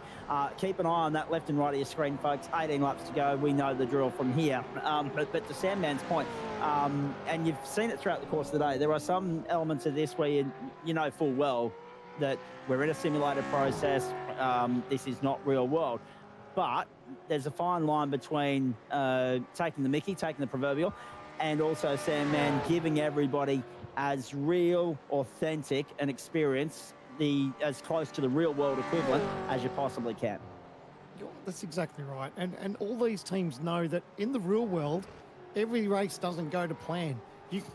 Some of the world's best plans will come unstuck, and it's like what you were touching on before, Scotty, where was you see Gilliam now firing into pit lane, getting his stop over and done with. How many times do we see a kangaroo at Mount Panorama? So straight away, it's a safety car. So we haven't quite got there yet. Don't rule it out with iRacing. You never know what could happen. But at the end of the day, we do have those little unknowns, and that's all part of the sim racing world. And the beauty is that everyone knows about it before these events start, and we're all happy with it. So Jake Maloney. Back to Adam Briggs we go. This is the battle for 21st. Andre Heimgartner in behind him at the moment. The pressure mounting on Briggs. He needs a strong haul of points to take away with him from Mount Panorama to further increase his bid to secure that ticket to next year. And we were talking about that with the co-driver Clash the other night. There was only one golden ticket available there. There's 20 that are going to be handed out after the final round, wherever that may be. We think the Streets of Adelaide. If not, there'll be an alternative in the mix that's already been locked in and discussed, I'm sure. But the pressure was on a lot of people the other night because they were staring down a very long and busy February, a grueling February, if they didn't get the golden ticket there. Same can be said for the guys that have gone through the 12 rounds here, Scott, and will have to then potentially go around again. Here's the move. This is side-by-side action. This is hairy on the run down to the chase. Have a look at this. So this is interesting. Bowler and Duncan's come to pit lane too, by the way. And that battle we're watching on screen, Andre Heimgartner has gone through to position 21. Really, really interesting to know. We actually just had the pit stops for both of the guys that are in contention for the race win. Guess what? Remember how I was talking about how Phil Sell ran light through the middle? Yeah. And then he had to stop for a lot longer than Andrew Gilliam did. Guess who's popped out ahead? Yeah, wow. There he is. Jared Phil Sell leads. On track for the Enduro hat-trick. On track to wrap up the championship today as well. It's all falling into his lap quite beautifully at this point. He's got a 14-second deficit of Maloney. That'll, of course, cleanse when Maloney comes to pit lane. And as far as I can see, he, Kurt Stenberg, look to be the only ones, and Ben Faulkner, actually, that haven't yet completed that final stop. Wowee. Anxious moments here. And it's very clear that it's a four-horse race to the checkered flag. The two Lobs Esports entries, along with the Eclipse Sim Sport entry of Zach White and Brady Myers as well. Talk to me about the fatigue. Oh, Phil, made a mistake. Phil Silver's made a mistake and ran wide at the chase, and Gill's just taken about half a second out of him. Oh, boy. So he's back in his toe. Oh, this isn't over. I wonder whether he tried to fuel save, and he tried to fuel save way too much. I wonder if there'll be team orders implemented here, or whether the drivers will be off like they were the other night. No chance. Not the biggest race of the year. I don't think. I think if someone tried to give me team orders, I'd unplug the radio. That's it. And Zach White's now perilously close to taking us into the 206s, boys. A 207.011. That was the moment. The question is, have they got enough of a buffer to Brady Myers and Zach White? He's wide again. Keep them comfortable in the run to the checkered flag. Has he not taken tyres in that last pit stop? Yeah, I think surely would have, but yeah, who knows? Or is the pressure getting to him? Is it mounting? Can he see that Bathurst 1000 victory in sight? Whoa! Jared within an inch at the top of the hill of the brick wall. He doesn't miss apexes. Jared Philsell doesn't miss apexes. That's, come on, the guy's... But for him to make 2 mistakes like that in a lap, there's something wrong. There's something wrong with car 94. I don't know what it is. I'm going to have a look at the front end of it. Was this from earlier when we were analysing the damage sustained from Kostecki, or have they sorted that out already? They should have cleared that well. They should have cleared that. How about car 17, fastest lap of the day? Yeah, on lap 145, if you don't mind. Just extraordinary. The pressure, the drama, the intensity, the buzz.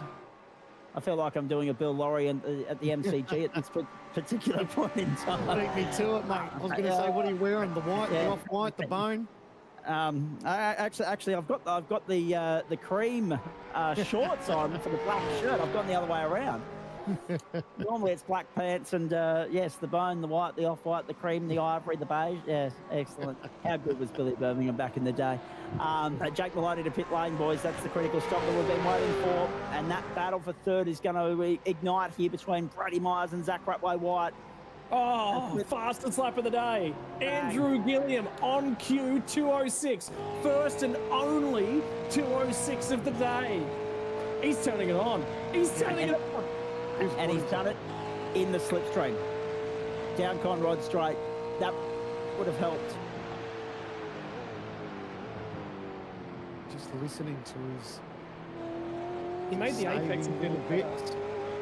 Because he was 4 tenths quicker on that last lap. That was brilliant. I just have a sneaking suspicion Phil Sell's in trouble. I think you're right. But the question is, does Gilliam play rear guard and protect him?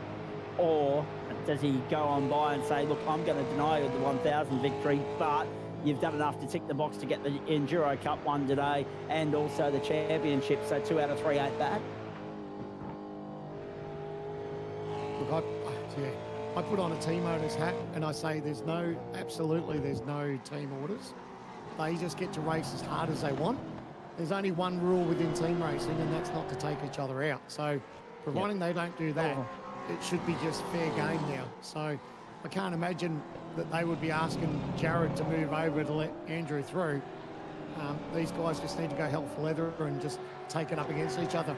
And same for these guys too. Brady Myers, he's got his hands full because Zach White has got a little bit of pace, and he'd be looking to quickly dispose of him as quick as he can, because he would love to get up 3 seconds up the road and try and give Gilliam and Philsell a run for their money.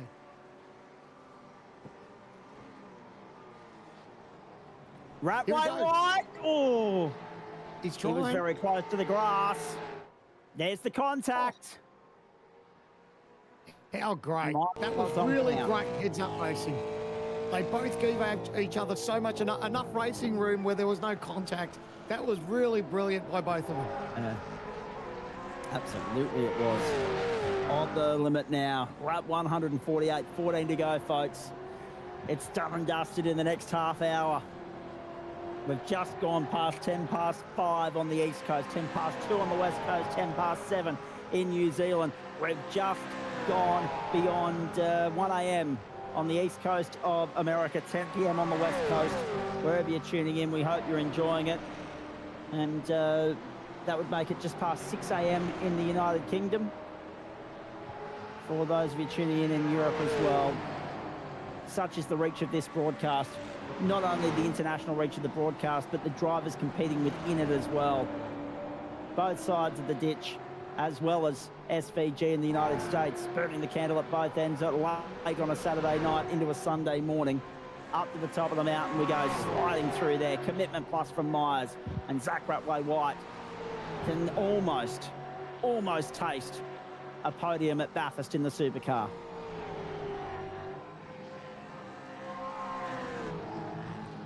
Yeah, think about this. At the start of today, you'd done a lot of effort to get your way here, to put yourself through qualifying, to put yourself through the shootout. Perhaps you took part in the GT Pro. Think about all the laps you've done. You'd show up and do 1,000. You do 161 laps here today. You might have done more than that over the course of the last couple of weeks preparing the car, getting it ready for this one. If you've done another 1,000 across the season, remember, iRacing hosts an official 1,000. There are so many leagues in the country that want a Bathurst 1,000 because everyone wants to do one. Everyone wants to be a part of it. And Kurt Stenberg does want to be a part of a battle for position in the dying stages. Out on the marbles, yeah, you've got no chance out there, unfortunately, buddy. So but think about all the miles, all the preparation you've done, and now Ratway-White's going to exchange blows with Brady Myers. Doesn't redress it. So he thinks he was up far enough. Yeah, I'd like to see a look at that, but I think I'd probably want to readdress there maybe. But yeah, they probably had a better look at it than we did. We saw right at the end of it. That'll be interesting. Here we go. We go to the OG Gear replay. He's going to take a dive up the inside. He's there. He's there. Oh. The question will be the turn on the exit of the corner. Whether really it was no room on the momentum. exit. Yeah. Oof. No, that's why I'm not in the steward's box. I'll stay in the commentary box. Thanks. You and me both. Damon Woods, Griffin Gardner. This is the battle for fifth now, boys. These guys have had an almighty scrap the last half hour or so, and now it's embroiling in a battle for the final spot in the top five. And Damon Woods, of course, already success this week with the GT Pro Invitational being wrapped up. Griffin Gardner just in behind him, looking to put a privateer in the top five. The Chiefs ESC entry of Dylan Rudd is 3.7 seconds down the road, and I ask you how much of that was lost in the earlier skirmish that he unfortunately had at the top of the circuit. So many if, buts and maybe moments today, and a few what might have been scenarios as well.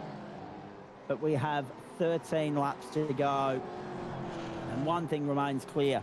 The form guide from the start of the day has held up pretty well, particularly if you're the Lobs Esports stable. Half a second the margin this race, and they're only extending that now. Zach Ratway-White's a distant 4.7 seconds back in third. So we're not going to have the grandstand climatic conclusion that we had last year, boys, but we are going to have our own Team Vodafone moment from 2010, albeit for Lobs Esports. And fitting as well, I know one, I think if we get the manufacturer breakdown on screen, I think that'll tell an interesting narrative as well. If we can do that, please, Jay, just have a look at the breakdown of Chevs and Fords in the top 10 here. I know it's been a disappointing day for one manufacturer in particular, but Ford's grossly outnumbered in this series, in this campaign. Across the top we go, and across the line we go with 12 to go. Have a look at that. Only one Ford in the top 10. Chev dominant. But it's appropriate, isn't it, that the day after we mourn the loss of the legendary Alan Moffat, even though it's not Ford, we're going to have a form finish, a 1-2 team scenario here at Mount Panorama. Griffin Gardner down the inside, makes light work at Damon Woods, moves himself into the top five. Well set up, well executed, well done. Well, they were frustrated that they weren't inside the 10. You heard how much Forzan said about that car as well, and they were a little bit frustrated.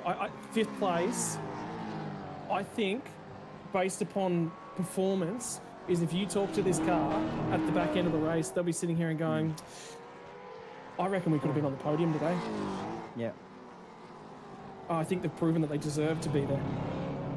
There's tyre marks out and through. I've just seen tyre marks through the gravel trap at McPhillamy again. I don't know who put them there, but I think it's recent.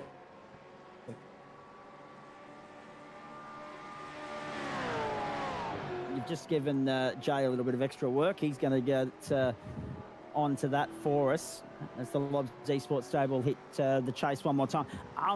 Interesting to note as well, we haven't really mentioned it, Luke Rosella did get back out there after that enormous shunt at the top of the hill. Did get back out there, sits 34th, sits 2 laps down. But importantly, has got back out there. They'll take points away. Oh, it's Stenberg. It was Stenny. Race. It was Stenny on Stenny's lap 150. He went for a wild old ride. 11 to go.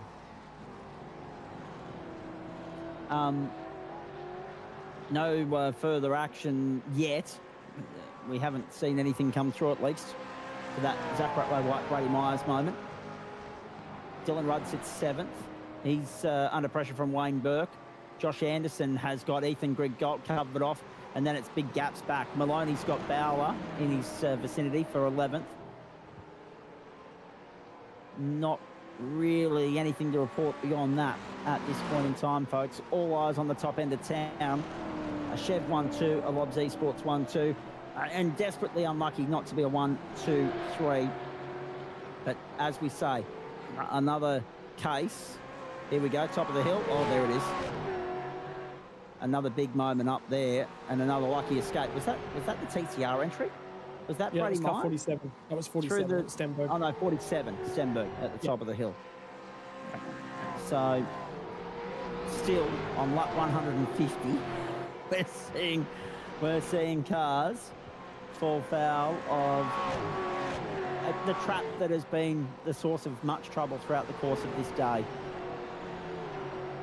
But Jared Filsell, match point. We were talking earlier, Scott, and I don't want to make too fine a point of it, but I think now that we've actually got a second to breathe again, this is going to be interesting to see how the guys that don't make the cut bounce back and get themselves mentally prepared for the taxing schedule that is 4 Wednesday nights in February, ahead of a potential start in the main game come mid-March, and then when the 2026 season gets underway.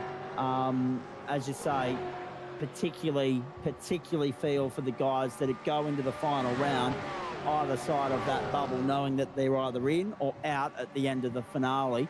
The pressure will be on them when we get to round 12, but I'm going to be interested to see how they bounce back from that mentally for February, because we saw earlier this season just how grueling a campaign that qualifier series was. Yeah, it was a big grueling campaign. We lost so many guys at the start. Remember, that was the first opportunity to go at it in Gen 3 hardware as well, so there was a lot of unknowns heading into that. Talk to Brenton Hobson about unknowns, talk to him about the marbles back at Canadian Tire Motorsports Park in the qualifying series. So that'll be huge. Josh Anderson backing inside the top 10 after their issues, unfortunately for car 36. They've driven their way back to the point that happened so late on in the piece that it just cost them, and they were off sequence on the strategy, unfortunately. They've just not been able to do much more than that. But Brady's still hanging around with Rattray White. You know, there's not, that battle's not over. Not at all. Here's Josh Anderson in 9th place, trying to latch back on. He's in 9th, chasing Wayne Burke, who's chasing Dylan Rudd. Case of what might have been for Rudd, but you would have to say, when you have a look at positions gained and lost today, folks, we haven't checked in with that for a while. 20 for Wayne Burke is the best that I can see on the totem pole. 16 for Sebastian Vandel. 10 for Damon Mulqueen. So to Scott Gamble and Corey McFarlane. They're all there on plus 10, and nobody else is in the pluses at the moment. The negatives, well, let's not rub salt into the wound this late in the day. 22 past 5 on the East Coast. except for my neck of the woods and Sandman's as well, because we haven't got with the process yet, but that's another story. Andre Heimgartner in 20th position, chasing or defending Adam Briggs. I'm being politely reminded that Sandman had the process and ran away from it. Yes, unfortunately, no one under the age, I did the maths earlier in the year, no one under the age of 51 has yet had the opportunity, or is it 53? 53, I should say, has had the opportunity of voting on the issue. If you were born in 51 was right. If you were born after February 1974, the government hasn't given you a say in the matter. You have not had the opportunity to pass your democratic right on the matter. And I was very much in support of Kendall Gilding coming out and writing an opinion piece on it, saying the curtains will be fine, the cows will be fine, let's do it. Let's finally rip the Band-Aid off and do it. But no, Queensland content with their slow and steady delay. And strangely enough, I was doing a dig through the EPG for this evening, folks, for Seven's coverage of the WBBL. They're keeping it on the main channel, which is really good. Instead of starting it at 9 o'clock on the main channel straight after the cricket, obviously they're going to start at 8 o'clock and run it in its entirety on the main channel in the progressive and civilised Eastern Daylight Saving Time observing states. Strangely enough, we're going to get a replay of the 1% Club and watch the first hour of the WBBL over on 7 Mates. So I don't know what the thinking is there, but that's just the 7 Network doing 7 Network things again, I would say. How about this? Final 10 laps of the Bathurst 1000, final 60 Ks. You've kicked on. How are the legs? How are the arms? How's the nerve? How's the medal?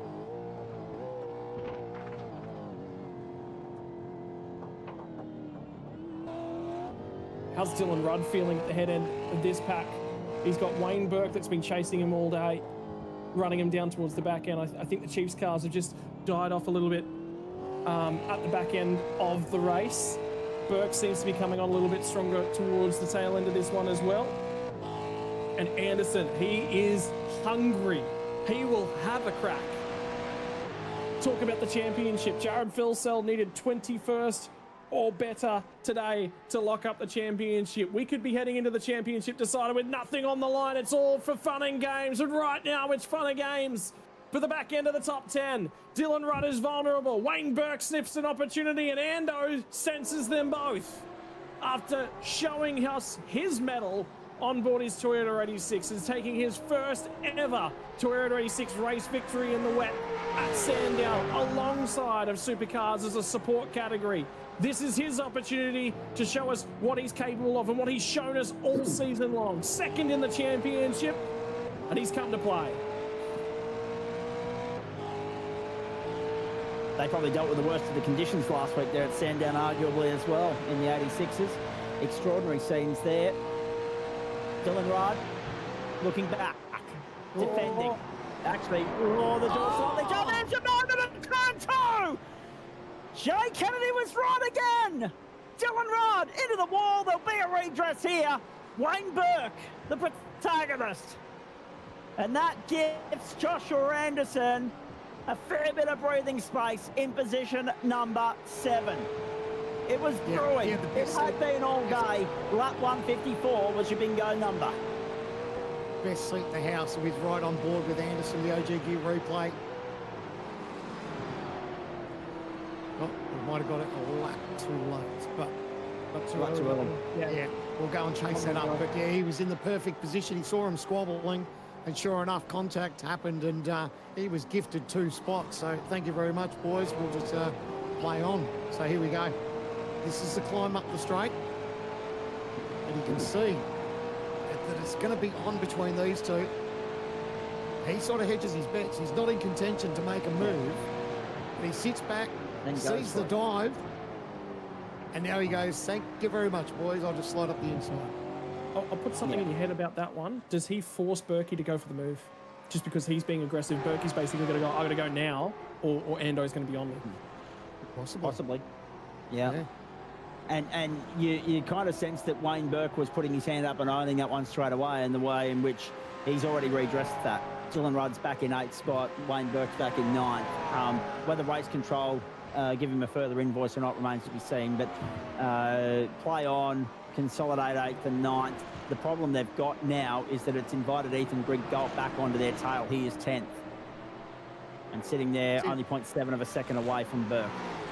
At that point, he's committed. He's like, even if he jumped on the brake any harder, the car was always going to go straight and make contact. So you can see he's still hard on the brake there. He knows he's made that mistake. And straight away, he readdresses. He's like, you know what? I'm in the wrong. I put my hand up, and that's all you can do. Oh, another opportunity, and this time Dylan Rudd is going to put Wayne Burke on the outside. He won't give him the opportunity to get to the inside. Burke is right into the marbles. The Greek Gold will come through. Well, he put him on the marbles, and Greek Gold will go ahead and steal some of his marbles. And he did that earlier in the day as well, remember? Greg Galt, the beneficiary of squabbling further ahead for the second time today. And 9th spot is his good fight back from them. The ERT stable, that's their best runner in the top 10 at the moment. Surprising to think that, but they've just gone 9th. We'll have a look at a potential incident here for Brady Myers too, by the way, folks. He's lost 3.3 seconds on Zach Ratway-White, so Brady Myers has dropped out of contention for 3rd. The pressure has been released on Zach Ratway-White. We're on lap 155, 6 to go at the line. As we watch these guys on the one-line groove. On the run through the S is the dipper and on the run towards the elbow. And have a look at this. Brady Myers, ladies and gentlemen. And the run towards the dipper. There's your moment. There. Not there. Oh, he hit the wall. Yeah, he hit the wall twice. So he hit the inside, and then that pushed him out to the outside. So, yeah, ideally, he can push on, and he's got a little bit of time up his sleeve too. Bang. Bang. So the second hit, he was already on the brake, but, man, that's not ideal. Thankfully, he's only got 6 laps to go to bring it home. I don't think he's going to be able to make up that ground on Zach, but he has got a little bit of margin on Griffin Gardner. Watch Ethan Greg Gold here, boys. They run down the line straight. He's going to have a crack at him. He tried the crossover. So Rudd is suffering at the moment. There's obviously damage on the left-hand side of that car from contact with Burke a couple laps ago.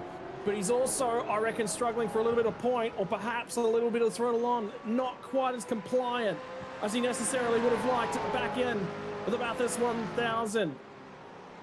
6 laps left to go. A touch more than 36 kilometres left to go. Gilliam's within 3/10 of our race leader at this point in time. He's starting to creep up onto it.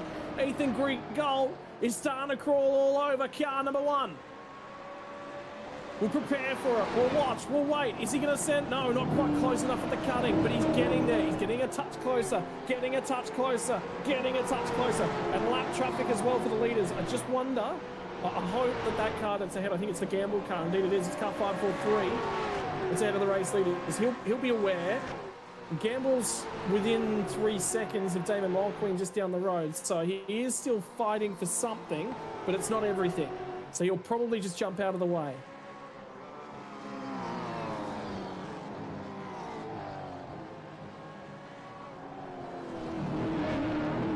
You just can't look everywhere.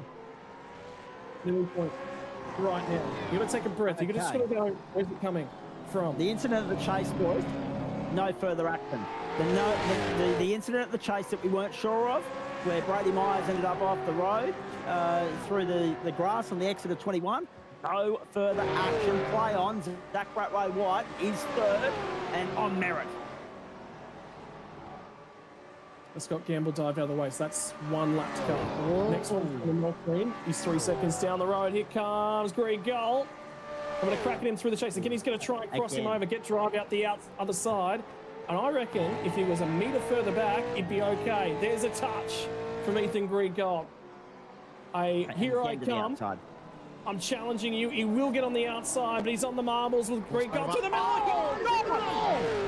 Overcooked it, and Greg Goldstay not done in its entirety, but his challenge for P7 on the road is done. So P8. He's dropped to 13th, 14th. That's going to get worse.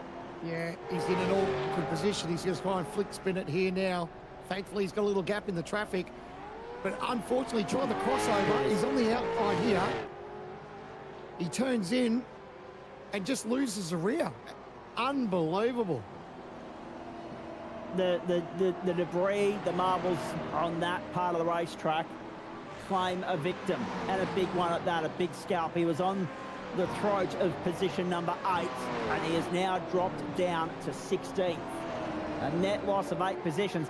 And you guys were talking about time a few moments ago. There's Jake Maloney and Matthew Bell, and now all of a sudden fighting for the last spot in the top 10. Greg Galt's wide once more. Costello's coming through on Hobson. It's all going off here at Mount Panorama, and Greg Galt has now dropped down to 18. Costello scraped the wall of the cutting. Hobbo's going to hold on the inside, and Greg Galt's going to go back around the outside. Drama in the late stages of the 1000. Costello and Greg Galt limping home. Phil Sell and Gilliam not worried about this in the slightest. 0.4 the margin in this car race, and Phil Sell's going to bring us back to the line with what will be 4 laps to go, gentlemen. You mentioned time. Time can be your friend and your enemy at this point of the day. If you're far enough up the road, and we've just gone past the 6-hour mark, I'm reliably informed, ladies and gentlemen, at 5:33 in daylight time. So this will be about 6 hours, 8 minutes and a few seconds, this race. You guys mentioned time a few moments ago. It can be your enemy if you're a little bit too far back to make some inroads and make 1 or 2 final positional gains. It can be your friend as well for the very same reason if you're trying to defend somebody that's got a bit of pace on you but it's too far back to catch you. Here's Wayne Burke having a look around the outside again, trying to do what Ethan Greg Galt tried to do last time through and still unsuccessful. He's having a look here at Dylan Rudd for position number 8. Will he get it at Hell Corner? This battle's been going. It's had its moments over the last 10 or 15 laps or so. Will Wayne Burke get it cleanly on merit this time at Griffin's Bend? Scott Rankin. Well, he's going to have a crack at him, and he's going to have to be forced onto the dirty side of the road once more. There's the overrun on Dylan Rudd. Remember, we were talking on Friday night about the GT Pro. Why don't you shadow somebody into a braking zone? See if you can just get them thinking about you before they get to the braking marker. He'll try and cross him over. Wayne Burke's got the power to the ground. Dylan Rudd struggled for traction out the other side of Griffin's Bend. With 4 laps left to run, he'll try and go the dirty side around Dylan Rudd. At the moment, does Wayne Burke. Again, just harass. Place the car. Make him think about you. Fill every inch of real estate of the rearview mirror, because all of a sudden Dylan Rudd's eyes have just been taken off the racetrack ahead of him a little bit. They've been planted on that rearview mirror. Where is he going to cover? What's he thinking about?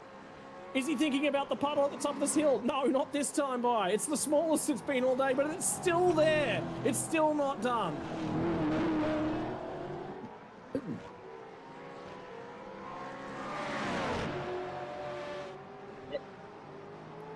Oh, Damon Woods having a look at Griffin Gardner, Scott, for 5th. He's going to have a crack at him again. We are 158 laps into our 161. We are less than 18 Ks away from the 1,000. These guys have thrown everything at each other all day long. Griffin Gardner drove his way back through the field after troubles, after dramas with Forza and El Nabi. They sit there, they look at everything, and they think what could have been today, but at the same time, they've still got to fight. They've still got to swabble. For Damon Woods, remember, he sits 4th in the championship hunt. Him and Rattray White are both going to earn points over Ando. This place is important to the championship picture at large. At the moment, Phil Sell has got to get through 18 kilometres to be crowned a champion. That's it. That's all he's got to do. He's just got to keep it together. His teammate would love to be crowned a Bathurst 1000 champion. There's no points marker on the line for him. There's a lot of risk. There's a lot of energy. There's a lot of effort for Andrew Gilliam. It's been a trying, it's been a challenging 2025. He had to rebuild the way that he drove the car. It doesn't drive the same. They've all had to do their trials and tribulations this year. And yet again, Loves Esports have popped back out on top. That shows you exactly how much these drivers are capable of. For the start of the Logitech G True Force Endurance Cup, in the middle of the Phillip Island 500, the Lobs Esports cars were put onto the wrong strategy. They had to come back in for a driver swap when they didn't want to. They popped back out in 20th. And on that day, you looked at the results column. You thought about Jared Filsell. You thought about Brody Kostecki. Well, it was all Filsell that had to recover that car. Kostecki's job was done on that occasion, and it's just been Jared Filsell. That drive right there was why he's the man capable of standing on top of the podium and capable of standing on top of this one Andrew Gilliam is going to challenge him to the last. 12.426 kilometres left to run. And Andrew Gilliam has 1,000 reasons to want to win this one right now.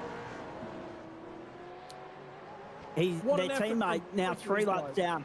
They're just gone to pit lane, Scott. The Rosella car reporting back to pit lane. They may well see out the race there. I reckon they'll come in, they'll throw fresh tyres. They might even go for fastest lap. Why not? Now, actually, we need to go back to our race leaders. Oh, they got into each other! Gilliam just tagged Phil Bell! You're kidding me! They got into each other! Wow. As Gilliam's got damage on the left front corner. Something happened on the braking zone on the run to Griffin's Bend. Something happened. I wonder, is Phil still fuel saving? And Dylan Rudd's nearly been turned by Wayne Burke again. They've already had contact between those two cars. Griffin Gardner and Damon Woods are going at each other. So there's battles aplenty in the final 2 laps of the motor race. Lap 160 we are on right now. Check this out. Oh, bang. Yeah, there was a touch, a definite touch, Sam, man. What happened? Yeah, it's a strange one, isn't it? I can't pick it. I can't work out why it happened, to be honest. I can't help but notice that Sandman might have started the day on 7 cylinders and has dropped to 6. I think the voice box has sounded a bit rusty, mate. Yeah. You can't blame it, though. The action that we've seen here at Mount Panorama has been incredible. But it looks like now that margin that Phil Sell's got over Gilliam, it's going to be a clear run home now for Jared. It's damage to the left front corner of car 201. That's all he's going to be capable of. He's thrown everything at it. He tracked him down and tracked him down and tracked him down. And again, that's why he's here. That's why I know that Gilliam's capable of this. Does he miss his braking marker? That's the only thing. Phil Sell felt threatened by him. Or was there a potential that he was flirting with the white line on the left side of the racetrack as well? And that might have been what unsettled him, because it looked like the car twitched to the right ever so gradually, which led to the contact. I don't think that was intentional in any way, shape or form. Final last 1 run around to go, Scott Rankin. What a day it's been. 6.213 kilometres for Jared Philsell. That's all that remains between him and Bathurst victory and Champions victory and the True Force Endurance Cup trio. He's won every single round in the Logitech True Force Endurance Cup. He'll say thank you to Brody Kostecki. Those two have worked up a miracle. These guys are still having a stoush for it for the minor placings as well. But for the final time, Jared Philsell makes it through. There's marks on the road there. Somebody's just been around at the cutting just recently as well. For Dylan Rudd, he is trying to make his Chevy Camaro the widest thing on the racetrack right now. It took a lot of effort for Josh Anderson to make his way by. For Jared Philsell, up and across the top, through McPhillamy. This is the site of so much challenge throughout the course of the day. So many safety cars. Everything's being caused by this at the top of the hill. Down goes, well, was that Maloney who just got through on Burke? It was as well. There's another car. I think that's Bowler who's just gone through. On the pair of them, who's trying to challenge for it in the final lap today. Final time to the elbow for our race leader, but the rest of them, they're going to squabble over it. This is back to the last spot inside the top 10. Bowler's back to 11th. Burke sits on the bubble in 10th. Maloney might have had finally that car come to life in the final stint. They might have repaired the bonnet on it the time they had. Ethan Greek Goal has been gone to pit lane. Something happened to Greek Goal on the final lap of the day. You're kidding me for car number 7. Wow-wee. But they had such a good run up until that point, Scott. But these guys have been faultless all week and all season, right through the season of endurance and the championship itself. Here we go. For the final time, he's going to come under the Armour All Bridge. 2025 crowns a champion. It's a Bathurst champion. It's a True Force Endurance Cup champion. And it's a season championship for Jared Philsell. Gilliam will come home second and be frustrated with it. But on the day we crown our champion, only one car was good enough. Rattray White will score points. He moves to second, I reckon, in the championship, you know, with that result. Yeah. So he'll be over the moon with about this 1,000 podium. Woods won't get there over Griffin Gardner. He'll challenge for it, but he won't quite get there. What a final stanza at the end of the race. And you can see the celebrations have kicked off early. OG gear replay. This might describe or give us some intel into what happened to Ethan Greg Gold alongside Brenton Hobson. Rainer Costello also lurking in the shadows there as well. Oh, no! Massive shunt for both Hobson and Greg Gold. Exactly the same as what we saw earlier with that switchback. The switchback didn't work, and it led to disaster. Such an unfortunate way for the day to end for both the 88 and the 7. The 88 will limp home in 18th, but very much a case of what might have been. Take your hat off to those guys and just standard applaud, ladies and gentlemen, because that was brilliant from the Lobs Esports stable. 1-2 on the mountain. Hobbo comes home, a frustrated, no doubt, 18th. In behind him, of course, Andre Heimgartner's picked Adam Briggs at the line for 19th. And we've got a battle for 32nd, if you don't mind. James Scott and Taylor Serrano, and there is contact with 3 corners to go. Serrano's going to 31st. Scott did well to get it back on the road through the grass. My goodness me. Stephen Sandman Clark's off for a gearbox change. We'll get some final thoughts from him at normal speaking volume in just a moment. But what a day that has been. A few guys licking their wounds at the end of that one, Scott Rankin. You mentioned the triple threat for Jared Filsell. Absolutely phenomenal. Has dominated the season. I think I read the points matrix right. There's only 2 rounds or 3 rounds in which he hasn't been the round winner. He hasn't been on top. That is the hallmark of a champion, the way he strung that season together. The winning margin, not a fair reflection of how dominant the team was overall and how close Andrew Gilliam got, 3.494 seconds. Zach Ratway-White, second podium of the week for him. Brady Myers, Griffin Gardner. There's good and bad stories all through that top 10. Dylan Rudd along with Wayne Burke. What a fight that was towards the end, joined by Jake Maloney late in the piece. And just outside, Matty Ballard, the unfortunate one that just missed the top 10 in that 4-way battle for 8th. Good run from Josh Anderson as well, the best of the TTR stable, bar Brady Myers. In the absence of course, their mainstay contender in Madison Down. What a day, Scott Rankin. 6 hours, 8 minutes and a little bit of change. And the mountain has tamed the best and also crowned the best as well. Yeah, what a day for those guys as well. We get outside the 11 here. Bowler, O'Reilly, Duncan, Ross, Rivera, Costello, Ford, Brenton Hobson with that contact in the last lap to 18th. Andre Heimgartner, a reasonable recovery from that car, actually. Car 027 to 19th spot when you consider where they were. Adam Briggs, he'll be frustrated. They were inside the top 15 shootout as well. And to come home in 20th and one of the lower down synergy cars as well, they had car speed today in car 72. I guarantee you, the result for Ewan Baker and Adam Briggs, they won't necessarily be over the moon about. But on to the final next page and cars that are showing 1 lap down. Varndell gets home in the lead lap. Final car in the lead lap. Hey, Steady gets it done. Ethan Griggold will retire the car 1 lap from home after crossing that start-finish line, but not making the conclusion. The final lap of the race, something went on there. We're not 100% certain what. Damon Mulqueen, Scott Gamble, Corey McFarlane, Brady Baldwin, Brad Ratsu, Madison Down 1 lap down as well. Actually, that's not a bad recovery again. Remember, they were 2 laps down. They were actually, I think, 3 laps down for a long period. So they got back to 1 lap down. Is actually not a bad shout from car number 77, Ian Zhu, home in 30th. He actually co-drove for Ben Faulkner on car 28. Also 1 lap down. And look at the number of cars 1 lap down. Teo Serrano, James Scott, and Damian Johnson gets home for 33rd. Then we get to Rosella 3 laps down, the last car running. 017 done for the day, 8 laps shy of home. Dylan Pereira retiring with wheel failure, unfortunately for him, for his co-driver.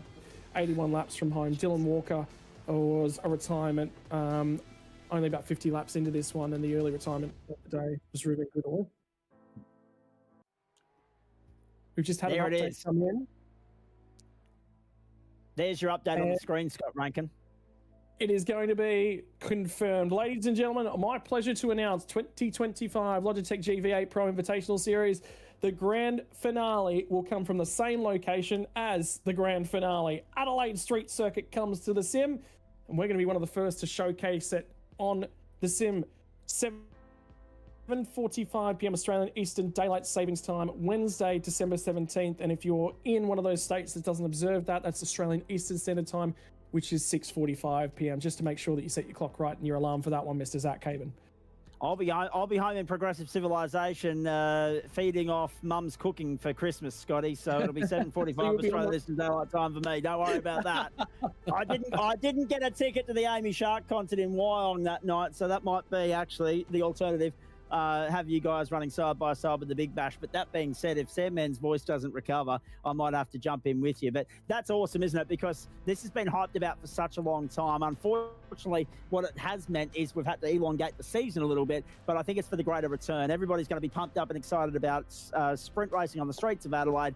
The season will end 2 weeks later than originally planned, 7:45 Eastern Daylight Time, and looking forward to that. 4:45 on the West Coast, so join us over afternoon tea, 9:45 New Zealand. Everybody else can do the mathematics for themselves. What a day we've had. I know Sandman's voice box is on the outer, but let's just, before we get our winners in here for a chat, let's just hear from him for a moment. Sum that up for us if you can, Sandman. It's been a phenomenal day, very different to last year's race, but no less compelling. Yeah, absolutely. Sorry, guys, my voice is absolutely shot. It was an amazing race. Bathurst never lets us down, and how exciting that we've got the Adelaide Street Circuit as a grand finale. I can't wait to see what the Logitech G Hub looks like when we get the streets of Adelaide from you, mate. You've got, what have we got now, 4 weeks to prepare for that one, or 3.5. So good luck with that. Scott Rankin is dragging our interviews in, our winning drivers in for the post-race interview in just a few moments' time. You're only going to hear from the winners today, folks. Hopefully we'll get some comments from second and third in due course. Andrew Gilliam, SVG, Zach Rateway White, etc. But Brodie Kostecki and Jared Philsell are in the house. It's the triple threat. It's the championship. It's the clean sweep of the Enduro Cup. It's Bathurst 1000 supremacy. Brodie's been there before in the real world. What a day for these two, Scott Rankin. Boys, congratulations on a stunning race here tonight. Obviously, some issues with a pit stop under the final safety car of the day. Look, what happened there? And do you have any knowledge of what went on? Just not certain what happened. And, well, forget it. You put the head down, pinned the ears back and went for it. Just the sandwiches were ready, so we just went out and had a sandwich and decided to come back and finish off the race. I thought you would have the ice cream freezer on the end of the pit wall to hand one of those out to him to have a munch on in the car. Nah, Thomas's lovely mother just finished off making some ham and cheese sandwiches with a bit of salt and pepper. So, yeah, we just had a few of them and got back in the car and just finished her off. Mate, challenging race to run throughout the day. Jared actually messaged me and said you were having, Brodie, a little bit of car balance issues in that middle stint right there. Looked like it just went away from you. Was it just something on the full fuel, particularly with the line being a little bit narrower than practice with the puddles on the edges there? Just Jared chose the wrong setup for the race, so car wasn't actually that good in the race, but was obviously still the fastest one out there. So once I sort of got myself back in check, and Jared made a few changes to the car and you know, got it back where it should have been. Jared, come to you, mate. Look, you start outside the top 10 with 60 or so laps left to go. This is one of those drives. I harkened it back to the Phillip Island 500 as well, when you ran down the race win from 20th on back. It's challenging to do so, but I think one of the marks that we've said to you this year is just your ability to just get out there, get aggressive, get after it, and have some fun. You had a lot of fun overtaking cars and just being unleashed to go after it at the back end of today. Yeah, definitely. A few of the guys there were quite welcoming and didn't put up too much of a fight. Obviously, they're running their own race as well, so yeah, that pit stop wasn't planned. I wish I was having a ham and cheese sanger, but we had a glitch where the car dropped and then went straight back up on the jacks and did a bar change for whatever reason, even though we didn't request it. So we lost 25 seconds there. But yeah, that safety car really saved us. If it wasn't that, we would have been nowhere.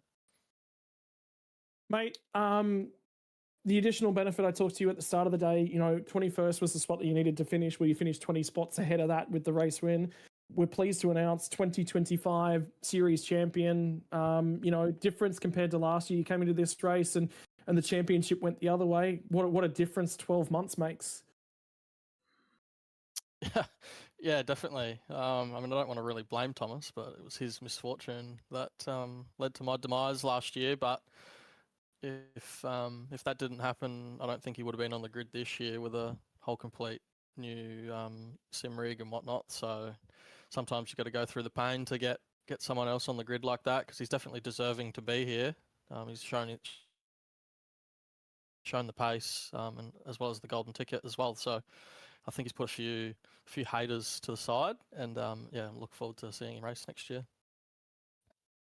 Mate, we've just announced that the final race of the championship is going to be at Adelaide. First and foremost, Brody, over to you. What's the research like? You're going out there to get the numbers and bring them back here and offer them back to the boys so you can come out with the best and brightest. These guys haven't had the opportunity to do laps around Adelaide, so I think you're going to be king of the setups and king of the assistants in the data heading into this one. Yeah, it's great that Adelaide's going to be the final round, but I'm sure the car will be fine. We've sort of got a pretty good platform now that sort of works everywhere. But yeah, it'd be exciting to have the final round there, and yeah, it'd be nice if one of the Lobs boys can top it off with a race win. I think this is probably a record season for us as a team. So it's yeah, great to see. Everyone's really gelled well with the car, and setups all year have been progressing quite well. So yeah, there's no reason why we can't go out and win the finale. Finally, Brody, the last one I actually asked you, mate, did you offer Jared a Lucky Dog sponsorship, and did he turn you down, or what's the go there? No, he hasn't actually put anything in, so yeah, he's got a bit of work to do there, Scott. So yeah, actually none of the boys have put anything in, so it's a bit disappointing that they obviously don't want $2.5 grand. Jared, mate, what's your reply to that one? Oh, and I'm racing Adelaide virtually in a few weeks, so I might cook something up. We'll wait and see. Brady, I'll email you through the sponsorship proposal for my NASCAR program tomorrow, mate. Expect the email. No worries, mate. No. Mate, ladies and gentlemen, congratulations on the Bathurst 1000 win, boys. Who would you like to give a thank you and a shout out? Jared, I'll start with you. Obviously, Brody for putting up with me for the whole 161 laps there. I went a bit AFK and got my ears rung a little bit, but no, he's always well and good when we're racing together. It's probably the first time I've actually had a bit of luck go our way in Enduros. We've always seemed to be there or thereabouts and then have something really weird go wrong or whatnot. So it's great to have a successful Enduro partnership with Bush again, as well as all the guys at Lobs as well. Numo for spotting today, Dino for jumping in as well, and as well as Shane for being a super sub for Gilly as well. I don't know what time it is there for him, but he drove amazing today. And finally, Brody Kostecki, final word from the drivers for you, brother.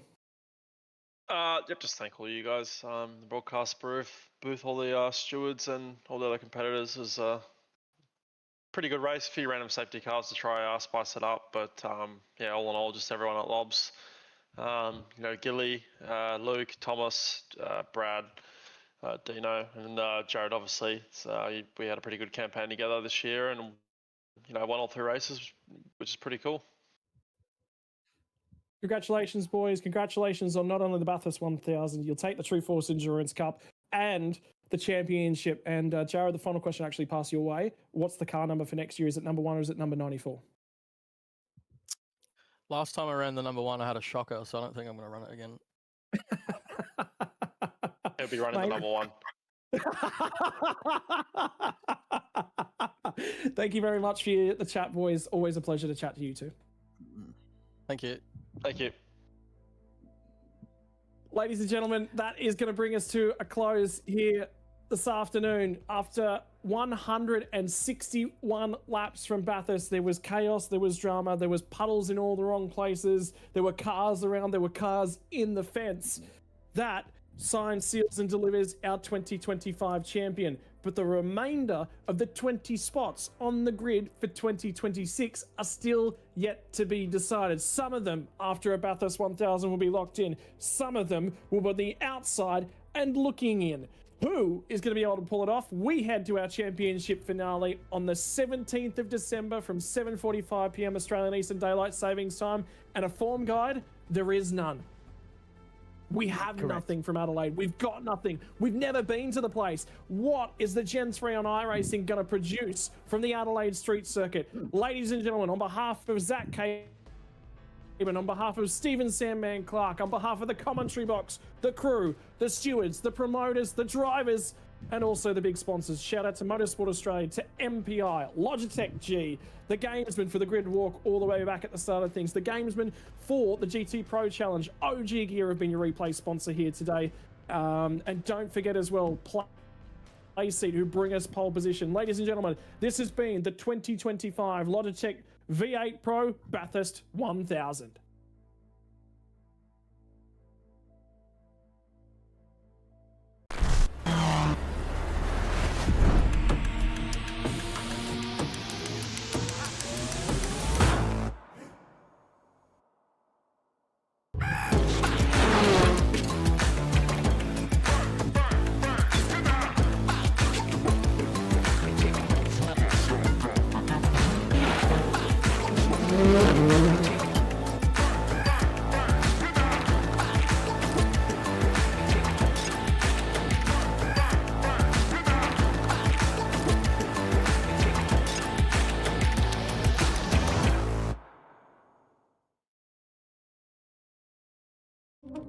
The human hand, the ultimate biomechanical tool.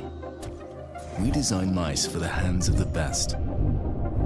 Hundreds of tests, thousands of metrics, refining every curve in every millimeter to provide breakthrough performance for every hand and every player. Introducing the Pro X Super Light 2, compact, designed with pros, engineered to win.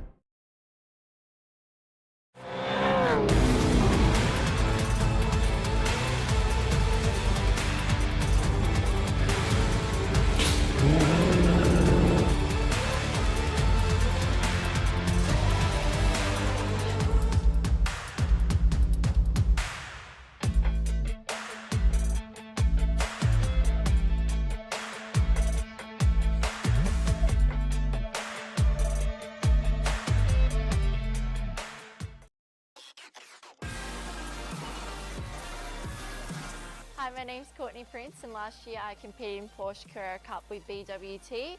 Today I've been on the sims with the OG race gear. I love the new gloves. They're really breathable and awesome, so you don't get sweaty hands using your normal race gloves on the sim.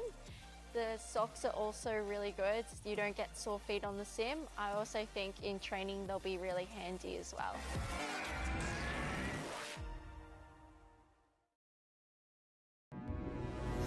We are gaming fanatics.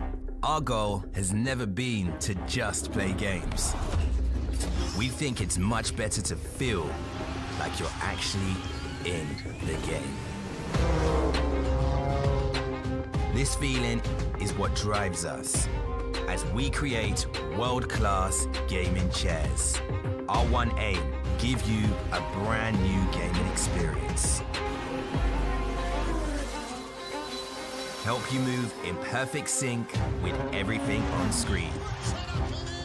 Make sure you're having a ton of fun. It took us decades to achieve this, and we're still not satisfied. Every day, we wake up to get better.